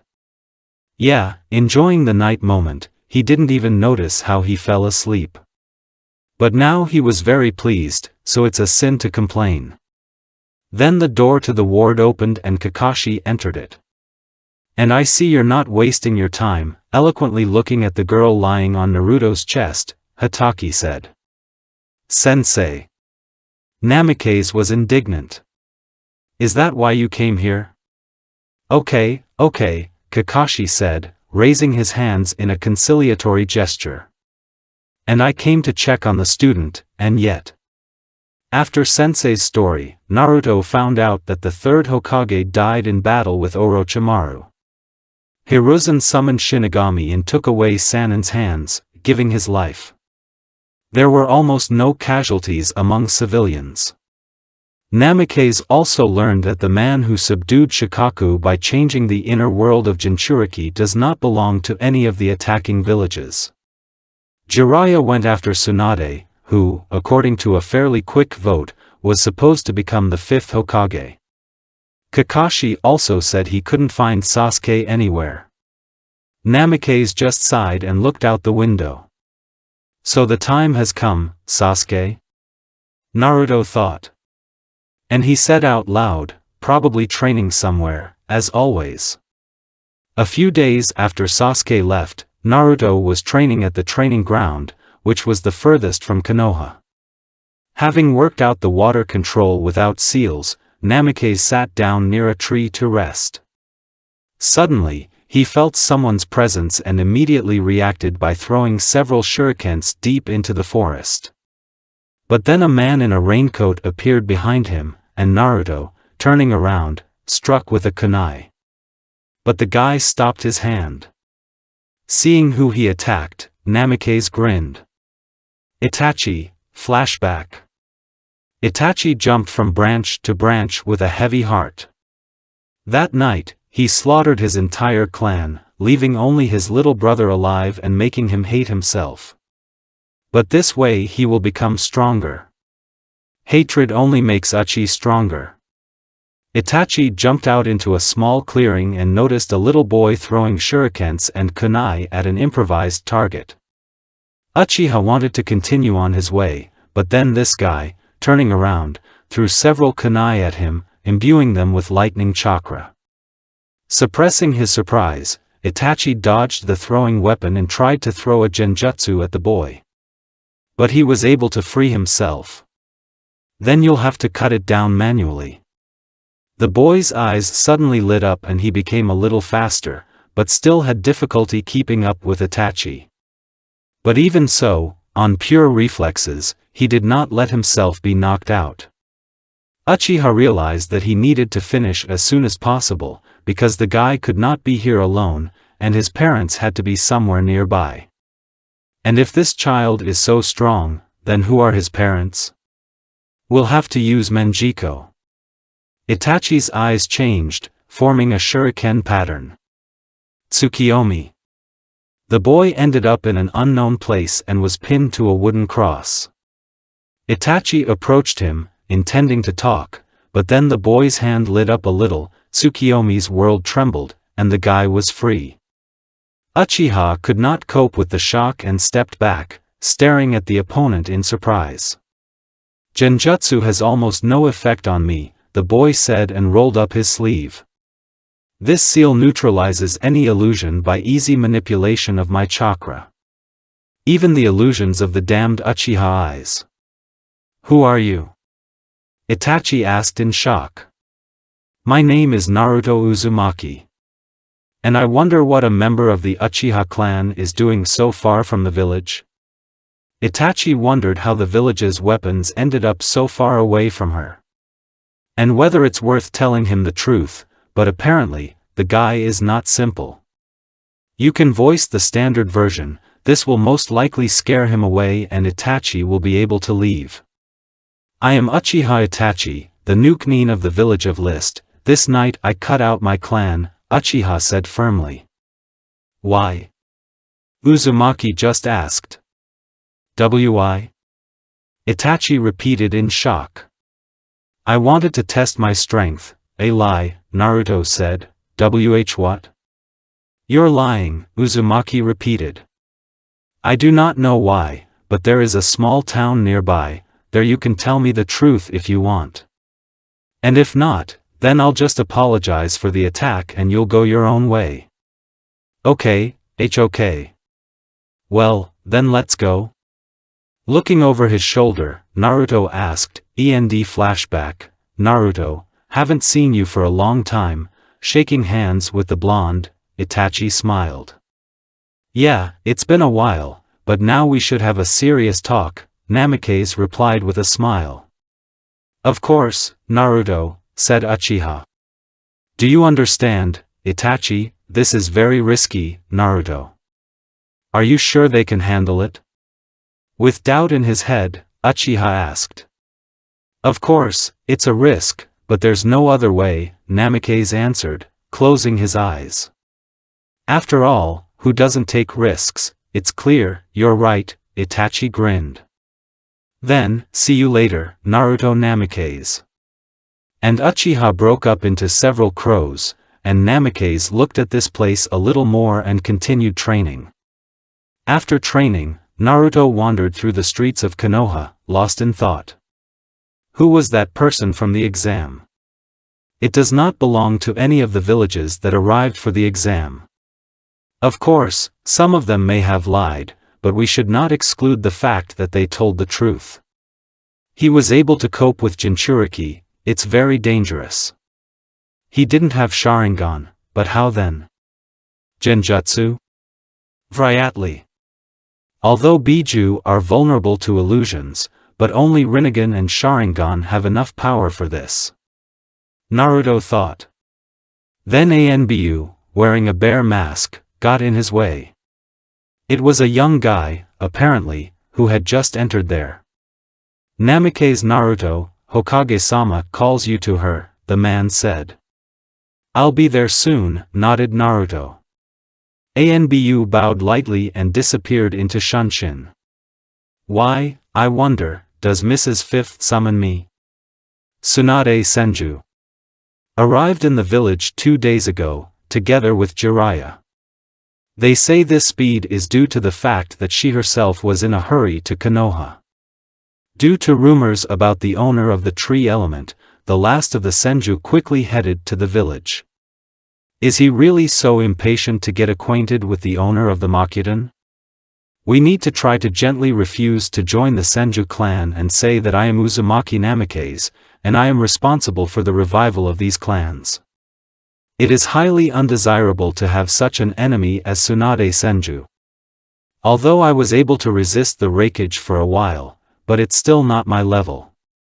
Makoto opened his eyes in some unknown cave. Trying to get up, the man writhed in pain and could not restrain a painful groan. Still, the Rinnegan technique, although it is very powerful, allowing you to save your life, even if there is only one head left, has a huge backlash and serious consequences. Although the eye does not go blind, as with Izanagi, and this technique does not need to be activated independently, which was undoubtedly pleasing. When the pain in his whole body subsided a little, Makoto was able to see the place where he was. It was a really big cave.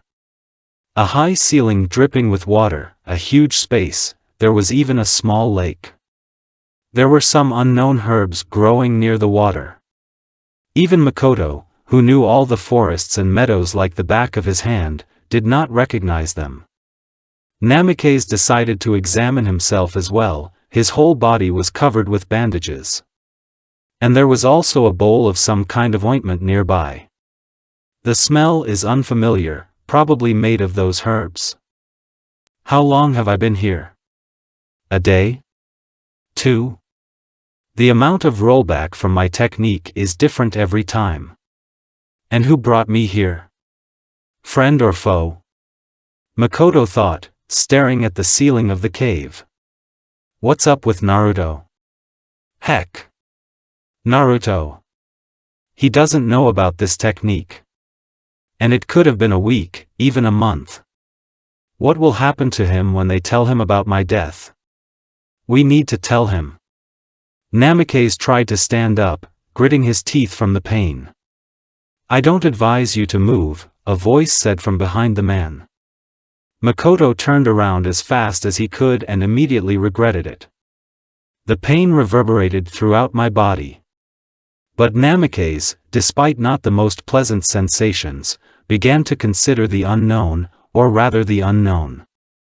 She was a middle-aged woman with expressive black eyes and aristocratic features. Her hair was hidden by a white cloth tied in the manner of a kerchief. Who are you? Makoto croaked. My eyes were still a little blurry. I'm not your enemy and I won't hurt you, the woman said. Cap. Who are you? Namikaze repeated his question. Well, apparently, you won't calm down. Cap. Cap. I wanted to wait until you were fully recovered, but... The woman sighed and smiled. Haven't seen you for a long time, Makoto, have you really forgotten me? She let her hair down. Cap. Cap. Cap. Namikaze's eyes widened in surprise. For a few seconds, the man just gulped air. Why you, having mastered his voice, Makoto squeezed out of himself. You're supposed to be dead. Naruto knocked on the door of the Hokage's office and, having received permission, the guy entered. A woman with blonde hair and a diamond-shaped seal on her forehead was sitting at the table. Although Naruto was not in a close relationship with the third, but he still noted that the office had somehow invisibly transformed. It's like a whole epoch has passed. And this could not but cause sadness. Have you been summoned, Hokage-sama? Namikaze said. Yes, come in, Naruto-kun, smiled Tsunade. I have some news for you. I'm listening, Mrs. Tsunade, Jinchuriki said. First of all, you are awarded the rank of Chunin, the Hokage announced. Naruto smiled a little from the corners of his mouth. And secondly, Tsunade fell silent and lowered her gaze, and then a small tiger cub jumped on the table. Namikaze tensed a little, recognizing his uncle's call. The silence dragged on. Hokage-sama? Naruto called out a little irritably. Your uncle is dead, the tiger cub answered instead of Tsunade. What? Naruto asked, refusing to believe what he had heard. Makoto Namikaze died on a mission a few days ago, repeated the call. In battle with the Akatsuki organization. Naruto's legs gave way, but the guy was able to resist. A tear rolled down his cheek. Naru wanted to call Jinchuriki Tsunade. Namikaze looked up at the Hokage, and she gasped when she saw the blond man's eyes. His Byakugan was activated, and the blue iris transformed, becoming bright red. But the changes did not end there. The pupil turned white, and red petals were moving away from it, and the white shell that was silver turned black. Tsunade wanted to say something, but there was a thunderclap, and Naruto disappeared in a flash. Hokage noted that her previously warm yellow color was replaced by another, indifferent and cold blue. Namikaze ended up at the Konoha training ground. Tears were pouring down his face and wouldn't stop in any way. Flashback. Naruto was sitting in a dark alley and covering his body from the stones that the local boys threw at him. Not so long ago, his uncle took the boy from Konoha. Uzumaki thought that everything would be different now. But nothing has changed. Nothing. If earlier he was called a demon and beaten for the same, now he is being bullied because of his mustache. But then a shadow appeared in front of him, and Naruto looked up. It was Makoto. The stones continued to fly, but Namikaze didn't care. "Naruto, there you are," Makoto smiled. "Come on, I've rented us a hotel room, you can order any food in the room." "Uncle, isn't it be hurting you?" Naruto asked in a trembling voice. Makoto just smiled and patted the boy on the head. Tears appeared in Naruto's eyes and he hugged his uncle. Without even noticing how the next second he was in the room. "Happy birthday, Naruto," Makoto said with a smile, handing the boy a completely black katana. Naruto excitedly accepted the blade and took it out of its sheath. Making a swing, he noted that it was incredibly light. "Thank you, uncle," sincerely thanked Uzumaki, and rushed to hug Makoto. Blue lightning bolts appeared and disappeared on the blonde's palm. Naruto did not get this technique in any way. Once again, having folded the necessary seals, the guy stretched out his hand, and small lightning bolts ran on it.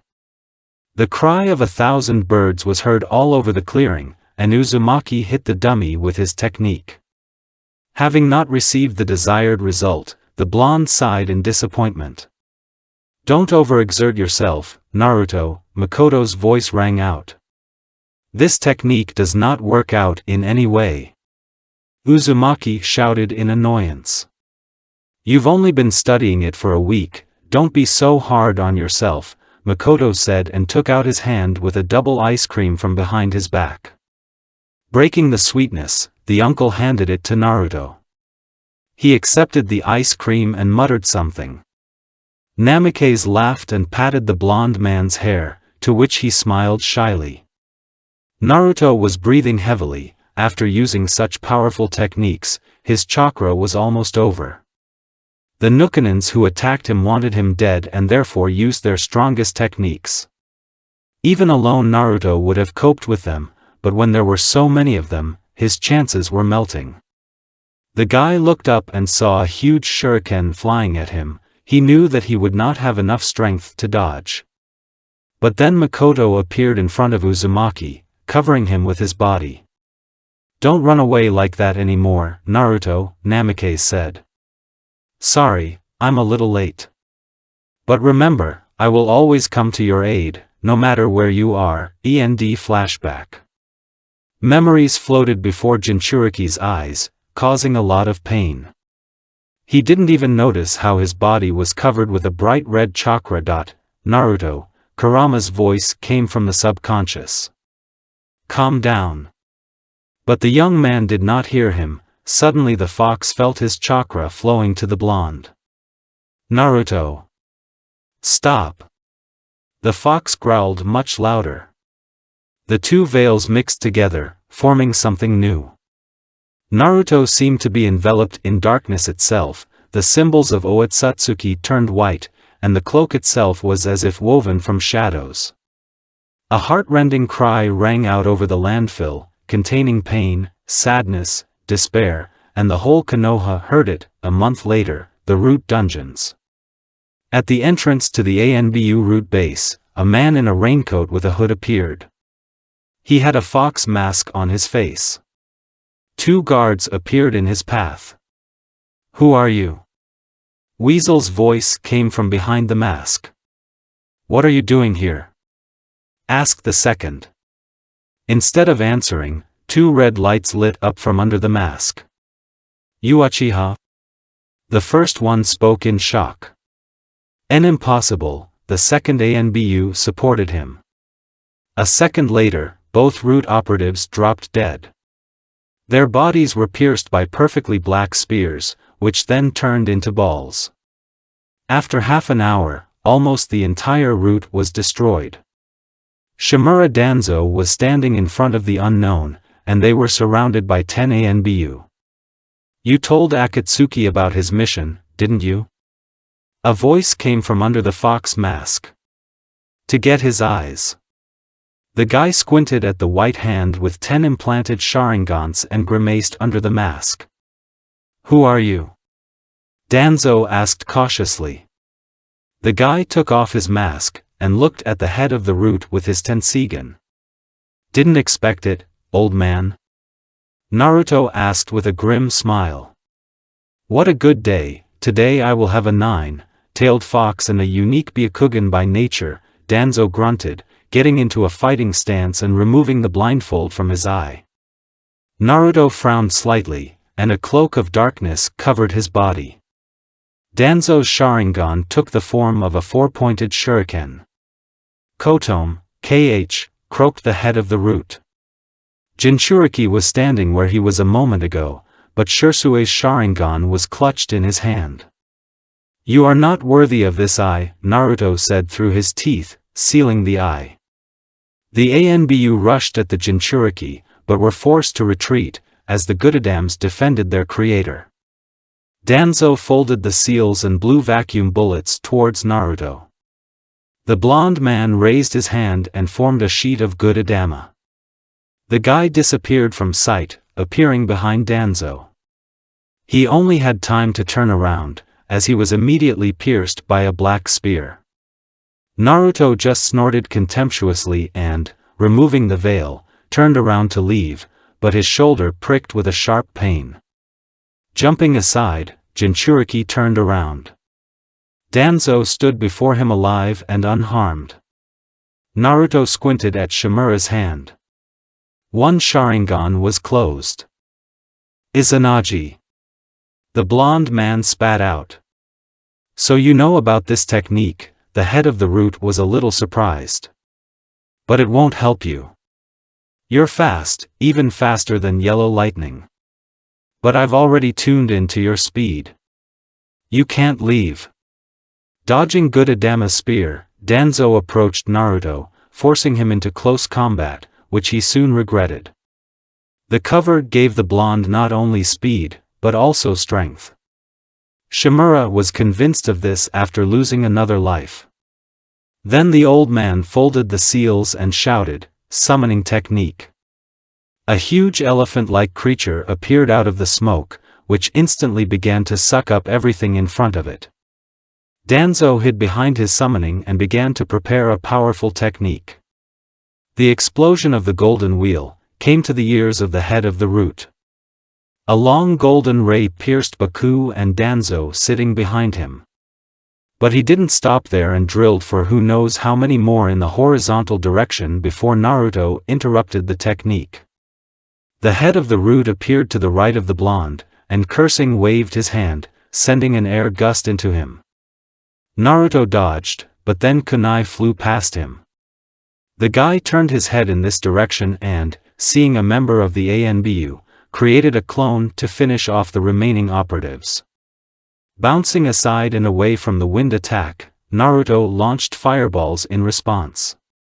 After a couple of minutes of exchanging techniques, Danzo lost another life, and the Jinchuriki clone dissipated after completing its task.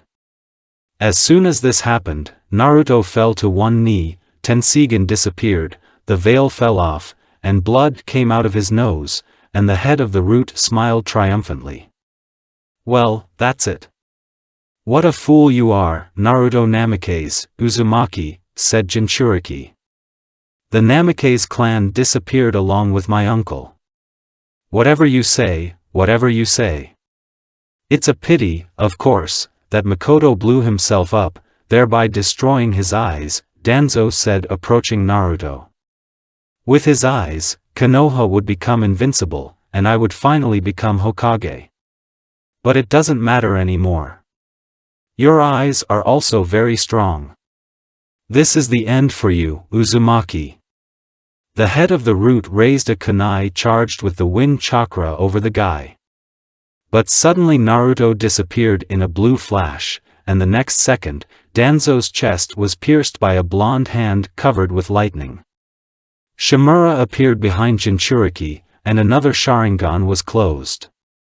How? He hissed angrily. And then a hunch dawned on him. Genjutsu. Folding the seal of concentration and saying, Kai, the old man dispelled the illusion. He saw that the entire root base was dotted with kunai. Having formed an air sword, Danzo rushed at Naruto with a growl. But he just disappeared in a flash. After a few minutes, almost all the Sharingans were closed. Jinchuriki was breathing heavily, as was Danzo. Both stood opposite each other and each drilled the other with his gaze. Then the opponents rushed towards them. In the next second, the head of the root spat blood and used the last Sharingan. Danzo rushed at the barely standing boy, but suddenly Jinchuriki's body was covered with red lightning and Naruto's hand went through the chest of the head of the root. And Danzo, in response, pierced the blonde's shoulder with a sword made of wind. Protect Konoha, instead of me. After letting out his last breath, Shimura Danzo left this world. Taking his hand out of the old man's body, Naruto just nodded and fell to his knees. Naruto, Kurama's voice was heard from the subconscious. Anbu and Hokage will be here in 5 minutes. I understand you, Ku, Naruto answered, getting up. Gathering his last strength, the guy disappeared in a flash. Which one? At $, leader. %, at did you call us so early? The priest of Jashin shouted in displeasure. Calm down, Haiden, Pain said calmly. We are gathered here to welcome a new member of our organization. From behind the Akatsuki leader came a man whose eyes were burning red. Please welcome Naruto Uzumaki, Pain announced loudly. Leader, stop, Haiden began. He's like a Jinchuriki, then what $% is he doing in our organization? It's like we were supposed to catch him. He agreed to give us the 9-tailed one as soon as we collect all the tailed ones, the red-haired man calmly replied. Therefore, Itachi, he will be paired with you. Leader, Uzumaki said. I would like to talk to you about the Biju sealing method. I have developed a faster method. Then let's go to my office, Pain called and left the common room. At the same moment, in the Hokage's office, Tsunade summoned all the Hunins and Anbu to her office. I declare Naruto Uzumaki a Class S Nuke Nin, for the murder of the village elder, and the Anbu root unit. Hokage said firmly. What? But Hokage-sama. Kakashi began. That's out of the question, shouted Tsunade. I don't like it myself, but he escaped by killing Danzo and cutting out the entire root. And now everyone out. All the Hunins were shocked, but they didn't argue. When everyone disappeared into Shunshin, Hokage turned to face the window. What are you up to, Naruto? POV I know. It's been a little over 2 years since Naruto was declared a Nuke Nin for the murder of an elder. I still can't believe he did that. He left and didn't tell me anything. I vowed to move on and get him out of my head. But, unfortunately, he does not come out of there in any way. Even leaving my clan quarter, I unconsciously glance at the place where he always met me.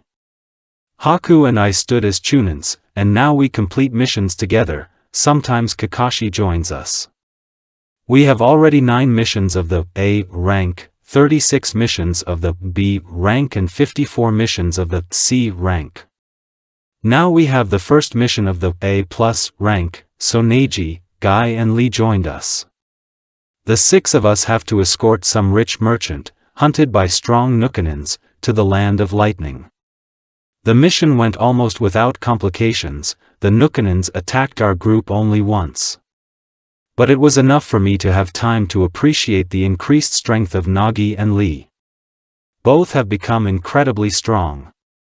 I couldn't even keep track of Lee's movements, although Haku says I have a pretty good speed. We all liked the customer, so we said goodbye on a rather warm note. On the way back, Nagi suddenly stopped and looked away. After saying something to Kakashi and getting a nod, the guy asked us to speed up. But before we could fulfill this request, two people in raincoats with red clouds jumped out onto the road. A girl was hanging on the shoulder of one of them. They turned to face us. One of them was very similar to Sasuke, only his black hair was much longer. And the second one had a fox mask on his face, and his hairstyle was exactly like his partner's, only his hair was silver. Itachi Uchiha, we, as Shinobi Konoha, have to detain you and deliver you to the village of the leaf, said Kakashi-sensei and took out the kunai. Itachi Uchiha? Is this the one who slaughtered almost the entire Sasuke clan? I've heard that he's incredibly strong.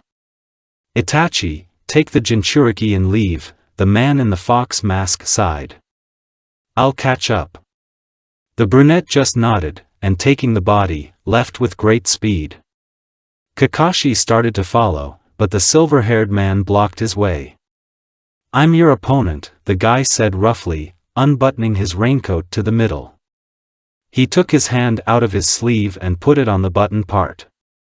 On his hand was a ring with the kanji fox. His voice sounded familiar to me. Who are you? Nagi asked cautiously. The guy brought his hand to the mask and took it off. Moreover, the fact that this mask burned right in his hand, we were surprised by the identity of the stranger. It was him. Naruto Uzumaki. His facial features sharpened, making his face even more mature. His now silver hair fluttered in the wind, periodically closing his eyes. But his eyes have changed the most. They no longer had that warmth and kindness, they no longer sparkled with cheerful sparkles. Only ice was visible in them. But I've learned to see through masks for a long time. In the depths of those blue eyes, I saw joy and some kind of sad determination. Suddenly Lee took off at great speed. I didn't even notice his movements. But he went through Naruto. To fall for such a cheap trick, what a shame for the shinobi of the leaf, a voice sounded behind us. We turned around. Naruto was standing there, not changing his posture at all. Was it genjutsu? Your speed is at a good level, Uzumaki said lazily. But then it seemed to become transparent for a moment, and then I saw Lee flying in our direction. You still have to grow and grow before me, Naruto finished his sentence. And I heard Guy and Kakashi whispering, did you notice his movements? No, I couldn't see them. Can't even the Hunins, who are among the fastest in our village, keep track of him? This technique is called instant step. I created it myself based on my father's Hiration. It is based on the chakra and does not need labels, but, unfortunately, it is quite expensive, so you will not master it. To match my speed, you will have to open 6 gates. Well, do you still want to fight me? Naruto said with a sneer. No, it can't be Naruto. He would never say that. What happened to him? Let me show you the gap between us. At that moment, I felt just a huge pressure, as if I was holding the whole sky on my shoulders. But it was not a thirst for blood, like the same Zabuza, or Orochimaru. It was something else. A certain cold determination, and a faint echo of guilt. I fell on all fours. Lee was pinned to the ground at all. Kakashi and Guy barely kept on one knee. Haku and Neji, like me, were on all fours. Is this his power? How much is he superior to us, even if the Hunins can barely hold on? Anino, Kakashi croaked. I immediately understood what he wanted. Folding one seal, I pointed my hands at Naruto. Transfer of consciousness. I found myself, in our village. Right on the mountain, near the faces of the Hokage. On the head of the fourth sat Naruto in his Akatsuki cloak. There was a rather large fox sitting next to him. Uzumaki was putting his arm around his neck, and suddenly he turned to me. I saw a fleeting fear on his face. "Get out of my head!" I heard his cry, and the next second I was thrown into my body. But I managed to hear his thought, and she became a real beauty. When I woke up, the pressure had already stopped, and Naruto was standing as if nothing had happened. He opened his mouth intending to say something to us, but then his gaze slid to the side and he grimaced. "We'll meet again, Konoha ninja," said the guy and broke up into white crows. What was that? His behavior and what I felt in his head is very different. And that thought about the beauty. Is he talking about me? I involuntarily blushed. Something's not right here. I need to talk to him alone, and POV Ino. After the mission to capture the two-tailed Jinchuriki, Naruto went to the leader of the organization. He was glad to meet old friends. But his mission is more important, for their own safety. Itachi was waiting for him near the office. Uchiha stood with his back against the wall and looked at the named brother. "Itachi, what are you going to do with your brother?" Stopping near the brunette, Naruto asked. "Soon Orochimaru will be dead and he will be free from his mission. What do you suggest?" "Send him to Konoha." The position of the village was greatly weakened after Sasuke and I left. But they couldn't hide it for a long time. Tsunade is trying to prevent an attack on the village. But the rest begin to remember old grievances. Only the agreement of a leaf with sand keeps other villages from attacking, Uzumaki said. "Do you want to deal with it yourself?" Itachi asked with a slight smile. "You know me too well," Naruto replied with a grin. "Don't you want to come with me today?" "No, for some reason it seems to me that I will only get in the way." Uchiha already smiled fully. "Baka you, Itachi," understanding the hint, Uzumaki pouted. The brunette grunted and poked Jinchuriki in the forehead. Naruto jokingly punched Uchiha's shoulder, and headed for the door. Opening it, he entered the office and went to the table where Pain was sitting. "Naruto-kun, great job. You and Itachi can rest, the sealing will take place tomorrow," Nagato said, looking up. "With all due respect, I ask you to wait a few days with this," Naruto began and, seeing Pain's surprised look, continued, "Today is October 8th. Nagato thought for a moment, and then, remembering, smiled condescendingly. Putting down the documents, the leader folded his hands and looked at Uzumaki. "Will 4 days be enough for you?" "Of course, thanks to Pain-sama," Naruto bowed and left the office. As soon as Uzumaki left, Nagato leaned back in his chair and sighed wearily. "Only 8-tailed and 4-tailed are left," Pain muttered into the void. "Soon, Yahiko, we will bring peace to this land." As soon as Naruto left the rain village, he stopped. "Don't follow me, Zetsu." I noticed, a creature with a black and white half crawled out of the ground. "I won't betray Akatsuki," Uzumaki said irritably. "I thought you'd figured that out by now." "Calm down, Naruto-kun, I understand everything," said Zetsu. "Just being careful never hurts, but if you insist, I'm building." Zetsu made a bow and disappeared. Jinchuriki sighed and continued on his way. After a while there was a thunderclap and the road was empty. October 10th. In Konoha, there is both a holiday and mourning. Victory Day on the Fox, and at the same time the day of the death of the fourth, many shinobi and even civilians. Although many years have passed, but every year on this day old wounds open, someone gets drunk, someone visits the graves, and some do not distinguish this day from others. And one person for whom this day could become the most important was standing at the grave of his father, and concurrently the fourth Hokage. There were no people in the cemetery, everyone had gone about their business, having already paid tribute to the dead. Naruto looked at the pile of flowers lying at the grave of Minato and Kushina. His gaze caught on one bouquet. No one else would have noticed it. This bouquet was not distinguished by luxury or the number of flowers. Uzumaki knew who he was from. The guy himself held exactly the same in his hands. My heart ached slightly from the memories. He came here with her every year after they started dating. The girl did not insist that this day be remembered only as his birthday. She silently supported the guy, standing next to him and Makoto, holding his hand. But that was more than enough for Naruto. A single tear rolled down his cheek. After putting flowers on the grave, Uzumaki wiped it and walked away from the cemetery. He didn't even notice how he came to Mount Hokage. As a child, he loved this place very much and often came here afterwards. Unbuttoning his raincoat, Naruto swung his legs down and glanced at the village.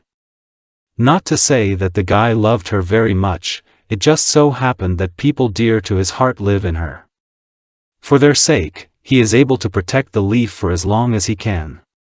"Hey, Kurama," Naruto called. "Don't you want to stretch your paws?" Pfft, came from the subconscious. "Did you by any chance catch something from the Uchiha?" Uzumaki got flustered. "Listen, Naruto, leave me alone," the fox muttered. "Let me sleep." "You just need to sleep, a walking house for fleas," the guy muttered cheerfully. "Who did you call a home for fleas, silver-haired?" Kurama got excited. "Well, I thought you liked my hair," Naruto said resentfully. "Yeah, right," muttered the nine-tailed one. "Okay," Uzumaki said. "Go to bed if you want to." The answer to him was the loud snoring of the fox, to which Naruto grinned. "I'll make a fur coat out of you, then we'll see how you sing," the guy said without malice. "Raise your hands, slowly stand up and turn around," a painfully familiar voice sounded behind. Naruto obediently stood up and, shaking himself off, turned around. He was not mistaken. Ino was standing in front of him, in a purple dress with a kunai in one hand and shurikens in the other. It looked both cute and dangerous. So Naruto smiled. "And what are you going to do?" the guy asked with a certain amount of fun. "Detain Nuke Neen," the girl said in a firm voice. I would have believed it if not. Then the guy instantly appeared next to the blonde and, taking her by the chin, looked into the girl's eyes. She felt that she could not move. "If it wasn't for your knowledge of my abilities," Naruto finished. Of course, Ino knew who was in front of her. The girl understood that she was not his equal. Although she was a chunin with the strength of an average jounin, but her boyfriend fought monsters like Zabuza, Raikage and one-tailed Biju 2 years ago. And also killed an elder who was almost equal in strength to the third Hokage. But she needed something else. She needs answers. Why did he kill Danzo? Why did he leave without telling her? Why did you join Akatsuki? Why didn't you send a message for these 2 years? Ino had already taken a breath to voice her questions, but she felt his lips on hers. All thoughts vanished in an instant. My head began to spin, and my legs began to give way. The girl did not notice how she began to respond to the kiss. She hugged him around the neck and felt his hands on her waist. And when did the seal of polarization go down? This no longer worried the blonde. Ino dissolved into his arms. Naruto put all his feelings into the kiss: love, joy, guilt, bitterness and determination. When they broke away from each other, Ino buried her face in Naruto's chest and cried. The guy just silently stroked the girl on the back. "Why?" the blonde said softly. "Why did you leave me alone?" "I'm sorry," whispered Uzumaki. "It was necessary, that's it? Aren't you going to say anything else?" Ino asked. Whatever I say, it will look like excuses, the guy said sadly. I can only say that I'm really sorry. I still love you more than life, and if you don't want to see me anymore, I'll understand. Fool, Ino just said and kissed Naruto. I can't live without you myself. They say that in separation, feelings either grow stronger or disappear, Uzumaki said, hugging the girl tighter. Mine just got stronger, the girl smiled. Like mine, the guy said. Naruto reached out to Ino and kissed her passionately. He realized a long time ago that kissing wasn't enough for him.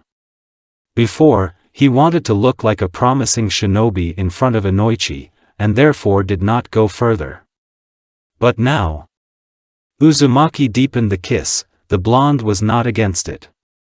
Jinchuriki's hands slipped from the thin waist to the elastic ass of the girl and lightly squeezed her. Ino gasped and broke the kiss, and Naruto touched his lips to the thin neck. Naruto, let's not, Here, the girl whispered languidly. The guy nodded and lightly bit the blonde in the collarbone area, leaving a hickey. Ino just bit her lower lip and mumbled something. Now you're only mine, Naruto said in the girl's ear and bit her earlobe. Where am I, going to get away from you, the girl smiled. The guy grinned and, using hiraishin, found himself in his house, which he had shown the blonde a long time ago. Scene 18+ detected. All minors scroll through the chapter. Although who am I, he'll listen, right? Once in his house, Naruto pressed Ino against the wall and pulled him into a deep kiss.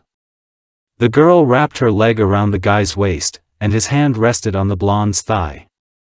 Their tongues intertwined in a famous dance. Naruto quickly stopped the blonde's attempts to take over him, and Ino gladly obeyed. Breaking away from the soft lips of the girl, the guy again clung to her neck. Akatsuki's raincoat was thrown aside and Uzumaki was left in only a t-shirt and pants. The guy's hand moved to the lock of the dress. Unbuttoning it, he discarded the already unnecessary piece of clothing. Do you want to, continue in the bedroom?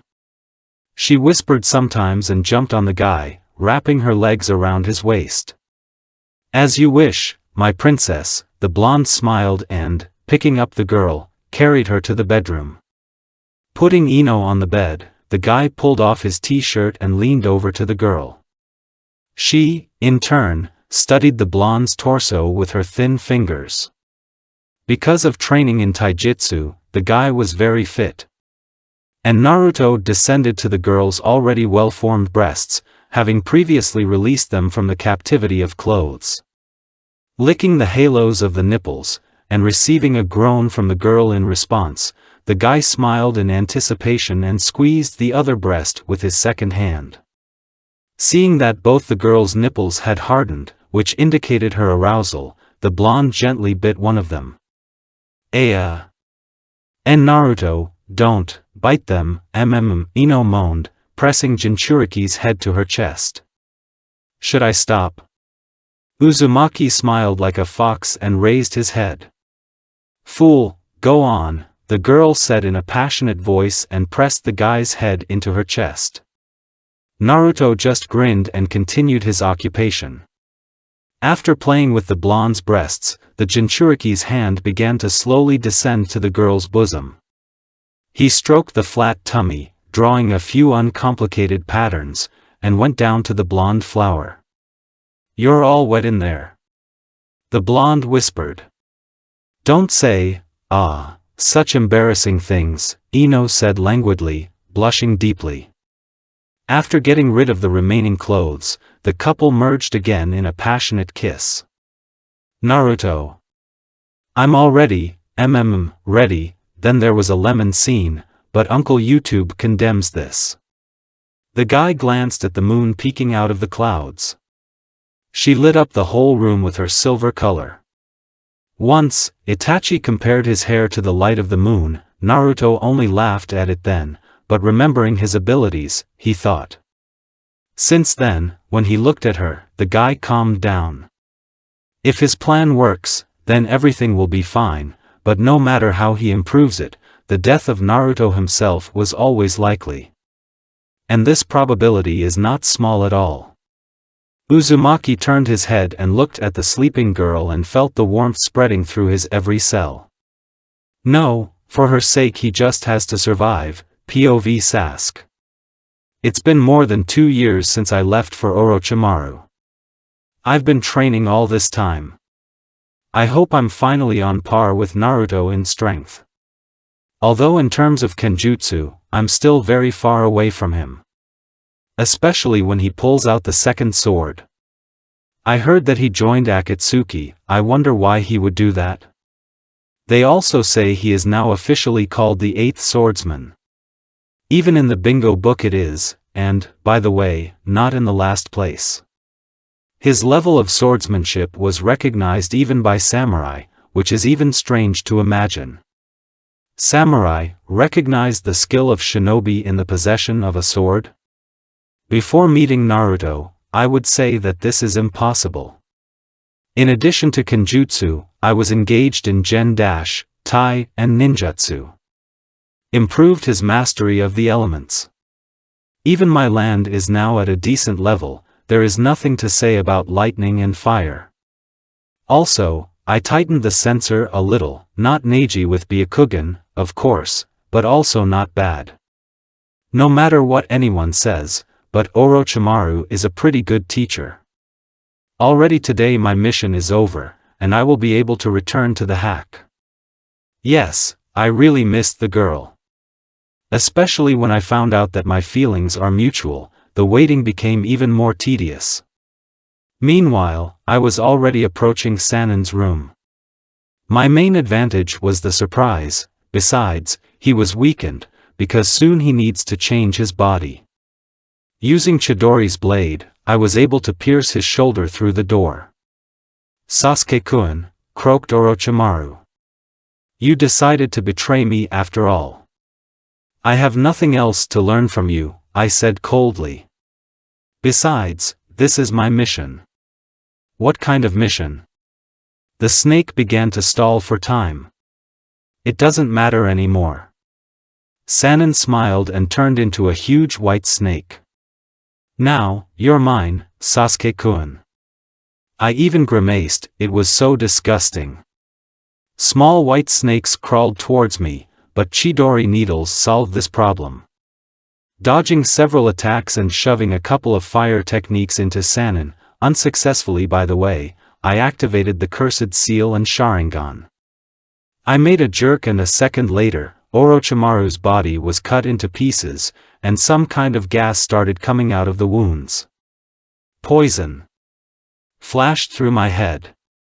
Although Naruto did not use poison so often in battle, he taught me to carry a universal antidote with me. I pull out a pill, and I want to eat it, as a sunbon flies into my hand. I look in the direction where the needle came from. Kabuto. I use Sharingan and send it to the world of illusions. It's not that easy to get out of my genjutsu. But precious time is lost, I can no longer feel my body. A few seconds, and I'm in an unknown place. Orochimaru's face is formed from something incomprehensible.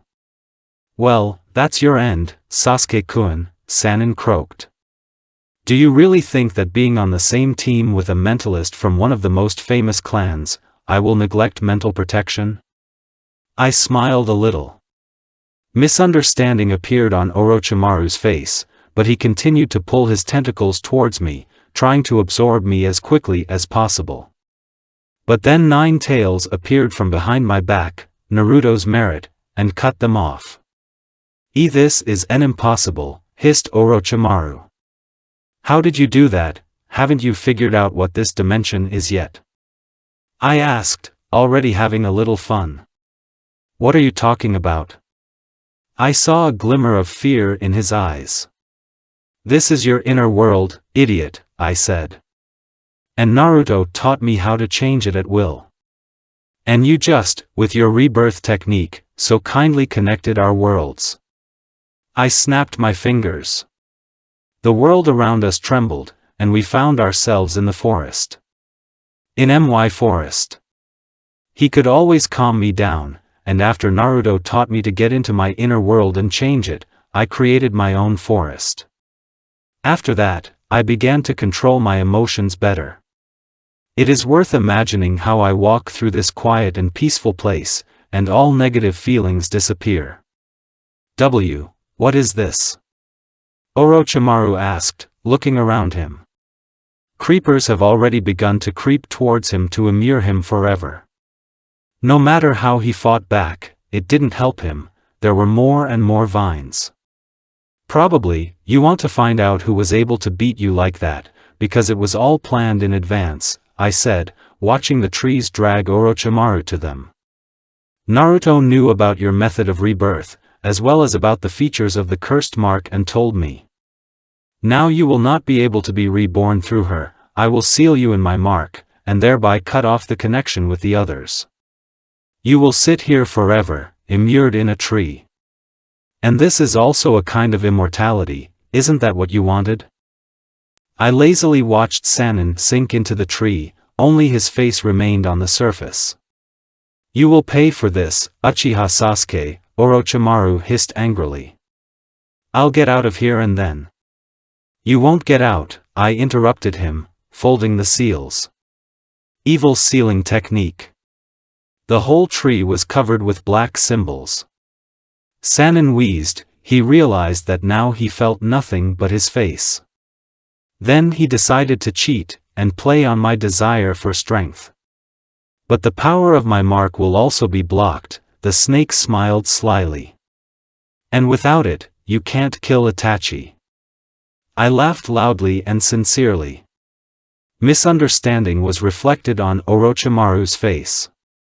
Either because I saw Uchiha laughing, or because I reacted that way to his provocation. Or maybe all together. And who told you that my goal is to kill Itachi? I asked after I had finished laughing. But, how? Orochimaru was confused. Okay, I have to go, I said, turning around. Come on, Immortal. What about Kabuto? I decided to keep him alive for now, maybe it will come in handy. After I came out of the shelter, I directed the chakra into the seal of the Thunder God, which Naruto set and began to wait, and POV Sasuke. Naruto woke up in a great mood and looked at Ino sleeping next to him. The guy could have admired her forever, her white hair was scattered on the pillow, her mouth was slightly open and stretched in a slight smile, it could be assumed that she was dreaming of something very pleasant. Smiling, Uzumaki carefully, so as not to wake the girl, got out of bed. The guy put on his pants and went down to the first floor. Naruto decided to cook breakfast. At one time, he suffered for a long time with Itachi, improving his culinary skills. He decided that his brother-in-law could not cook so badly. For anything can happen in life. But it's worth paying tribute to Uchiha, he wanted to teach, and he taught. Opening the refrigerator, Naruto took out the necessary products. How much effort he spent on this refrigerator. It's scary to remember. There were so many fusing chains that any village would tear it off with their hands.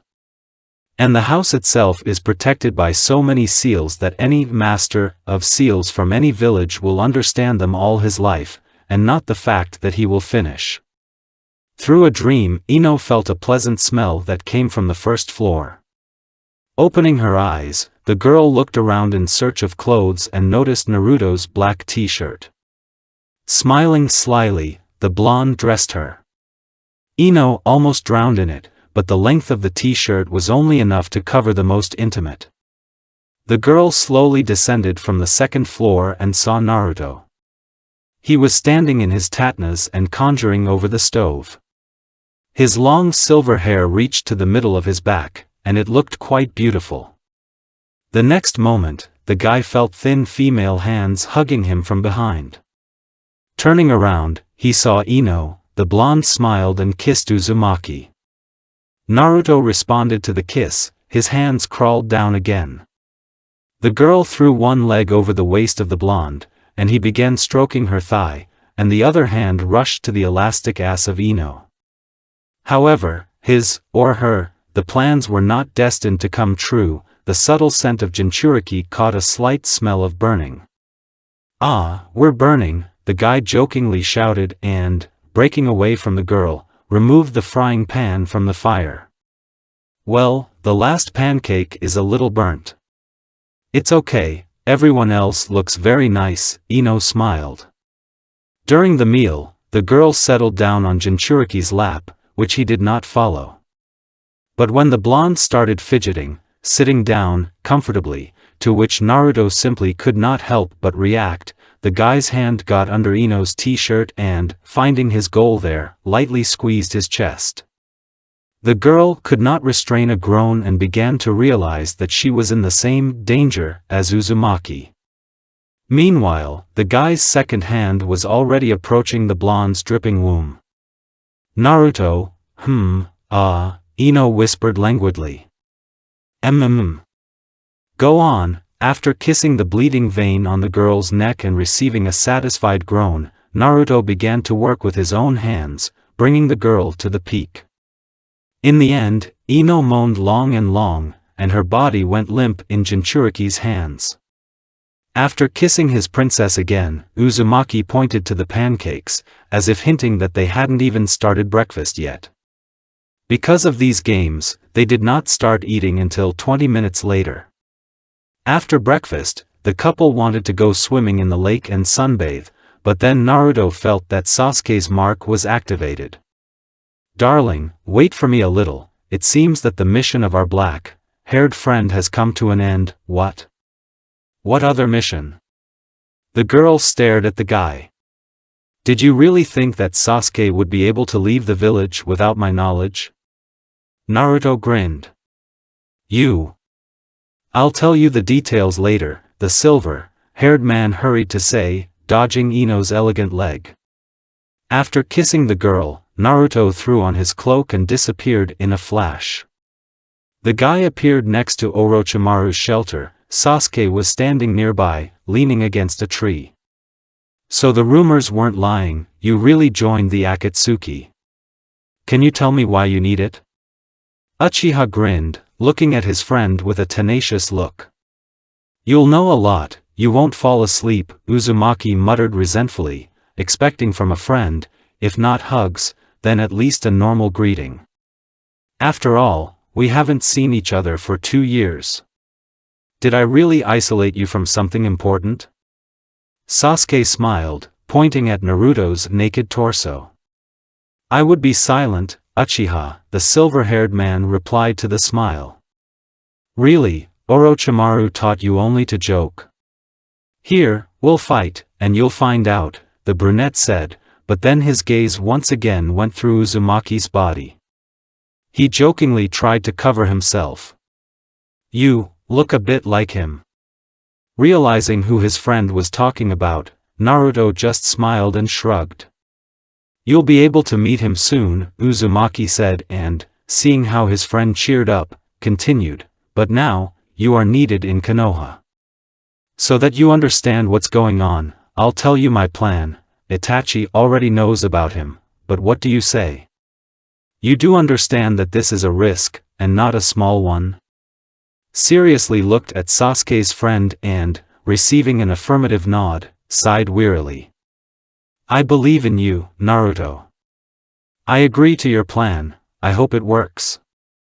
"Of course, I invented it," Uzumaki grinned. Yes, your conceit has not disappeared anywhere," smiled Uchiha. "Okay, I'm going to the village." "Are you in a hurry to hack?" Naruto laughed. "You should go, Uzumaki," Sasuke blushed. "And yes, Tsunade will record all this as an S+ rank mission," said Jinchuriki and began to drill the brunette with his gaze. "Well, what do you want?" Uchiha couldn't stand it. Naruto grinned like a fox. Sasuke shouted, but Uzumaki had already disappeared into Hiration. Uchiha sighed and headed for the village. He will show this silver-haired man what he has learned in these 2 years. But much more, he wanted to meet Haku as soon as possible, and Naruto's plan immediately popped up in his head. You started a dangerous game, my friend. Sasuke shook his head. The day after the meeting with Sasuke, the prince of the Uzumaki clan and the princess of the Yamanaka clan were sitting on the veranda of a 2-story wooden house. The blonde settled on the guy's lap, resting her head on his shoulder. Today I have to go back to the organization, Naruto whispered in the girl's ear, breaking the silence first. Is that for sure, mandatory? Wrinkling her nose, Ino said. I mean, why does it have to be you? Why can't we just stay here? I would like to stay here with you myself, but what is coming will affect the whole world. And I can't ignore it, Naruto replied with a sigh. The girl said nothing, lowering her gaze. She understood everything herself. And if as a child, she dreamed of becoming a cool kunoichi, followed by the heirs of the greatest clans in droves, now she needed only one, her Naruto. Ino would like to leave him here so that he doesn't put himself in danger. She only wanted to be close to him so that nothing would threaten them, but she understood that this was not yet possible, no matter how much she would like it. Naruto, Ino called softly, and a little timidly. And how, did you fall in love with me, and you with me? Uzumaki smiled. Naruto, baka, I asked first. The girl breathed out, pouting prettily. Uzumaki laughed and poked his finger in the cheek, thereby dispelling the formidable image of the blonde. To which she indignantly opened her mouth, taking in air, but Naruto quickly covered her lips with his, making it impossible to say anything. Breaking away from the guy, the blushing girl looked away. And yet? Ino asked quietly. Realizing that this is very important to her, and he himself would like to know why she fell in love with him, Uzumaki still decided to answer. Well, let's start with the fact that at the time when I first met you, I was a lonely orphan without relatives and friends. When I saw you, I decided that you were very beautiful, your beautiful white hair, expressive blue eyes, milky skin, and even noticing that you were attacked by those whom I would normally bypass the 10th way, I couldn't help myself and rushed to save you. When I brought you to the bank of that river, to the safest place for me, I suddenly realized that, most likely, you would recoil from me shouting, "Demon!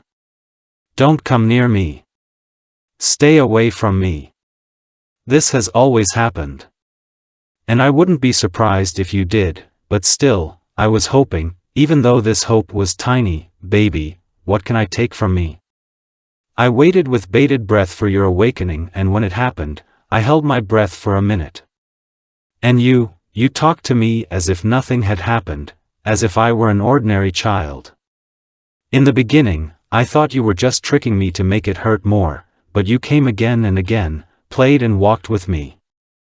With you, I didn't feel cursed by the whole village and this world, useless trash, just an ordinary boy who has someone who values him, who will care at least if I suddenly disappear. Then, every time we met, my heart joyfully stopped, and responded with longing when we parted. Then I didn't understand what was wrong with me, I just knew, that next to you I feel good. Naruto smiled warmly and wiped his girlfriend's tears. That day, before Makoto took me away, I realized that I was very weak, that I was not even able to protect the most precious thing for me. And I didn't come back to say goodbye. My head was full of a newly acquired relative, and a force with which I would have nothing to fear, with which no one would dare offend me, and I completely forgot about your feelings, Naruto, the girl said softly in a hoarse voice. It's true, Jinchuriki interrupted her with a bitter smile. He was a little stupid, he only thought about himself. But traveling with my uncle, I realized that I felt for you, that I wanted to return to the village only because of you, and decided that I would get you at any cost. I felt that I couldn't do it without you.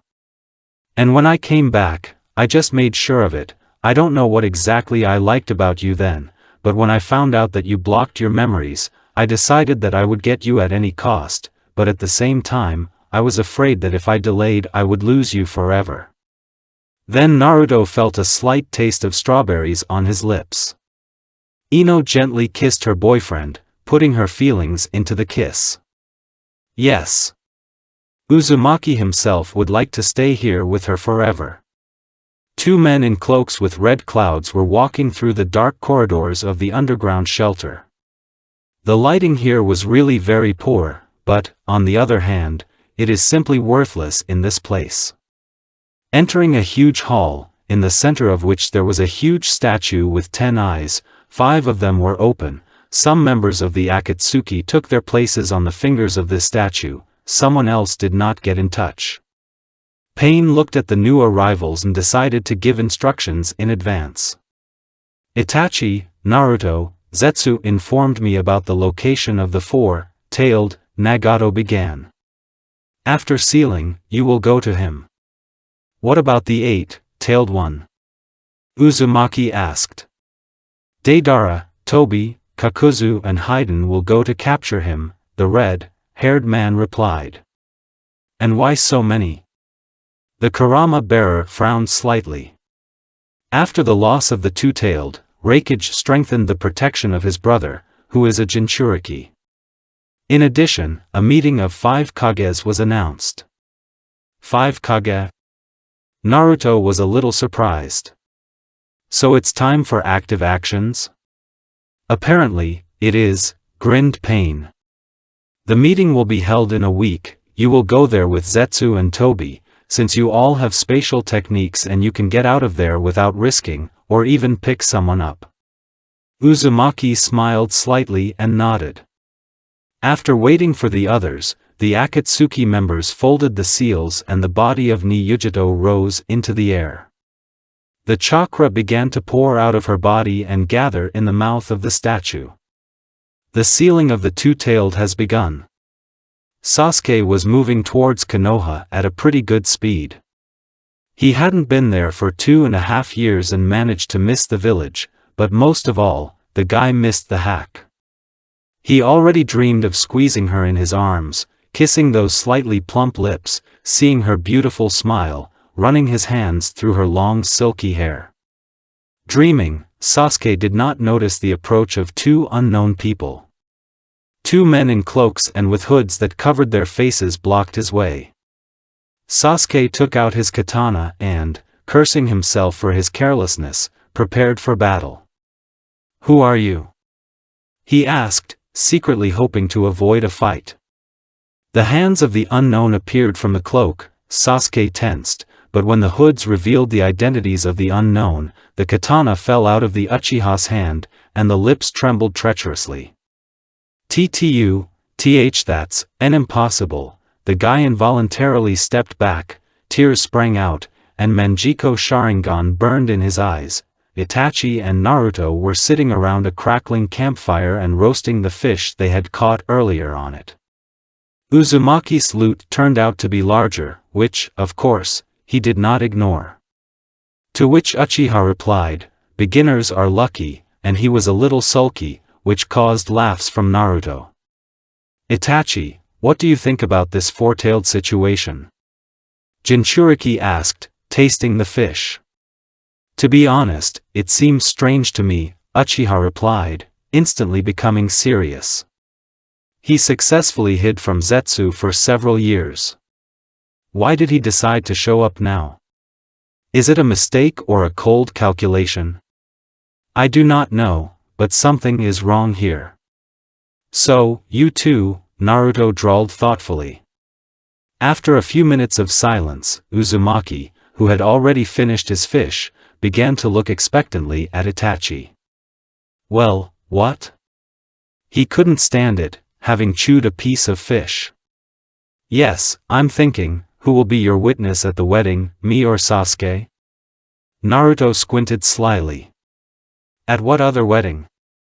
"I decided to pretend to be a fool, Uchiha." "Well, what is it, what is it?" "Yours and Conan's, of course." "Oh, he shouldn't have put fish in his mouth before." Itachi coughed so hard that Jinchuriki had to pat him on the back. How do you know? The brunette asked, still recovering. Well, flashback. Naruto walked through the dark corridors of the Akatsuki shelter, lost in his thoughts. It was the middle of the night, but Uzumaki could not fall asleep. He was changing, finalizing something in his plan, trying to minimize the victims. Although he could not remove the threat to his own life, Naruto did not give up. Kurama also actively participated, because the fox had already become attached to this kid. Besides, he promised Kushina. Pregnant, Itachi. Uzumaki stopped abruptly and spun 180 degrees. He did not notice how he passed by his sworn brother's room. Eavesdropping is bad, but on the other hand, it's Itachi, how can I pass by? But if he didn't say, then there were reasons, or maybe he just didn't have time. Although, judging by what I heard, he was already very late, Naruto argued with himself, who had not decided what to do. Well, how do they teach shinobi? If they didn't tell you, then find out for yourself. All. It's decided. Let's hear who he's with there. Are you sure about that? Itachi's voice was heard. Yes, Uzumaki heard a voice. Conan? Aren't you glad? Are you kidding? I'm just happy. Uchiha hugged the girl and circled with her in his arms. But that means you have to leave Akatsuki. I understand, but what am I going to tell Nagato? Conan asked a little sadly, throwing her arms around the guy's neck. After all, he's like a brother to me. We'll tell him, but later, when you and the baby are safe, Itachi said excitedly, but at the same time firmly. By the way, you don't know, well, the boy. The girl smiled warmly and put the brunette's hand on her stomach. I love you, Conan, and I love you, Itachi. End flashback. You can consider it intuition, Uzumaki smiled broadly. By the way, you can call your son Naruto. Itachi choked, even without fish in his mouth. That's the bad luck. What is he doing? It will be cold in hell sooner than I will name my son after you. Uchiha even crossed himself, although how does he know why and how to do it? Approximate author. What are you doing? That's a great name. Naruto was offended. Maybe, but here's another one of its bearers, the world may not be able to stand it. Itachi was horrified. Come on, Uzumaki pouted. At such moments, he was very reminiscent of the brunette Sasuke. Uchiha smiled and tapped Jinchuriki on the forehead with 2 fingers. Itachi understood that behind these jokes Naruto hides his own fear. The fear that his plan will not work, and if it does, then he himself may not survive its completion. All these thoughts torment Jinchuriki from the inside. Another would not have noticed, but Itachi spent enough time with the guy to understand this. Naruto tries to laugh it off, imagines himself after the war, what he will do, who he will become, because he himself may not be in this possible future. He is also very scared for Ino. It is unknown what may happen to her during the war, and if he still does not survive, how will she bear it? Therefore, Naruto does not say anything to her. He is afraid that if he tells her, the girl will start persuading him, and she will persuade him. He would spit on the world for her, just to be with her as long as possible. Itachi sees it in his eyes, and he feels sorry for Uzumaki, because he's just a guy who found out about the coming catastrophe, and has the strength and intelligence to prevent it. If only he could, he would switch places with Naruto. Yes, Itachi will soon become a father, but Naruto also deserves the opportunity to become one. Perhaps the Uchiha genes are to blame for everything. That's how they are. They are ready to take the suffering of a person dear to them on themselves, if only he would be happy. But if you take this away from them, then they plunge into impenetrable darkness. In part, Itachi was able to come out of this darkness only thanks to Naruto and his love for Sasuke, his younger brother. Thanks to them, he will soon become a father, which is why he wanted to give this opportunity to Naruto, too. The next morning, having rolled up a temporary camp, the Akatsuki went to the nearest settlement, which they found out about yesterday. They were walking along a small road, which was rarely used due to the fact that bandits can often be found on it. But two ninjas of the S rank were not afraid of this. Suddenly Naruto felt the danger and quickly folded the seals. Element of the earth, a wall of mud. Two small lava balls crashed into Uzumaki's defensive technique. Slow pops were heard. A black-haired guy, about 20 to 25 years old, came out of the forest. He was wearing a red hooded sweatshirt, blue pants and bright red shinobi sandals. He clearly likes to show off and stand out among others, but for shinobi, this is not just not a necessary character trait, but even harmful to what people? Jinchuriki said mockingly. Did they really send the most legendary 8th swordsman after me? Do you know who I am? Naruto squinted. Well, otherwise, the carrier of the nine-tailed, the one who betrayed his brothers, the Jinchuriki, and catches them, sending them to certain death. Well, then introduce yourself, since you already know me, Uzumaki asked dispassionately, ignoring the accusations. Ha ha ha, I am the great Jinchuriki, the bearer of the four-tailed Biju, Araizu Ishikawa, the guy shouted proudly. How stupid it is to tell those who are hunting for people like you that you are the one we are looking for, Itachi said calmly. Why should I be afraid of you? Araizu said arrogantly. I'm stronger than you at times, I have a four-tailed. The only danger to me is only people like me. Can you control your Biju? Naruto was a little interested. Here Ishikawa's smile became much more smug. Not only his own, but also others, Araizu grinned. Which I proved a few years ago in Konoha. So it was you? Uzumaki asked coldly. Outwardly, he was absolutely calm, not a muscle on his face twitched, but a storm was raging in his soul. Although the one-tailed one is not the strongest, and was not in his element, but everyone was able to see the power of Biju. To understand that they are not our equal. If I'm not mistaken, did you stop this stupid raccoon, and if so, what? Naruto said lazily. But, more importantly, how can you change the inner world of Jinchuriki, thereby controlling them?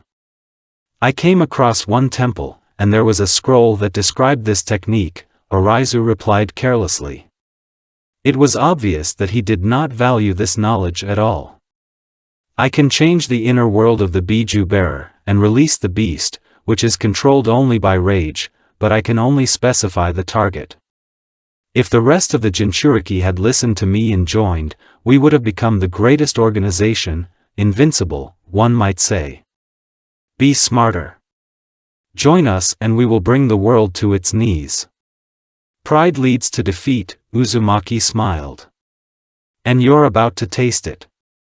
So you want to do it in a bad way, Ishikawa gritted his teeth. Element of lava, lava flow.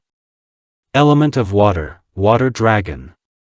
The two techniques neutralized each other, and Araizu jumped back, folding the seals. Element of lava, volcano. Element of water, breaking wave.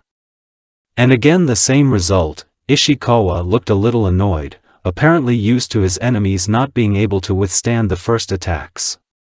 It looks like you don't own the other elements, Naruto said, dodging another Yoton technique. I decided that since there is a Kekii Genkai, then I can abandon my self-development in the field of other shinobi disciplines. Besides, you got the genome from Son Goku. Who? The guy growled. So you don't even know your Biju's name? Uzumaki was affectedly surprised. So you won't be able to master all of his power. I've already mastered it. I have conquered Biju. He has been fighting with his copy for several years, giving me all his strength. You are nothing compared to me. Ishikawa began to be covered with lava, forming an armor that prevented him from getting close. Naruto just gave him a contemptuous look. You're only pushing with bare power, Uzumaki said. No technique, tactics, nothing. I'm disappointed. Araizu roared and rushed at Naruto. A moment before the collision, an outline appeared around the silver-haired man's eyes, like Orochimaru's, only red. Uzumaki pulled out his hand and stopped Ishikawa's fist. The eyes of the four-tailed Jinchuriki widened in surprise, because his attack in this armor had just been stopped with his bare hand. It's been a long time since I entered the hermit mode. In this mode I'm not afraid of high temperatures. Kitsune with fire on you. Naruto cracked his neck and released Ariza. He jumped back, but did not rush to attack. After all, his main trump card is now useless. And what are you going to do? I am sure that you are a complete zero in taijutsu, because you have always hoped for your melee technique. Although you are fast, really fast, but your speed is nothing against me.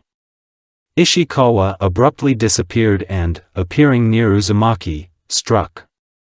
He simply disintegrated into white crows and ended up behind Araizu. Naruto folded the seals, and small blue lights lit up on his fingers. The seal of the 5 elements, Uzumaki said, putting his hand on Ishikawa's stomach, who had just turned around. The lava cover began to disappear. Araizu backed away, not believing what had just happened. What did you do? Shouted Ishikawa. I just deprived you of the Biju chakra, Naruto replied coldly. Why you, and couldn't? Give it back.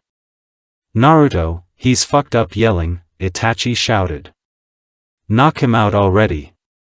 Araizu looked at Uchiha with a mad look and rushed at him with maximum speed. Fast, but not fast enough. In the next second, Naruto was holding Jinchuriki by the throat. You can still move, it's commendable. I just don't understand how you could hide from us for so long, Uzumaki said. Then vacuum bullets fly into Akatsuki, Itachi and Naruto jumped back and turned towards the attack. And here's our puppeteer, Jinchuriki muttered. Hey, old man, you're taking a long time, Araizu shouted.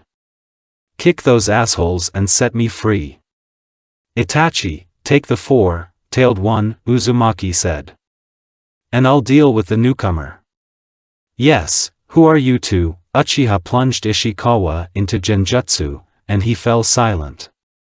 The unknown threw a few kunai imbued with wind chakra, which the guy easily beat off.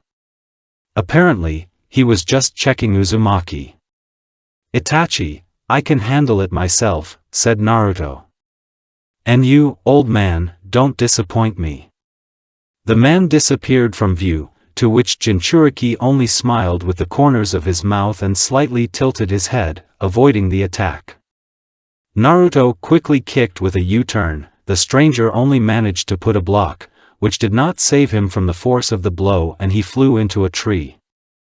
The hood fell off the man, revealing a view of the long red hair that was braided. Are you Uzumaki? Naruto said in shock. So what? The old man asked, getting up from the ground. Yes, I'm Uzumaki Ashino. I'm also Uzumaki. You? He looked eloquently at Naruto's hair. I don't believe you.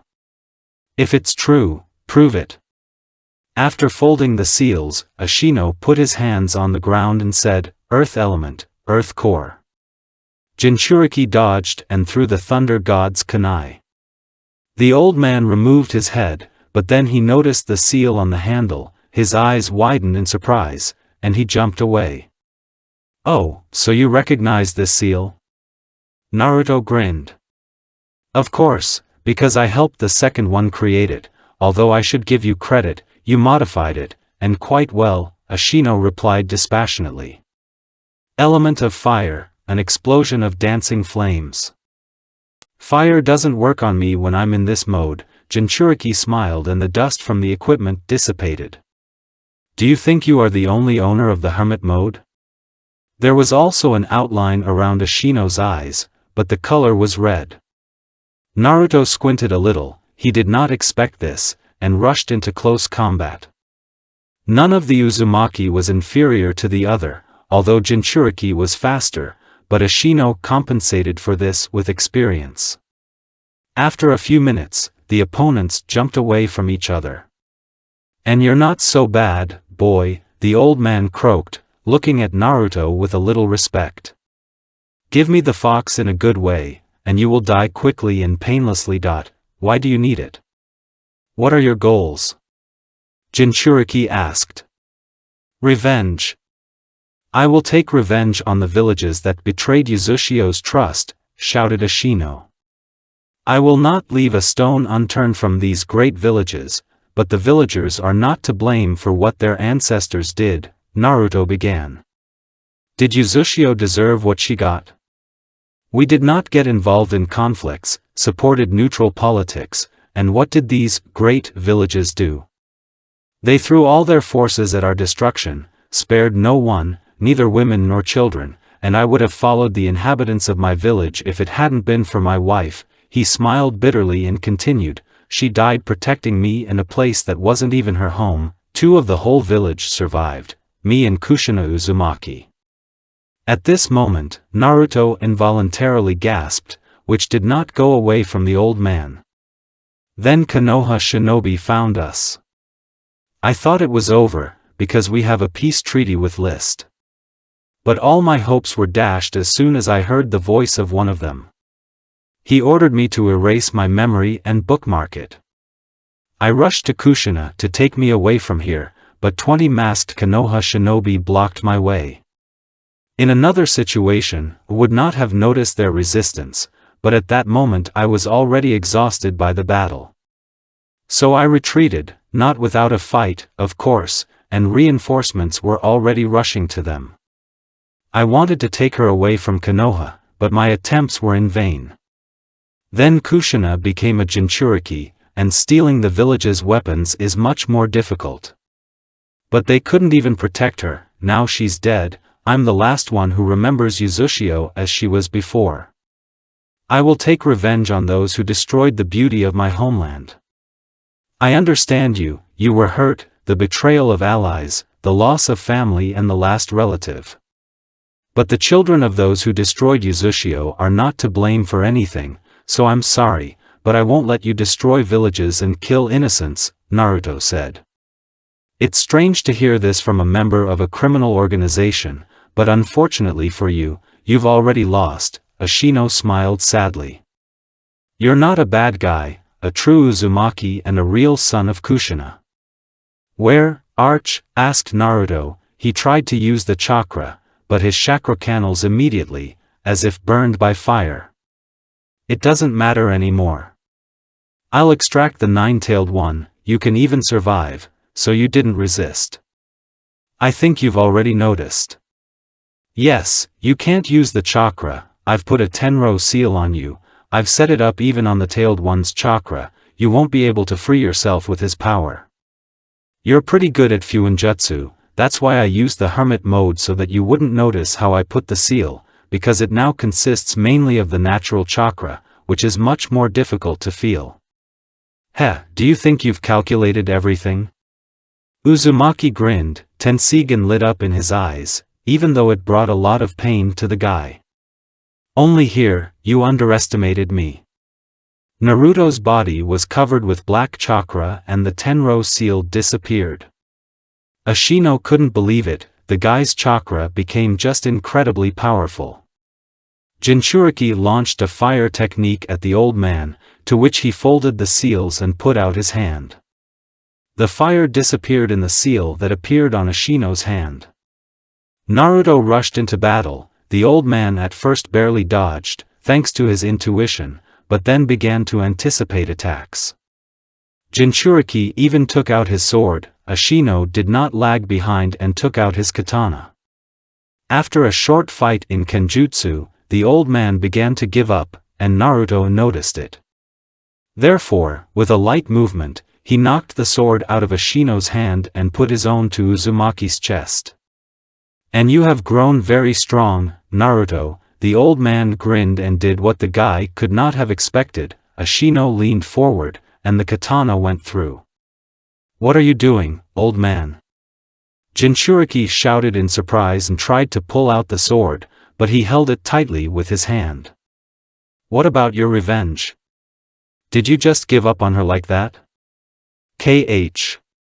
"I've already lingered in this world." The old Uzumaki spat blood and smiled sincerely. They've been waiting for me." But Naruto began and picked up the old man, who had already begun to fall. "And yes, I'm sorry, I lied to you a little. My real name is Akio Uzumaki," the old man croaked.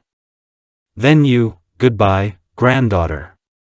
I was glad to meet you, and thank you." The former Yuzukage let out his last breath and his gaze glazed over. Darling," the words stuck in his throat, and tears flowed from Naruto's eyes.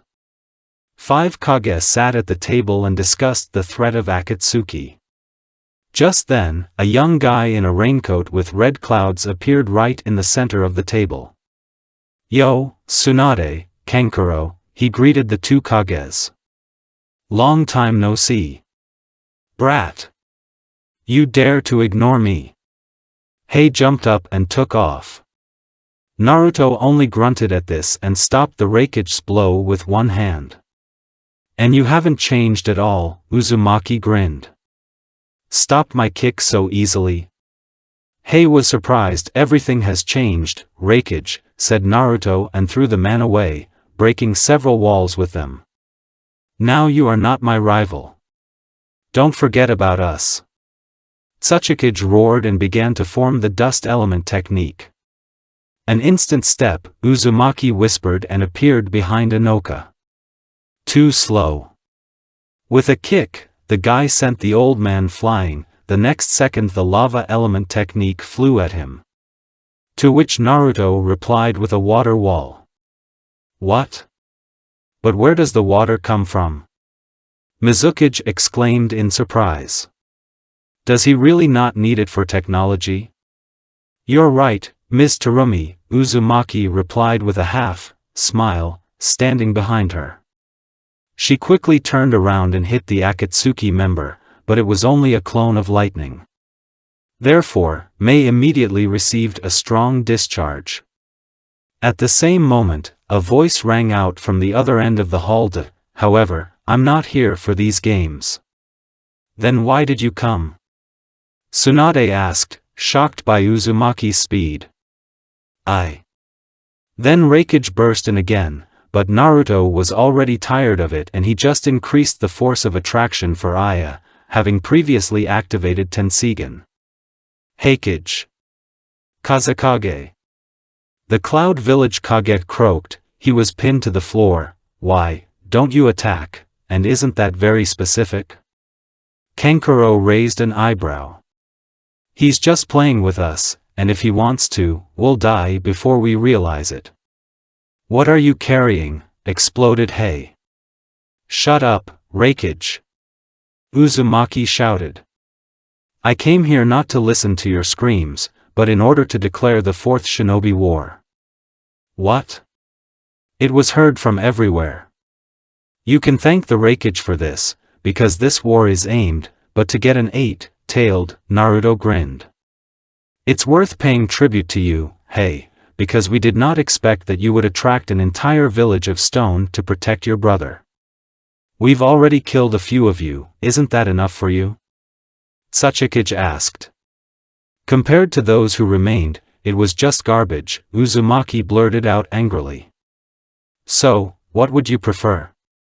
To give one life for thousands of others, or to sacrifice thousands for the sake of one?" "Fuck you," Raikage spat out, who was still lying on the ground, pressed by gravity. Well, take your time with the answer," Naruto shook his finger. "You have a week. We will wait, the coordinates of the Jinchuriki transfer will be reported to you. In the meantime, my mission is over. Have a good stay. In the next second, the guy disappeared into thin air. Raikage was finally able to move, and immediately took advantage of it and rushed after Naruto, but he was stopped. Not now, hey. I think we have a lot to discuss. Mizukage began. So, what is your answer? Naruto shouted, standing next to Nagato and Obito on the head of the ghetto statue, which had 8 eyes open. Although he understood perfectly well what choice the great villages had made. Uzumaki changed his Akatsuki cloak to his black one, and in general, he was dressed the same as before joining the organization. Not far from them was the Shinobi Alliance, headed by 5 Kage. Not far from them stood Sasuke and Itachi. In their eyes burned the eternal Manjiko Sharingan. Uzumaki sent his partner to the list even before the Kage Council, so that he raised the level of Sasuke, and, if possible, did not allow unnecessary deaths in the coming war. Only determination could be seen on the faces of the other shinobi. Also, Naruto was surprised to note that in their ranks there are also dead ninjas with cracks on their faces. So, Kabuto sided with them. Well, this is your decision, Uzumaki said softly, but everyone heard him. Here, white zetsu began to appear around the statue right out of the ground, and there were wooden puppets along with them. Some of them were even difficult to distinguish from people. The alliance rushed into battle with an enthusiastic shout. The Fourth Shinobi World War has begun. The Shinobi Alliance began to crowd the army of white zetsu and Naruto puppets. Although the zetsu were numerous, but the level of strength did not reach the level of Chunin. Puppets were more useful in this regard. Their speed was at an excellent level, which allowed them to dodge techniques and blows, and hidden blades and senbons with paralyzing poison only strengthened their already considerable combat power. Uzumaki personally made each of them. When he found Sasori's drawings, the guy couldn't help but admire the genius of the latter, and therefore all the dolls were made according to the drawings of the puppet master. If this goes on, we won't be able to lure out the 8-tailed one, Obito said with displeasure, looking at the battle. For him to appear, the alliance must be in danger. I guess I would like to warm up, Naruto interrupted him, for which he received an irritated look from Uchiha. Do you mind, Obito? Have fun, the brunette replied coldly. He did not try to hide his identity from the owner of the Byakugan. Uzumaki smiled and, going to the edge, jumped down. Landing on his feet with bent knees and holding his hands above them, the guy grinned, activated the Byakugan and looked at the alliance with red eyes. All the shinobi froze and looked at Naruto, someone with fright, someone with contempt, and someone with awe and admiration, and at the same time wary. His resemblance to the fourth was striking.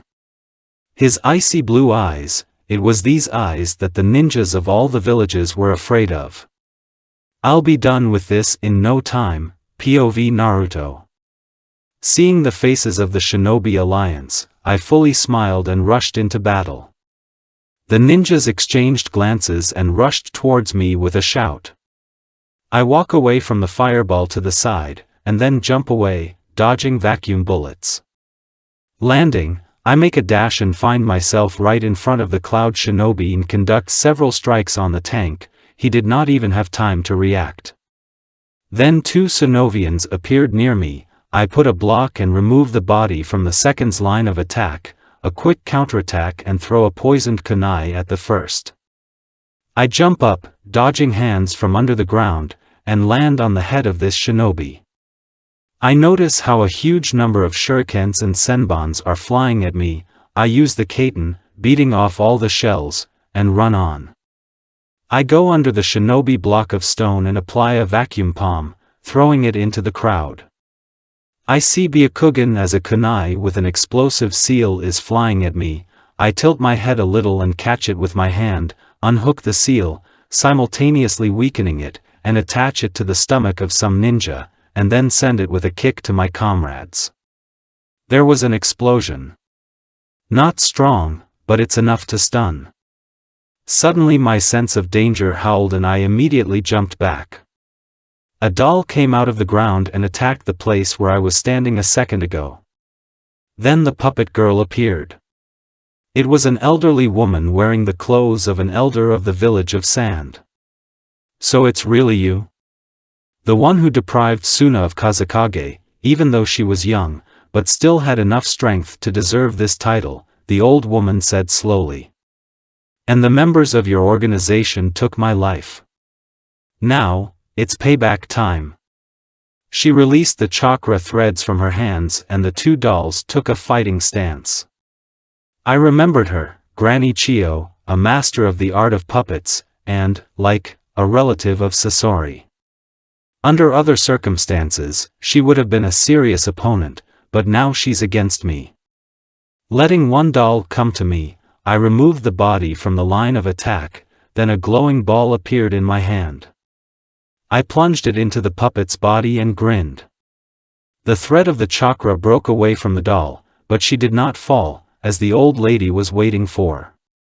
Chio widened her eyes when she saw how her puppet not only did not settle, but also turned around and rushed to her.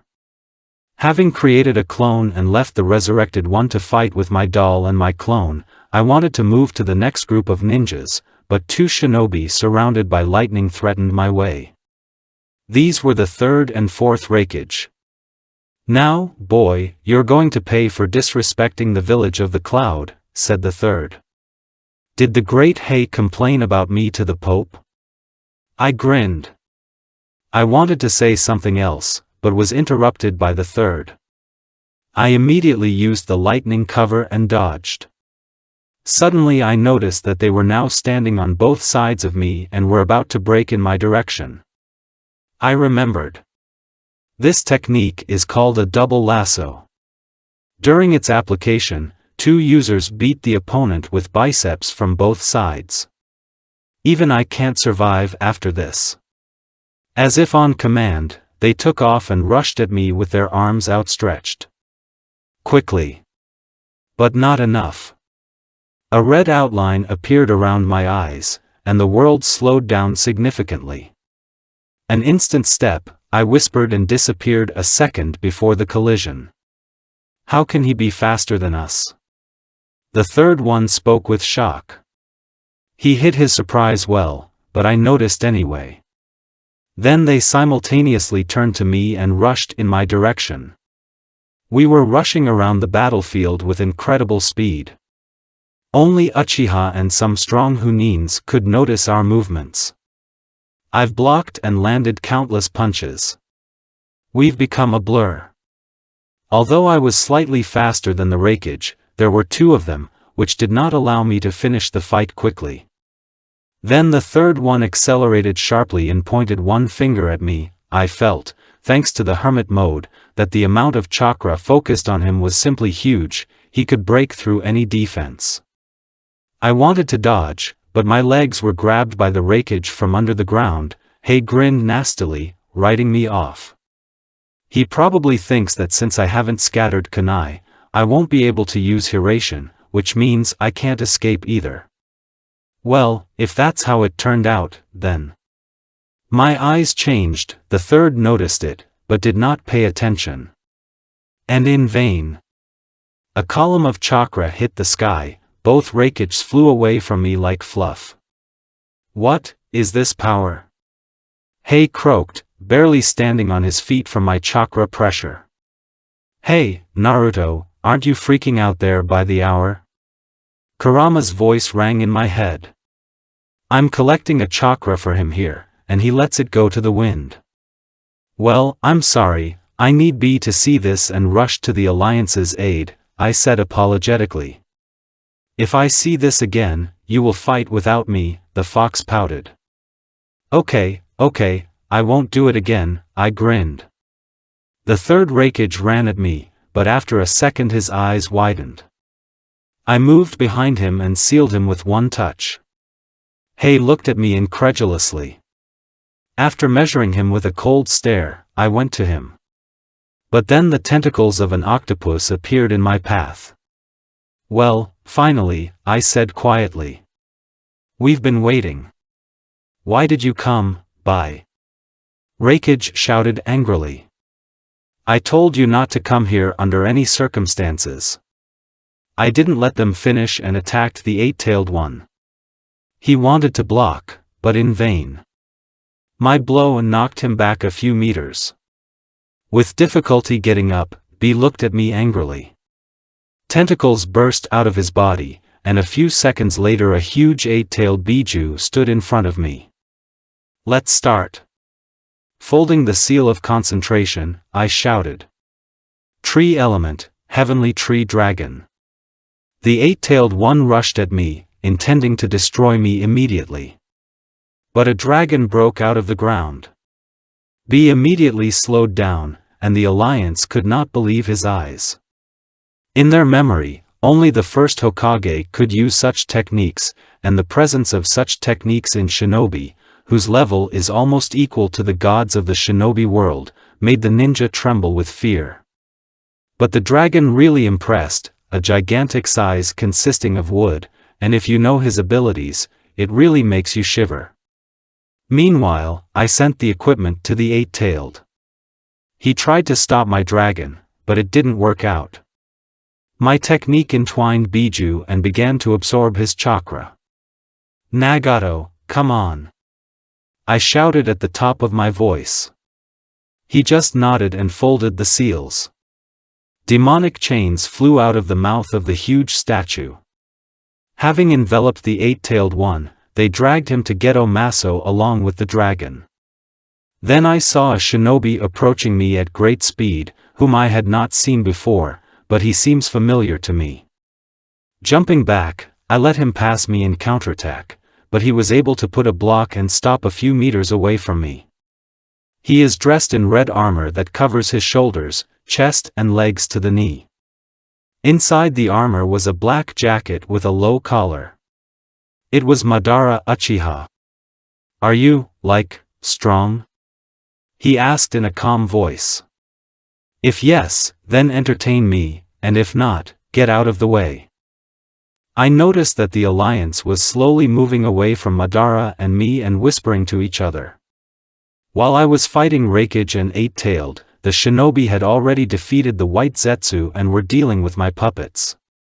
Many resurrected ones have already been sealed. It's good that I gave the dolls the seals for this.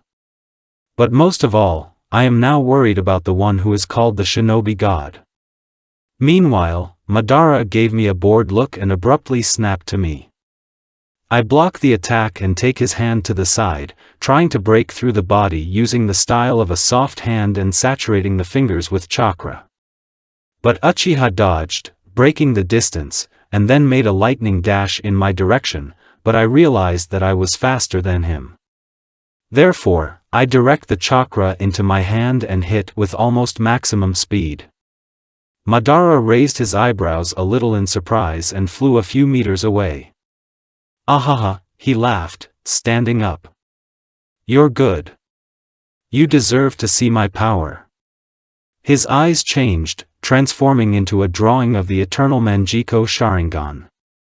Madara was about to fold the seals for some technique, but a deafening roar reached us. Ten-tailed was reborn. Uchiha just grinned, not even looking in that direction. So he understands perfectly well who just escaped.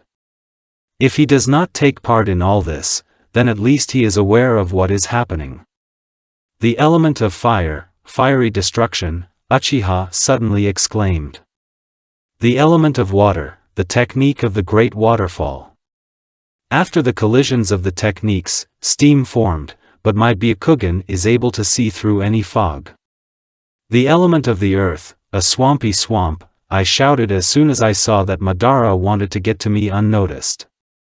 Uchiha immediately jumped and, turning over in the air, folded the seals. The element of fire, the song of fire dragons. Several fireballs similar to dragons flew at him. I immediately folded the seals, element of water, water wall. I didn't stop on defense and immediately counterattacked, element of water, water dragon. Element of fire, fire dragon, dodging the technique, Madara said. Lightning element, thunder dragon. Two huge dragons intertwined in a deadly dance, and then dispersed. Unfortunately, our time is coming to an end, Madara somehow even said in a charmed voice. No offense, but I need to finish here as soon as possible. Multiple tree cloning. Susanoo. Blue giants of humanoid shape with 4 arms formed around the Uchiha clones. This is your end, he said softly, looking at me almost with pity. We'll see about that, I said, and clasped my hands together. The art of the sage. The element of wood, the 1,000-armed truth. A huge wooden figure with a huge number of arms appeared under my feet. Uchiha looked up at me with shock, but still rushed at me along with the clones dressed in Susanoo. But the wooden arms flying at great speed stopped everyone, knocking them to the ground and dispelling the absolute protection of the Uchiha clan. Madara was also driven into the soil. I had to dispel the technique, since it eats a lot of chakra, and it is undesirable for me to deplete my reserves. Ha ha ha, Uchiha laughed madly, getting out of a small crater where he got after my attack. You're just as good as him. You're the same as Hashirama. But I also have this power. The element of the tree, the creation of the forest. Roots began to appear everywhere, they even grew out of each other, multiplying and covering an increasingly large area. All these trees were heading towards me. Although the weakness of Makoto is fire, but too weak a flame will not cause harm, then, element of fire, a wave of fox flame. I put all the remaining natural energy into this technique. A huge amount of blue fire burst out of my mouth and the forest seemed to groan in pain when my flame reached its target. Toads use oil to enhance fire techniques, and foxes have created their own flame, which is only slightly inferior to Amaterasu. My hermit mode has dissipated, as well as the cover of the Tenseigan chakra. Madara stood and watched as his newly created technique burned in a fire he had never seen before. Shifting his gaze to me, Uchiha slammed his palms into each other and smiled insanely again. Suddenly his eyes changed again. The Sharingan pattern disappeared, and concentric circles appeared around the pupil instead. Did he wake up Rinnegan? My uncle told me how to do it. Apparently Madara implanted the cells of the first one. Uchiha, meanwhile, stretched out his hand and I was drawn to him. But Tenseigan is also able to control gravity. My eye has more functions in controlling the force of attraction, although it is more difficult to master it, but in this respect Tenseigan surpasses Rinnegan. I can manipulate gravity on a more subtle level. If Rinnegan only allows me to repel and attract objects around me, then I can control them, change the direction and speed of flight, even increase or decrease the force of attraction for people, but provided that my chakra is more powerful. I can't control Uchiha because he is resurrected and has an infinite amount of chakra. Therefore, as soon as I approached Madara, I cancelled his Tenseigan attraction technique and immediately found myself close to him with an instant step. It takes 5 seconds to recharge Shinryo Tensei, which Uchiha does not have. I stretch out my hand, on which the seal has lit up. I only need to touch and his soul will be sealed. But then a metal cannon grew out of his hand. My palm touched her instead of Madara and I couldn't send him back to the pure world. But I had to urgently pay off, so as not to get a charge of energy from this weapon. Are your eyes as strong as mine? Uchiha asked in surprise, returning his hand to its former appearance. Your techniques, a special style of taijutsu. Your eye is the pinnacle of Byakugan evolution, isn't it? I squinted. His analytical skills are at an excellent level.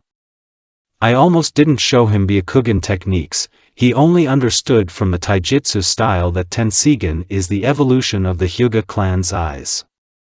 Yes, no one even guessed that Byakugan has the next step.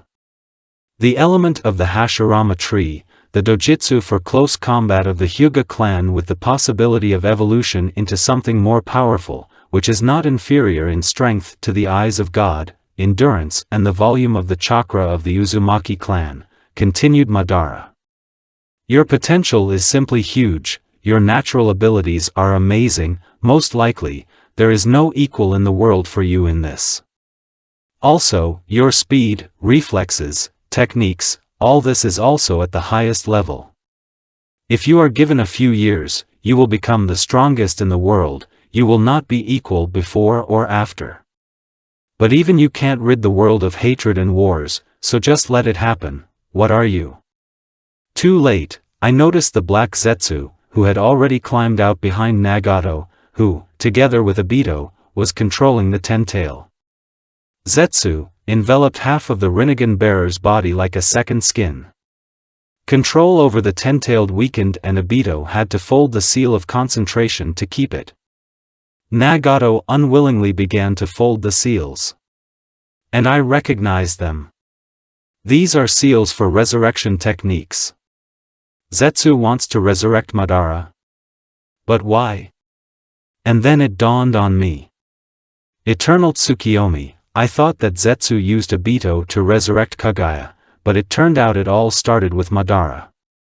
Uchiha wants to become a savior, a hero of this world, ending all wars with the help of an eternal illusion, and Zetsu uses him to return the ancestor of the chakra. It doesn't really matter to me who it will be. But if Nagato uses this technique, all my chakra that supports his life will end, even his stamina as a member of the Uzumaki clan will not help. I want Nagato to survive, which means I have to stop Zetsu. I rushed to them, but Madara blocked my way. Where are you going, Naruto Uzumaki? I'm not done with you, he said mockingly.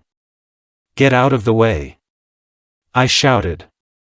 I promised Nagato that he would see the world with his own eyes after this war. Flashback.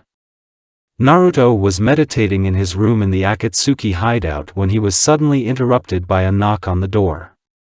Come in, Uzumaki said without opening his eyes. The door opened and behind it was the one Naruto was waiting for. Pain went into the room and sat down on a wooden chair. To what do I owe your visit, Leader-sama? The silver-haired man asked and opened his eyes. Pain looked straight into Naruto's eyes, and the latter did not see the seriousness and equanimity inherent in the leader on his face. There was anger mixed with sadness and pain. Itachi ran away, Pain said. It was obvious that he was angry and upset. And Konan took it with him. Do you know anything about it? Yes, Naruto said bluntly, not even trying to lie or dissemble. The leader was taken aback at first by such an answer, but quickly pulling himself together, he rushed to Uzumaki and took him by the collar. Tell me. Pain demanded. Let me go, Nagato, Naruto said calmly. The leader widened his eyes in surprise, but let go of Uzumaki and even took a few steps away. Naruto straightened his clothes and threw a completely new look, not seen by Pain before. So you didn't notice, Jinchuriki shook his head. I'll tell you everything. But the real you, not the doll. Nagato looked away, lost in thought, and then looked straight into Naruto's eyes. Why should I believe you? First of all, if I want to, I will find you in a second. The leader frowned at these words, but said nothing. And secondly, I will not harm my family, and it just so happens that you are also part of it, Nagato Uzumaki. Pain was surprised again, for the umpteenth time that evening, but nodded and told me to follow him. A few minutes later we came to a huge room. In the center there was an iron chair, and on it sat a thin, skeletal man with red hair. Several iron pins were stuck into his body. And what did you want to talk about, Naruto Uzumaki? Nagato grunted. Why did Konan leave? What do you think? She was pregnant, Naruto grinned. From Itachi. What did you say? Pain exclaimed. Pregnant? But, she left to protect the child. The war is raging. And she doesn't belong there, Uzumaki interrupted him. She. Safe, Naruto said. You can ask more questions. Why did you call me by your last name? A distinctive feature of the Uzumaki clan is red hair, huge reserves of chakra and stamina, Naruto replied. If you weren't a member of our clan, my clan, you would have died living like this. But, your hair, my mother is Uzumaki, but my father is not, I am a half-breed. Anything else? You were talking about the war. What kind of war are we talking about? Nagato asked. A war that will decide the fate of the world, Uzumaki said firmly. Pain raised his eyebrows in surprise. If we fail, this world will be destroyed by those who call themselves gods. No one will survive if we lose. If you're right, what are we going to do? Nagato said, dumbfounded. What do you think? Fight of course and win, Naruto firmly. We have no other way out. You want to see the world, don't you? A world in which children do not lose their parents in senseless wars, a world where countries cooperate, not fight. Do you want to see your girlfriend smile when she gets married, when she gives birth to a child, when he grows up? Do you want to be with her at this time? Or will you let the past control you, thereby condemning not only Conan, but also dozens of other people to certain death? Nagato stared blankly into space. Naruto decided not to put pressure on him and wait.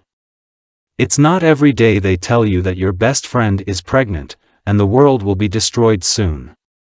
If I follow you, after a 10-minute silence, the leader of the organization asked. Will I see it all? Of course, Uzumaki smiled. I promise that you will see this world with your own eyes. END flashback. This means that your promise is not destined to come true, Madara began, but I moved to him with Hiration and put my hand on his chest. Teleportation? But when? Then Uchiha saw a seal appear, placed on the back of his palm. You put it when I transformed my hand into a weapon, Madara smiled, seals crawled over his body. Not a bad guy. But I'm afraid, it's not enough. He turned into a wooden doll, and I immediately got hit from the side. Heck! I was too distracted and didn't notice how he replaced himself with a clone. Suddenly there was a thunderclap and a man appeared next to Nagato, whom I recognized as Jiraiya. He quickly folded the seals and put his hand on the head of his former student. Had he mastered Hiration? No, it can't be. I examined the head of the ten-tailed a little more closely and noticed a kunai with a formula. But this technique could only be used. Then my senses roared and I took my head off the line of attack. Madara flew past me and, twisting in the air, put his hand on his head. I felt like my soul was being pulled out of me. Suddenly everything stopped. I saw pieces of paper and Uchiha's hand separated from the body, and he jumped aside. I promised that I would always come to your aid, I heard a painfully familiar voice. Wherever you are. Turning sharply, I saw my uncle. He was smiling his trademark smile. He stood there as if nothing had happened, as if these 3 years had not happened. My feelings were mixed. I felt anger, joy, relief, and resentment. And not finding how to express them, I just hit Makoto in the face. You're dead. I shouted, my eyes stinging treacherously. What are you doing here now? Don't tell me you just didn't have time to say you survived. Why haven't I received anything from you in these 3 years? Any message, letter, hint would be suitable. Anything. I'm sorry, Naruto, it just happened, I'll tell you everything later, Namikaze said, rubbing the place of impact. I heard you killed Danzo, congratulations. I never liked him. Okay, uncle, let's assume that I didn't notice how you changed the subject. We'll talk about everything later. It was only now that I noticed a beautiful woman with dark hair standing behind Makoto. When she saw me looking at her, she smiled warmly and came up to me. "Hi, you must be Naruto?" this woman asked. "Nice to meet you, I'm Makoto Uchiha, Sasuke and Itachi's mom." I didn't even notice how my mouth opened in surprise. She's supposed to be dead. Apparently, my thoughts were reflected on her face, so she hurried on. "No, I didn't die then. You see, it's all about that," she pointed to her eyes, which had changed to a Manjiko Sharingan drawing. "My left eye is able to create an exact copy of me, no one can distinguish it from the original, even Hyuga, but after a while it disappears, so on the day of the massacre of the clan, I created my copy and left the village. I knew that Danzo wouldn't let me survive, and I couldn't leave my children alone either. I was hoping that one day I would be able to meet them. That's what happened. I met Itachi when he was on the Akatsuki mission. We made a plan for me to return to the village and not fall into the clutches of the head of the root, but it had to be postponed when I found Makoto on the border of the village of Rain. Then Jiraiya came out at us. Makoto told about the attack of unknown people on your team, and Jiraiya mentioned that in his travels he came across several very old temples, but he could not read what was inside. He suggested that some kind of dojutsu was needed. Makoto decided to check it out and we went there. In one of them, we learned that Kaguya, which we thought was a myth, exists and that as soon as someone becomes a 10-tailed Jinchuriki, she will be reborn. We have come to prevent this. And you couldn't tell me that my uncle is alive, that he just decided to play archaeologist and study ancient temples? I hissed angrily. We could have come up with something in 3 years. The thing is that we spent only a day in the temple, and when we came out we found out that 3 years had passed. Having said this, Makoto closed her eyes and waited for a reaction. But Jiraiya found them. Didn't you notice anything? Jiraiya didn't go into them, just tried to read the inscriptions outside, and when he failed, he didn't even try to go in. Why? A very strange aura emanates from this place, as if saying, stay away from here. Therefore, no one has found them yet. I suddenly realized that we were standing on a battlefield. I looked around. Makoto was fighting Madara, moving from kunai to kunai. I was about to rush to help, but then I felt a monstrous surge of chakra. Instantly turning my head in that direction, I saw Obito. He loomed over the alliance, Gudadams hovered behind him, his skin and hair turned white, and his Sharingan evolved into a Rinnegan. Obito Uchiha became the Jinchuriki of the Ten-Tailed, and POV Naruto, a few minutes ago. The Shinobi Alliance with all its might restrained the onslaught of the Ten-Tailed. If it weren't for the Uchiha brothers, dressed in huge transparent warriors who protected the ninja like guardian angels, everything would have already ended. But nothing could harm this Oromike monster. No combined attacks did him any harm. But suddenly the ten-tailed one began to shrink and after a few seconds the whole Biju disappeared into Obito's body. Uchiha took off and looked down at the alliance. Now you can't stop me, Obito of the 6 Ways sneered haughtily. After all, I have become equal to God. Uchiha stretched out his hand, one of the balls flew up to her and stretched out, transforming into a staff. Then Sasuke appeared in front of him and punched the incompletely formed Susanoo. Obito stretched out his hand and took the attack on the tip of the staff. Sasuke immediately jumped back and closed one eye. Amaterasu.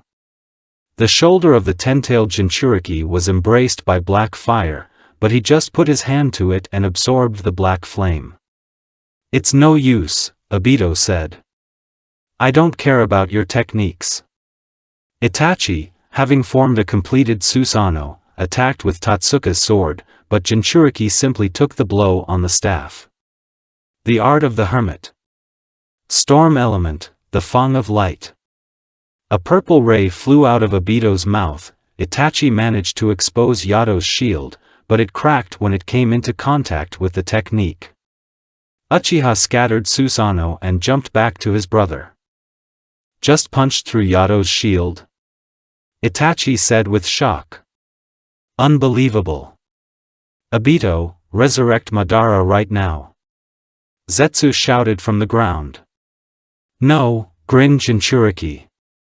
"I will execute the Eye of the Moon plan myself. I don't need Madara anymore." TC, Black Zetsu gritted his teeth. His plan was in jeopardy. "We need to come up with something urgently. And maybe everything will work out with Obito?" Turning around, he saw Makoto and Naruto flying towards Madara from both sides with outstretched arms. "Uchiha's legs are shackled by the wood technique." "That's settled," said Zetsu. "Madara is already useless." Madara's fight against Makoto and Naruto. After Naruto felt the chakra surge, he turned back to Madara and measured him with a cold look. Going to Makoto, Uzumaki pulled out the kunai with the mark of the Thunder God and, taking them with a reverse grip, let the lightning element into the weapon. "Like in the good old days?" Namikaze grinned. For a second it seemed to him that he saw Minato standing behind Naruto. "We'll ask him, Uncle," Uzumaki smiled. "Yeah." Makoto nodded. "As I understand it, the Hermit's regime and that cover are not available to you now." "You could say that." "Stop talking." Madara shouted and rushed at Naruto. Uzumaki leaned slightly to the side and Makoto's leg flew into Madara's face. Uchiha leaned on her with his hand and jumped up, but Naruto was already waiting for him with Rasengan. Taking Jinchuriki by the hand, Uchiha threw him down and wanted to fold the seals, when he heard a thunderclap. Turning around, Madara saw a grinning Namikaze with a kunai in his hand. The man slammed his foot into the face of the shinobi god. After somersaulting in the air, the legendary Uchiha landed on his feet and looked up. The one he threw turned out to be a clone. His task was to leave a kunai with a mark behind the brunette's back. "Not bad, but what do you say to that?" Madara said. "The element of fire, the great fiery destruction. Wind element, rotating sphere. Element of water, crazy flow.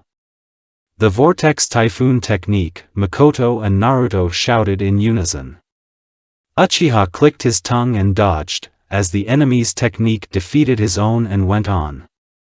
As soon as Madara landed, he heard, "Earth element, stone bullets."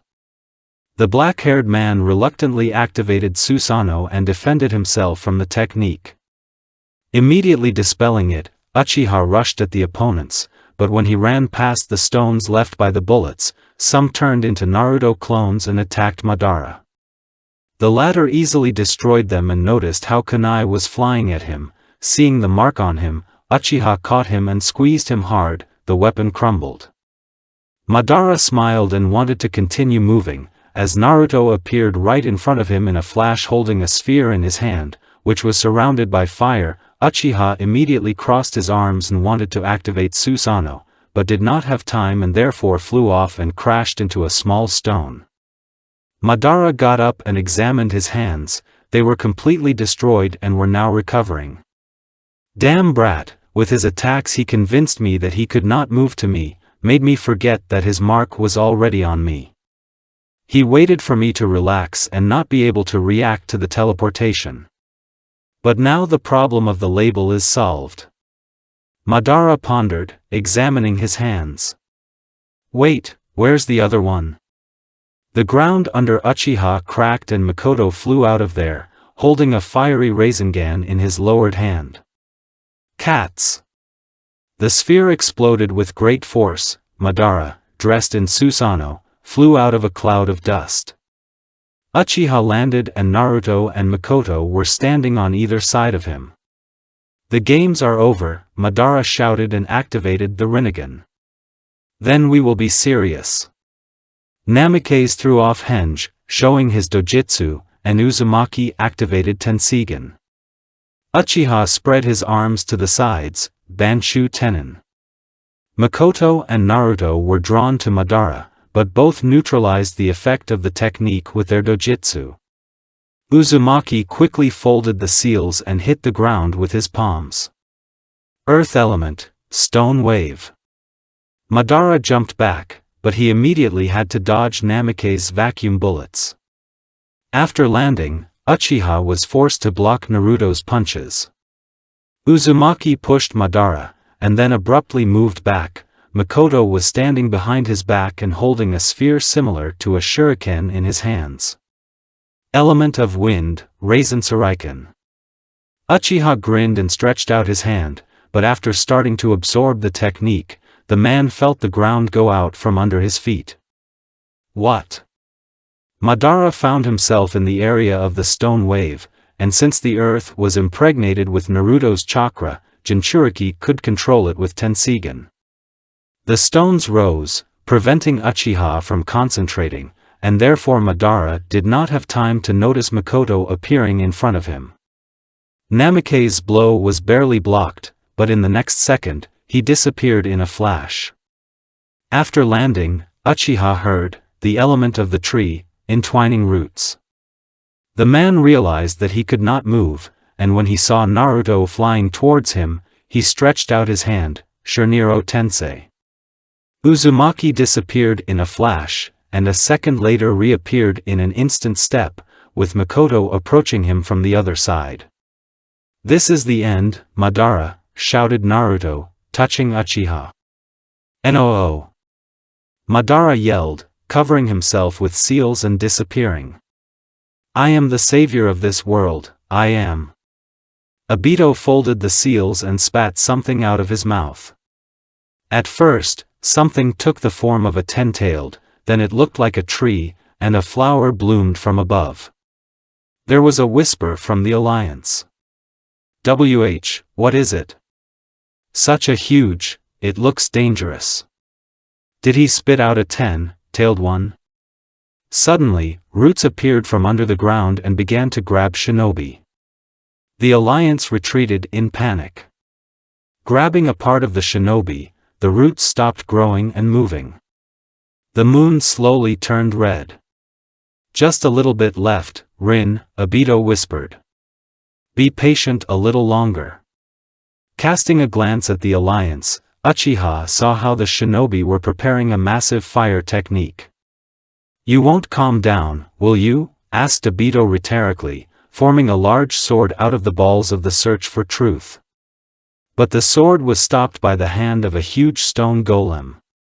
He was not inferior in size to Biju, and 6 tomos were depicted on his chest. "Who?" Then a fist charged with chakra smashed into his face.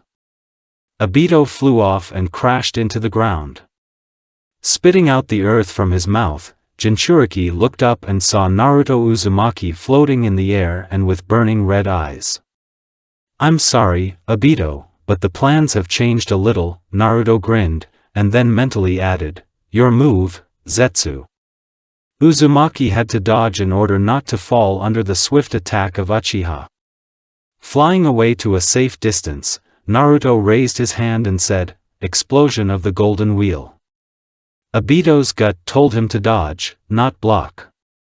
Jumping aside, Uchiha looked at the consequences of Uzumaki's attack and widened his eyes in surprise. The golden ray left a huge furrow in the ground. "This attack is not inferior in strength to the sage's techniques," Obito said in shock. "Itachi, Sasuke, activate Susanoo and hide Mikoto and my uncle," shouted Naruto. "But, now, good." Obito looked up and, slightly crouching in pain, pressed his hand to his forehead. After removing it a few seconds later, the man opened Rinasharingan to the world. "Finally, Rin!" Obito exclaimed, soaring to a great height. "I'll see you again. May the peace of eternal Tsukiyomi come." 3 circles were formed on the moon, 3 tomos on each. Rinnegan appeared in the eyes of the entire alliance and they froze. The roots of the tree were taken by the ninja and enclosed in a kind of cocoon. Obito landed not far from Susanoo Itachi and Sasuke. Naruto came down next to him and looked at Uchiha with pity. "Why doesn't Tsukiyomi work on you?" Obito frowned. "Now you need to worry about something else entirely," Uzumaki smiled sadly. "What are you talking about, KH?" A black hand appeared from Obito's chest. Uchiha slowly turned back. "Zetsu? What are you, KH, doing? You have already fulfilled your role in my plan," the black Zetsu said mockingly. "Why you?" Black cracks crept across the Uchiha's body. Why are you? I am not the will of Madara, as you had time to think," the creature grinned. "I am the will of Kaguya, the progenitor of the entire chakra." Several chakra geysers shot out of the ground and rushed towards Obito. A black ball almost formed around the man, looking like a huge Gudadama. "I'm sorry, me. Rin." His face was hidden behind a black cloth. After a couple of seconds, the ball turned into a woman with beautiful snow-white skin. A third eye opened on her forehead, which was a red Rinnegan with a tomo on each circle. The woman slowly opened her white eyes. "Otsutsuki Kaguya has been reborn, POV Kaguya. I've been in the void for a very long time, I don't even know how long. I didn't see anything, I didn't feel anything, I didn't feel anything. And finally, I escaped from the prison where my son sent me. I still can't believe they betrayed me. Even though I didn't tell them about Otsutsuki. That this is not just a fictional surname, but a cruel and bloodthirsty clan, hungry only for strength. But I wanted them to grow up and gain strength.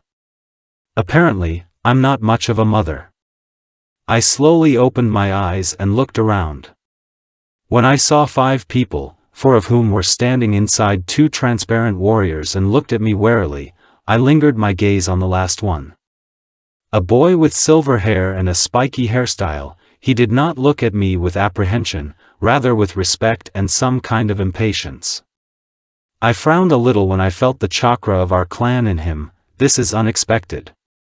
The boy came up to me and bowed, as they bowed to princesses and rulers of the country, showing respect. I was a little taken aback by such a greeting, but still managed to cope with surprise and not a single muscle twitched on my face. I have always been either not put in anything, or feared, but never respected. "Greetings, Kaguya-sama," he smiled. "My name is Naruto Uzumaki. And we don't have much time, so I'll get right to the point. The Otsutsuki clan will arrive any minute. I need to know, will you help?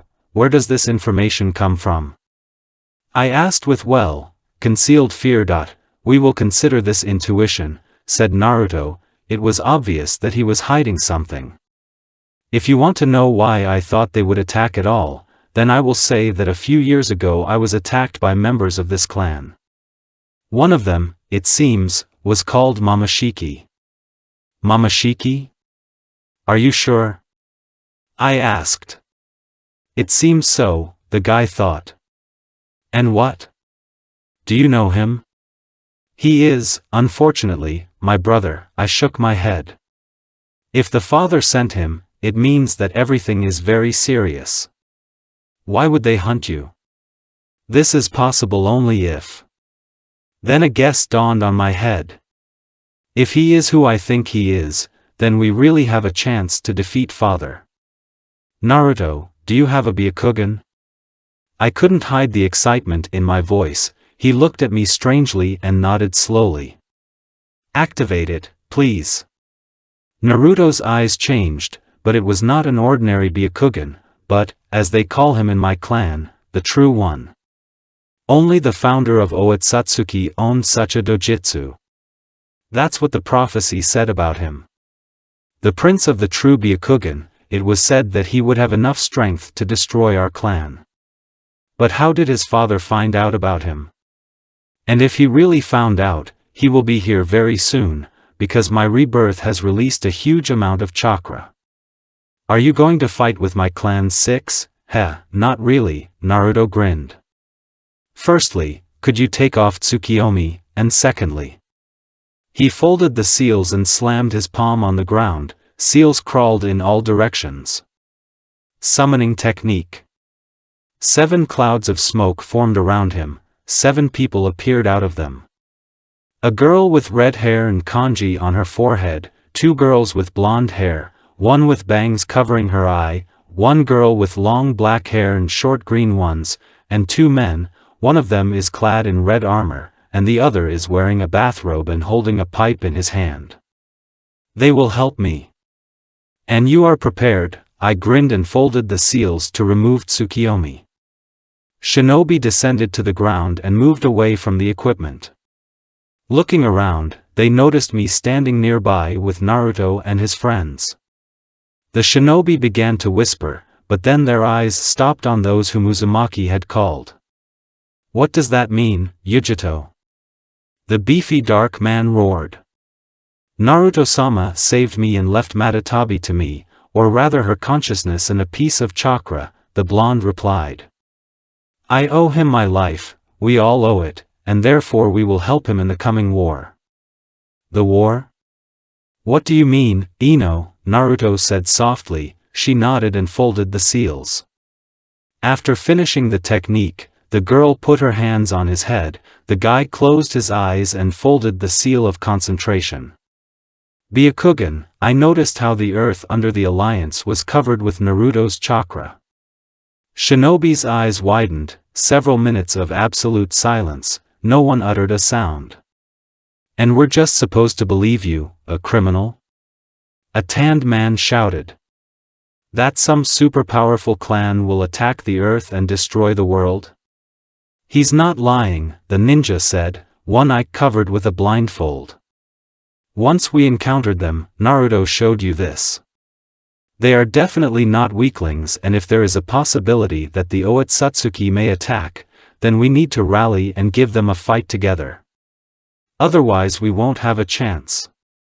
They underestimated us last time, but now we don't have that luxury. But here, not far from us, portals began to open one by one. And creatures with white skin began to come out of them. The invasion of the Otsutsuki clan has begun, and POV Kaguya. Kaguya turned around and saw her clan members coming out of the created portals. 50 people stepped onto the ground and looked at the alliance with superiority. A huge portal opened in front of them, larger than the others. The head of the clan came out of him, he literally breathed power. His red eyes looked at Shinobi with boredom. He fixed his gaze on Naruto, who was standing next to Kaguya. My daughter, did you really take the side of these bugs and the possible killer of our clan? Otsutsuki raised an eyebrow. That's right, Ishiki-sama, Kaguya said with an intonation, underlining the appeal, showing that she was renouncing her father. The Otsutsuki have long since turned off the right path. We were supposed to protect worlds, not destroy them. How dare you, you vile traitor, you! Roared Momoshiki, but he was stopped by his father's hand. Itachi, Sasuke, get ready, it will start soon, said Naruto. I'll take care of the main thing with Kaguya. Kill them all, Ishiki ordered. Otsutsuki rushed to the alliance. The shinobi were a little confused at first, but then they also rushed into battle. Naruto and Kaguya jumped to Ishiki and stood opposite. Do you really think you can handle me? Otsutsuki said mockingly. Well, try it. Kaguya rushed to her father with great speed. He dodged and tried to hit, but her hair protected her from the blow. You have become stronger, my daughter, but, smiled Otsutsuki. A sword appeared right in front of him and Ishiki was forced to dodge. Naruto stood next to Kaguya with 2 swords in his hands, a dojutsu burning in his eyes. Tensigen, Ishiki grimaced. That's how you were able to wake him up. Not bad. Naruto made a dash towards him and swung his sword, aiming at his head. Otsutsuki created a sword from energy and blocked the blow. A strong blow, but not enough. Ishiki created another sword in his other hand and attacked with it, but Naruto blocked and was able to strike again. The fight in Kenjutsu lasted for several minutes, then the opponents jumped away from each other. Naruto was a little battered, but there was a smile on his face. "Your swords won't be able to pierce my skin," Ishiki chuckled. "Kaguya!" Uzumaki shouted. "Yes," replied the ancestor of the chakra. Her hair lengthened, turned into needles and flew out towards Ishiki. "Have you ever heard the legend that the moon enhances the power of the water element?" Naruto's voice was heard addressing the head of the Otsutsuki clan. "What are you?" Otsutsuki raised his head and saw that the moon had increased in size. "No." She approached. "Water style." The first kata. The slicing water surface. Uzumaki waved his sword, his katana seemed to be enveloped in water. Ishiki did not budge, thinking that the guy could not harm him. Blood sprayed. Otsutsuki's eyebrows rose in surprise when he realized whose blood it was. How did you do that?" Ishiki said in shock, but Naruto didn't answer. Water style. The third kata. The dance of the fast current. Naruto swung his sword, imitating the movements of the waves. Ishiki's arm separated from the body, but immediately began to regenerate. Otsutsuki stumbled a step and raised his other hand. A huge number of blades of red energy appeared behind him, and Ishiki directed an attack on Naruto. Water style. The 10th kata. Calm. It seemed to the head of the clan that the raging sea calmed down in an instant. All the spears were neutralized, and Naruto again approached Otsutsuki. Water style. The 11th kata. The Dragon of Change. Swing by swing, turn by turn, the force of the cut increased. Ishiki's body was covered with cuts again and again. They did not have time to regenerate. Jinchuriki's sword was covered with trezines. When Uzumaki finished the attack, Otsutsuki fell to his knees, but Naruto knew that this was not enough. Water style. The 7th kata. A piercing drop of rain. A quick hit. Naruto's sword finally cracked, but Ishiki's heart was still pierced by Uzumaki's blade. But that wasn't enough. "Kaguya," Naruto called. She nodded and approached the head of the clan, creating a spear from her bone in her hand. A tear rolled down her cheek. "But the Otsutsuki have lost their way." "No, daughter, I'm sorry," Ishiki said, his eyes shining brightly. In the next second, his hand sank into Kaguya's stomach and her chakra flowed to him. The woman's third eye closed, the horns fell off, and the hair was shortened to the waist. Now the woman looked the same as when she first arrived on Earth. Kaguya fell to her knees and breathed heavily, and Ishiki, on the contrary, got up. The wounds on him were healed, and his eyes, instead of red, began to radiate white. Naruto grimaced and used the cover. Otsutsuki narrowed his eyes and rushed at the opponent. Uzumaki evaded the first attack, noting that he does not surpass the opponent in speed, but on the contrary, loses in it. Striking back, which was blocked, Naruto covered his hand with lava and Ishiki, slightly burned, jumped back. Even though the burn was instantly healed, Otsutsuki still frowned. But Naruto didn't give him a break and folded the seals. Element of fire, mass fire destruction. Wind element, breakthrough. When the flames died down, Ishiki stood in the epicenter completely unharmed. There was a grin on his face. Then so. Shadow cloning technique, 7 clones appeared behind Naruto's back. Super Rasen Shuriken tailed beasts. The technicians flew straight at Otsutsuki, who just waved his hand and a high wall of energy appeared in front of him. Explosion of the silver wheel. Naruto strengthened the attack with Tensigen technique and sighed heavily. Uzumaki saw the wall crack and break, and Ishiki himself flew 100 meters away. It's a pity I don't have Gyuki's chakra, then the attack would be full-fledged, Naruto whispered. Not bad, Otsutsuki's voice was heard. I underestimated you, the death of our clan, but I won't make that mistake again. Explosion of the golden wheel. A ray of light rushed at Ishiki, but he dispelled it with a wave of his hand. Naruto took a step back. Otsutsuki jerked himself next to Uzumaki, creating a sword from the chakra. But then someone's hand pushed Naruto away. Sasuke landed in his place in an incomplete Susanoo, but Ishiki's blade passed through the armor without resistance. Uchiha coughed up blood and turned his gaze to Uzumaki. Look, don't, miss, Dobe. Sasuke took Otsutsuki's hand so that he wouldn't move. Naruto gathered all the chakra in his hand and, with lightning speed, being next to Ishiki, hit him in the chest. There was an explosion, Sasuke's body flew off somewhere to the side, Otsutsuki was thrown in the opposite direction from Naruto. Uzumaki stood up with difficulty, his legs were shaking, his arm was badly burned and sagging, all the bones in it were broken into dust, the cloak was missing to the shoulder, showing the consequences of the blow. Naruto took a step, but his legs gave way and he dropped to one knee. The guy looked up and saw an approaching silhouette. Ishiki calmly walked towards his goal, the hole in his chest that Uzumaki had left with his attack was slowly tightening.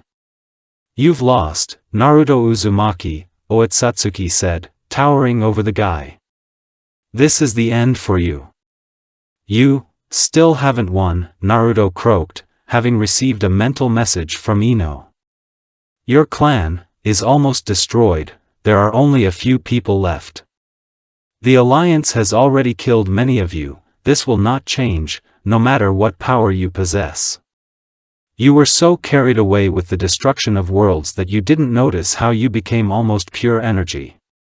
No matter how strong the body is, the amount of energy it can contain is limited.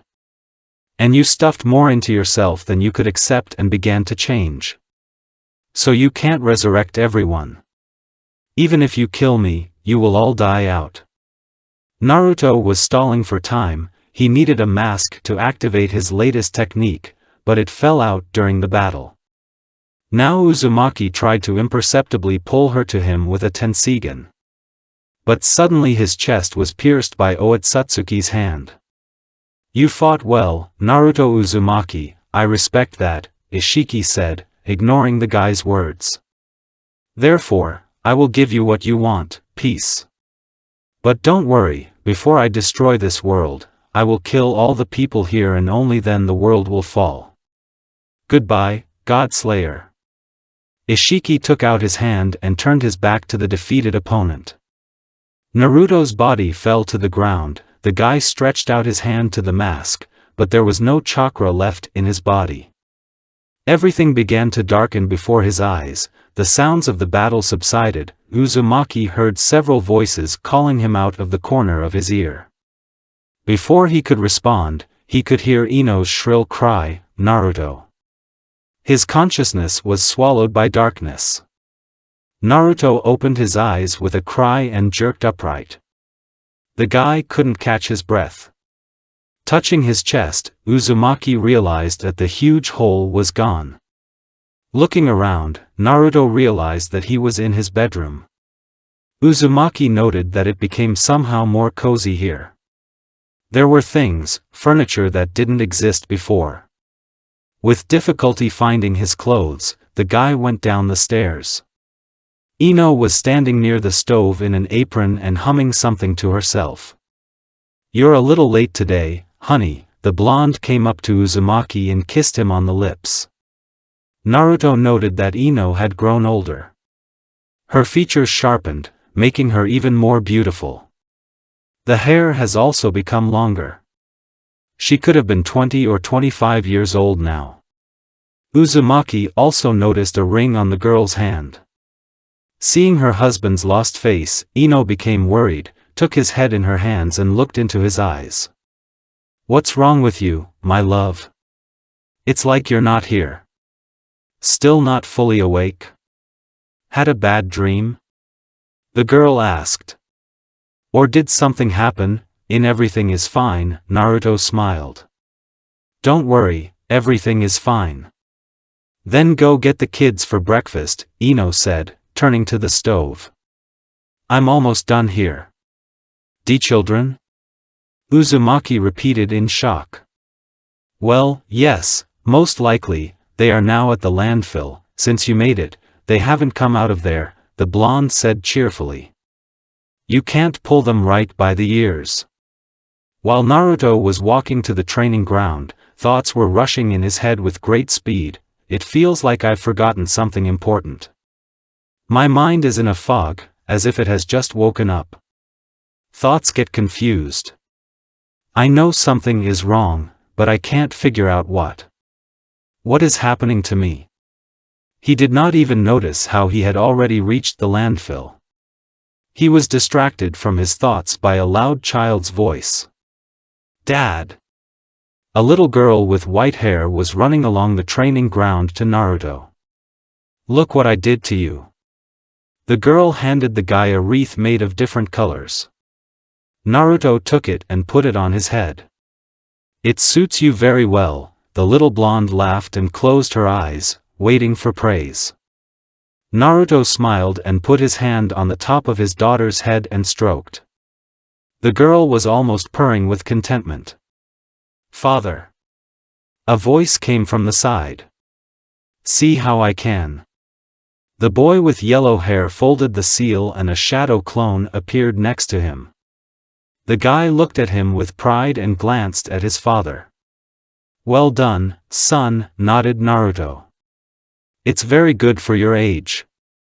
Then a girl appeared from behind Uzumaki and showed her brother her tongue. "Oh, you!" The boy choked with indignation. "So don't swear!" Naruto shouted. "Mom is already waiting for us for breakfast." "Dad, take a ride?" the girl asked, pulling her father's pant leg. "Get in," Uzumaki smiled and, putting his daughter on his shoulders, wandered to the house. Entering the kitchen, Naruto saw Ino putting breakfast plates on the table. "You look very manly in a wreath," the girl grinned. "And with pigtails." Naruto shrugged, put his daughter on the floor and gently pushed her to the table. The boy also quickly walked up to the table and sat down. Uzumaki smiled and joined the breakfast. "Naruto, you haven't forgotten that you promised Sasuke today to help him with something," Ino said. "Mom, when will Yahiko's brother come back?" the girl asked. "Honey, I told you, he left with Itachi and Konan to visit Uncle Nagato."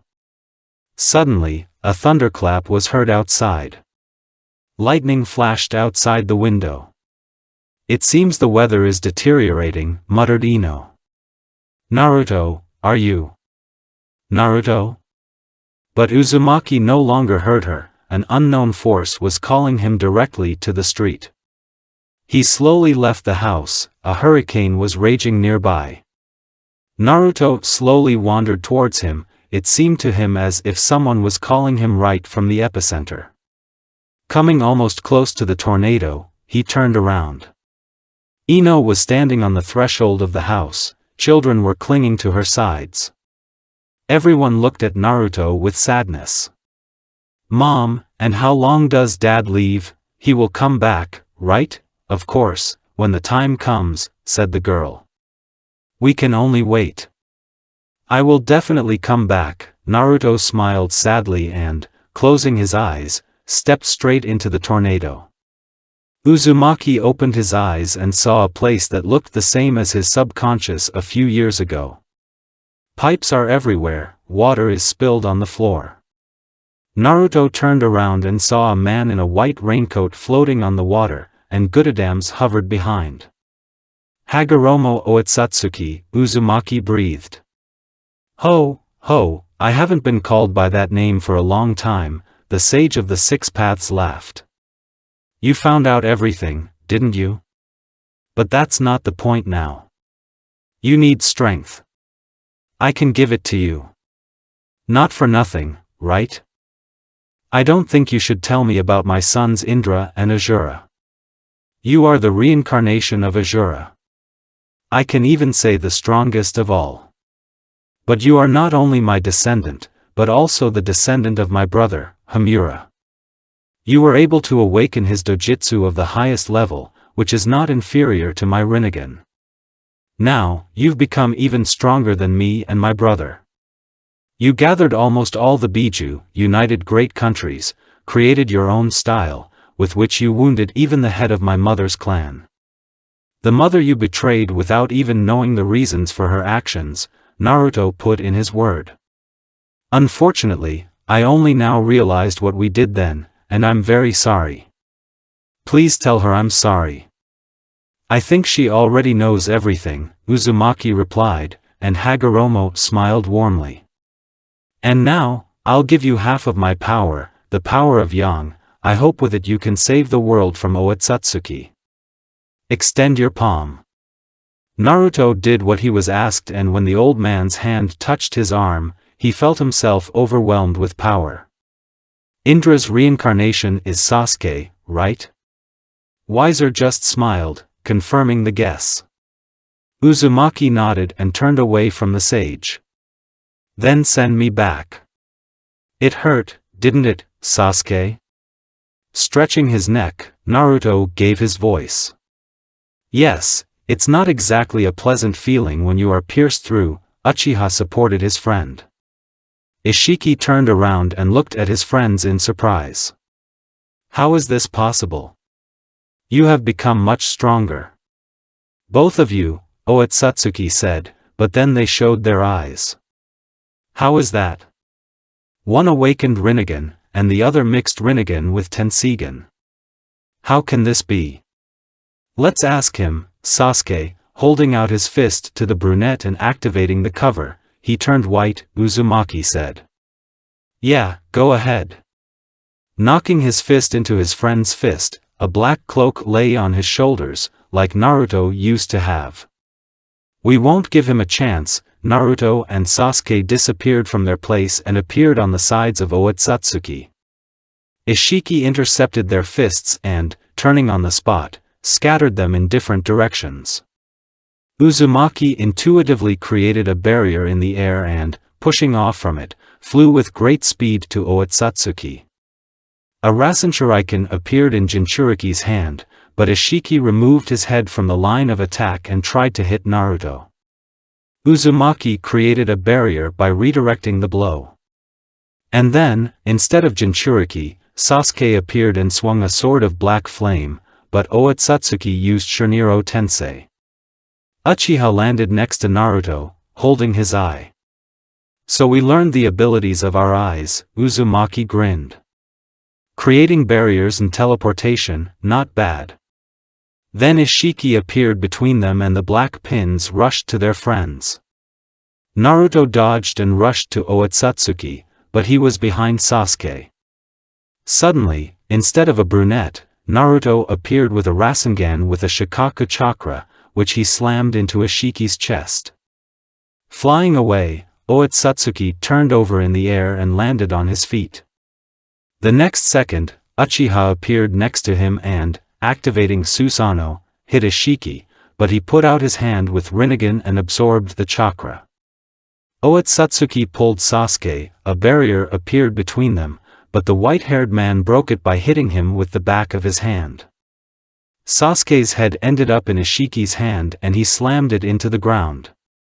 Naruto approached at great speed with his arm outstretched. Explosion of the golden wheel. Oitsutsuki took the attack with his arms crossed and plowed several meters of the ground with his back. Before Ishiki had time to come to his senses, the techniques of the two elements were already flying at him. Explosion of the silver wheel, explosion of dancing flames. Otsutsuki started to absorb them, but Naruto appeared behind him with a fist charged with lightning chakra and sent Ishiki flying again. The Fire Thunder Dragon technique immediately followed him. When the dust from the attack dissipated, there was no one in the small funnel, and Uzumaki, sensing danger, used a kaiten with the element of steam. Otsutsuki, who appeared a moment ago, flew away from Jinchuriki with small burns, which immediately healed. Sasuke and Chidori were already waiting for him on the way, but a dozen red spears, created in a second, flew towards the brunette. Uchiha swapped places with a stone lying nearby. Turning towards the enemy, he saw a black ball flying at him from the chakra. Instantly forming Susanoo, Sasuke crossed his arms over his chest, and as soon as the brunette was a couple of meters away, the ball exploded with great force, sending the Uchiha into a long flight. Naruto, pulling out the kunai, rushed to Otsutsuki. Ishiki dodged the diagonal swing and blocked the blow from above. After changing his grip, Uzumaki attacked again, but the blow was blocked and Otsutsuki hit from the side. Turning over his shoulder from the force of the blow and stepping back, Naruto threw the kunai with force. Ishiki removed his head, but a blade extended by the wind chakra scratched his cheek. Uzumaki disappeared in a flash and ended up behind Otsutsuki. Catching kunai, Naruto kicked, but she was grabbed and Ishiki threw Jinchuriki over himself. When a few centimeters remained to the ground, Uzumaki again moved to the kunai, which he left behind Otsutsuki. Squatting down abruptly, Naruto made a cut. Ishiki lost his balance, but immediately pushed his hand off the ground and bounced off. Jinchuriki rushed after and attacked with a kunai. 3 minutes later, Otsutsuki knocked out the weapon, but Naruto immediately teleported to him and threw the kunai, but it flew past and stuck into the ground, where Jinchuriki immediately appeared in a flash.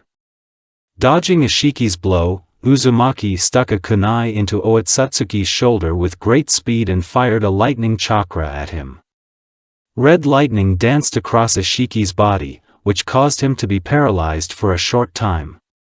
Naruto pulled out the kunai by cutting his shoulder, since Otsutsuki was paralyzed, and kunai was imbued with lightning chakra, regeneration almost did not work. Ishiki was immediately knocked back by a blow from a U-turn, and Gudadams in the form of spears followed him. Once in his body, the truth-seeking balls took root, stuck in Otsutsuki's body. But even so, Ishiki was able to get up, but he was barely standing. "You, haven't, yet," he croaked. Suddenly, his breath caught abruptly, and his eyes began to fade rapidly. When Ishiki became like an empty shell, his body fell forward. Right behind him, holding in his hand something glowing from within, stood Momoshiki Otsutsuki. Finally, he muttered and began to eat the fruit. "Everything will be mine." When Momoshiki finished, a pillar of chakra hit the sky, blocking the view. As soon as the dust settled, Naruto saw a changed Otsutsuki. His whole body turned black, his skin was covered with thick red stripes. Momoshiki slowly took off and looked at Jinchuriki. "Your power will belong to me," Otsutsuki said majestically and held out his hand. The chakra covering Naruto began to thin rapidly, and then simply disappeared. The veil fell, Uzumaki fell to his knees. "Naruto, he took our chakra," Kurama's voice was heard from the subconscious. Otsutsuki held a small black ball in his hand, and then threw it into his mouth. A glowing dark blue cloak was laid on his shoulders. Suddenly, Sasuke appeared on the side of Momoshiki and tried to hit Susanoo with his fist, shrouded in black flames. Otsutsuki caught the blow with his hand, ignoring Amaterasu, and squeezed it slightly. Susanoo began to crack. The next second Sasuke's chest was pierced by a white hand. But the brunette became transparent, and then completely disappeared and appeared next to Naruto. Izanagi, right? Asked Jinchuriki. Yeah, Uchiha. I lost color and finally went blind. I have only one spare life left. And then I'll be useless. Whatever you come up with, it's useless, Otsutsuki said. Sasuke, he pulled almost all the chakra out of me, and he killed you almost instantly, Jinchuriki drawled. I have a way to win, but it is very dangerous. How much? Sasuke gritted his teeth. I'll survive him. Naruto closed his eyes and smiled. Then it won't work, it's the only option. Then why are you telling me this? Sasuke couldn't stand it. If you have already decided everything, what do you want from me? Give me some time, Naruto simply replied, and the brunette understood his friend. At the same second, Momoshiki appeared between them. Naruto immediately moved to kunai. And Sasuke swapped places with another kunai and immediately became covered with purple chakra. He could no longer make a full-fledged Susanoo, but he was able to create a human-sized likeness of it. Although this reduced the speed, but now it was not necessary. Momoshiki immediately approached Uchiha and hit him in the chest. The brunette only managed to cross his arms. Due to the fact that Sasuke attached his feet to the ground, he almost did not move, but cracks began to appear on Susanoo.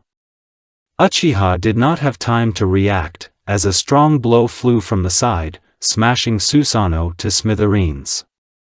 Sasuke flew off, crashing into a small hill, and spat blood.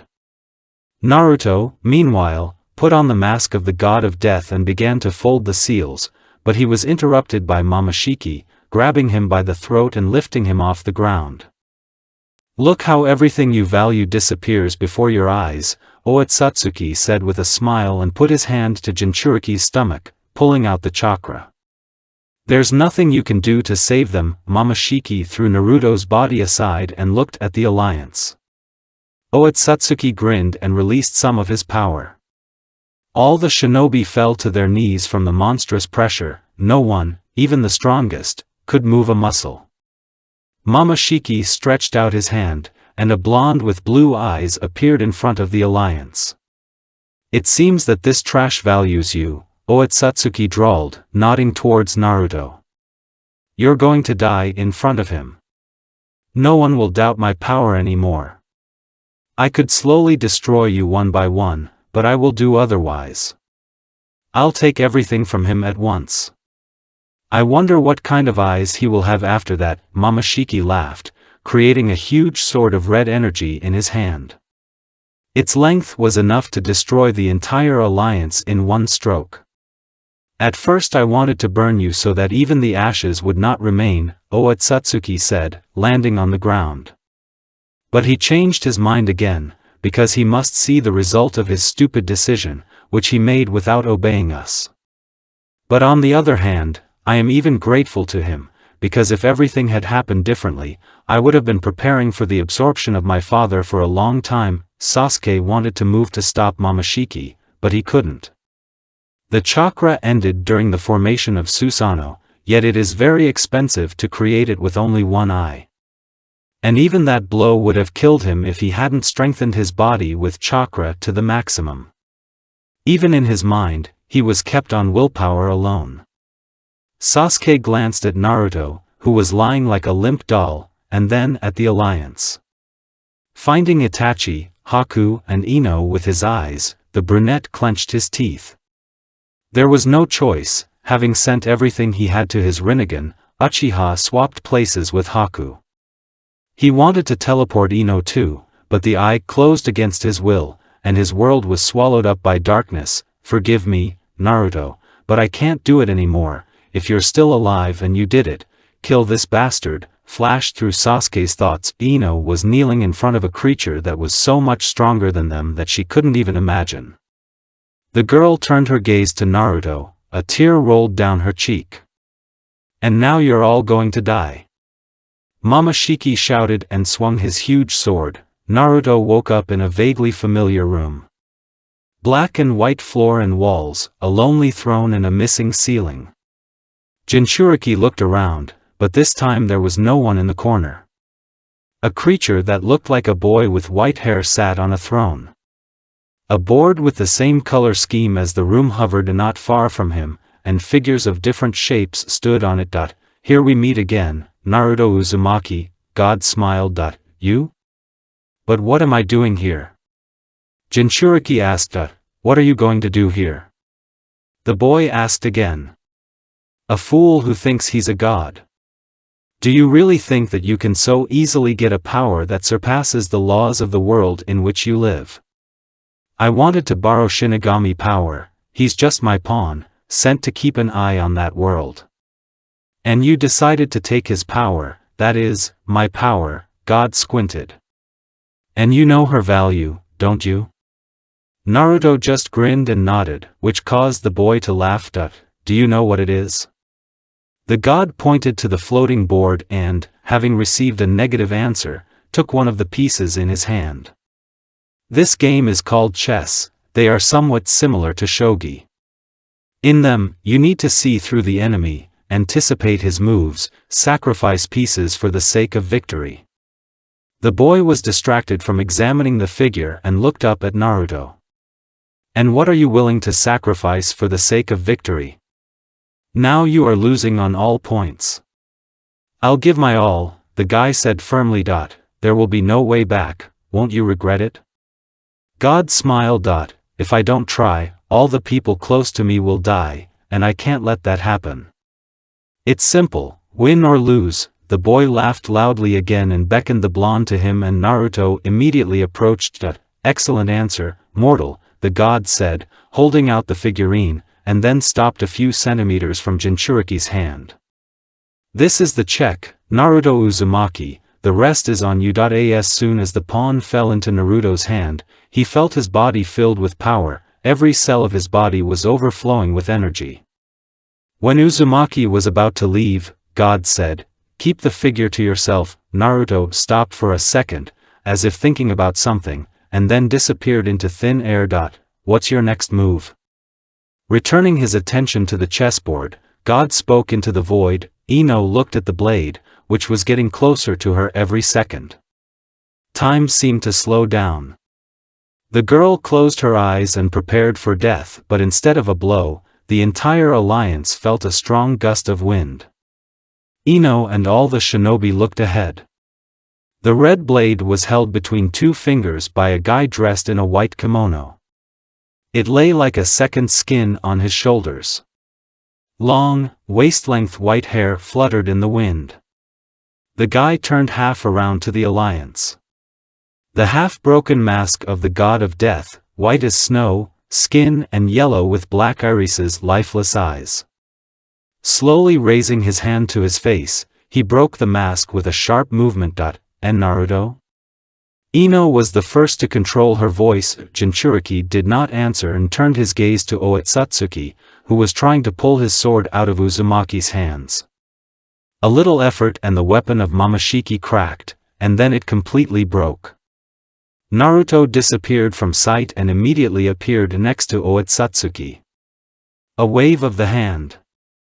Momoshiki bounces back with a huge wound in his chest, which was in no hurry to regenerate. How dare you? Otsutsuki shouted in rage, creating a huge bomb of chakra in his hand. I'll show you the power of Otsutsuki Momoshiki. The bomb went straight at Naruto, but he only walked towards it with a slow step. When Uzumaki was a step away from the technique, the guy made a vertical swing.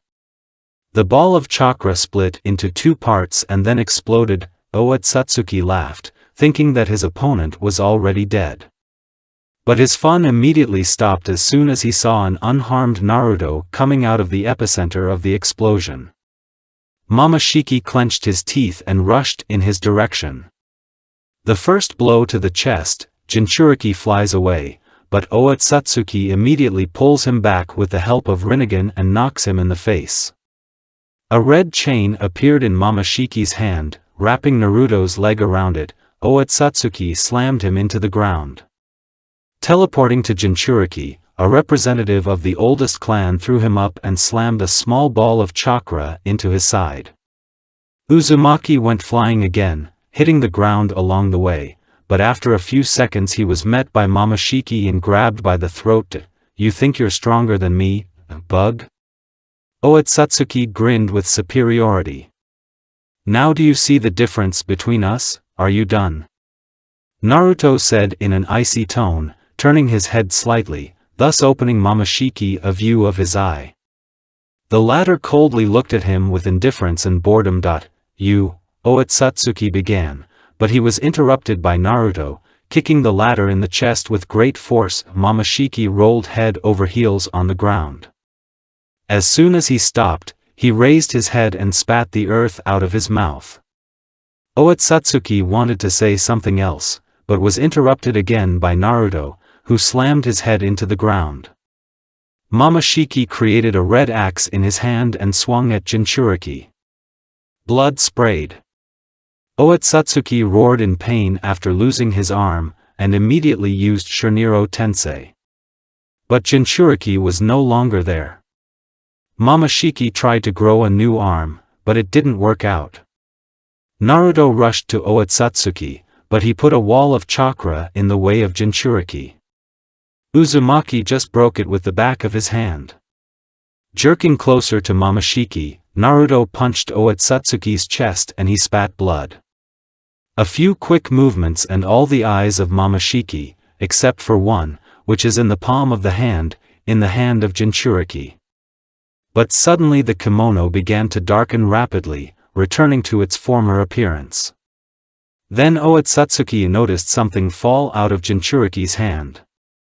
He also noted that Naruto had begun to return to his original state. Here it is, the source of your power, crawling up to the unknown figure, Momoshiki screamed, but, taking an unknown thing, instead of strength, Otsutsuki felt himself weakening. Trying to let go of the figure, Momoshiki failed. Otsutsuki screamed in agony and after a minute his eyes glazed over. Naruto, who had already returned to his former form, fell to his knees and coughed. Losing consciousness, Uzumaki began to fall forward, but instead of solid ground, he fell into someone's warm embrace. Everything is fine, my love, Naruto heard Ino's soft voice. We won, the guy smiled before his world was swallowed by darkness. Somewhere in a black and white room, sitting on a throne, a boy with white hair was twirling a small glowing figure in his hands. His face was periodically stretched by a smile. It's not a bad move, Naruto Uzumaki, to force another to voluntarily take a pawn, guessing that it is she who will take the payment, the boy drawled.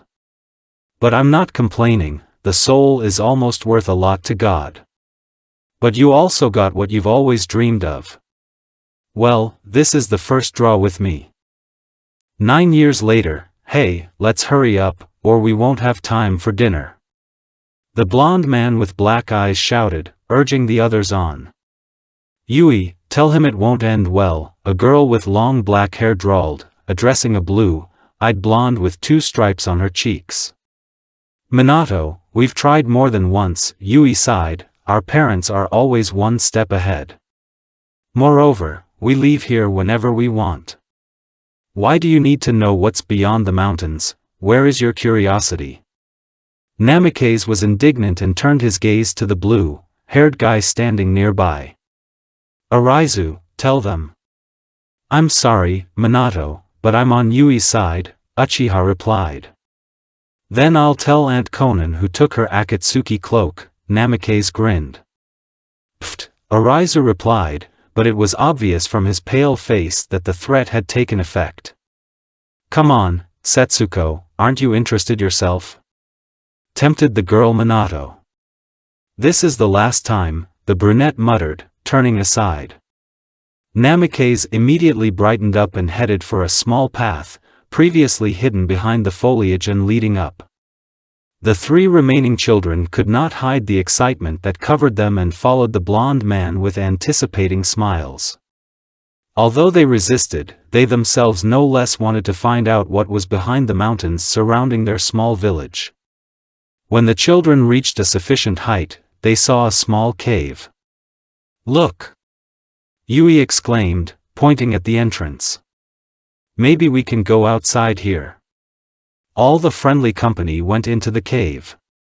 It was very dark there, but the children stubbornly refused to give up and went forward. What a long tunnel, Ariza drawled.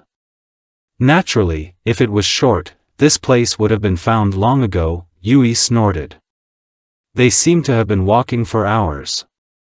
When they were about to give up, Minato noticed a small point of light. Pointing at her to the others, Namikaze quickened his pace. And 10 minutes later, the children came out of the cave.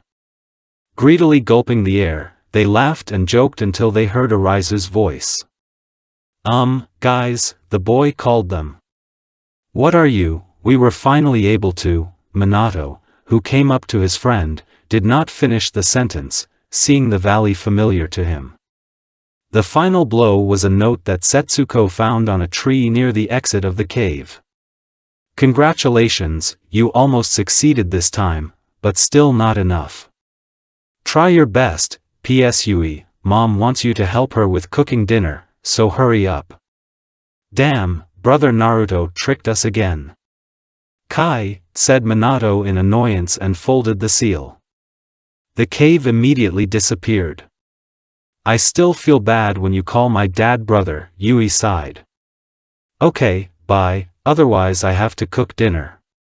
That's how he does it, Namikaze muttered, looking after the departing blonde.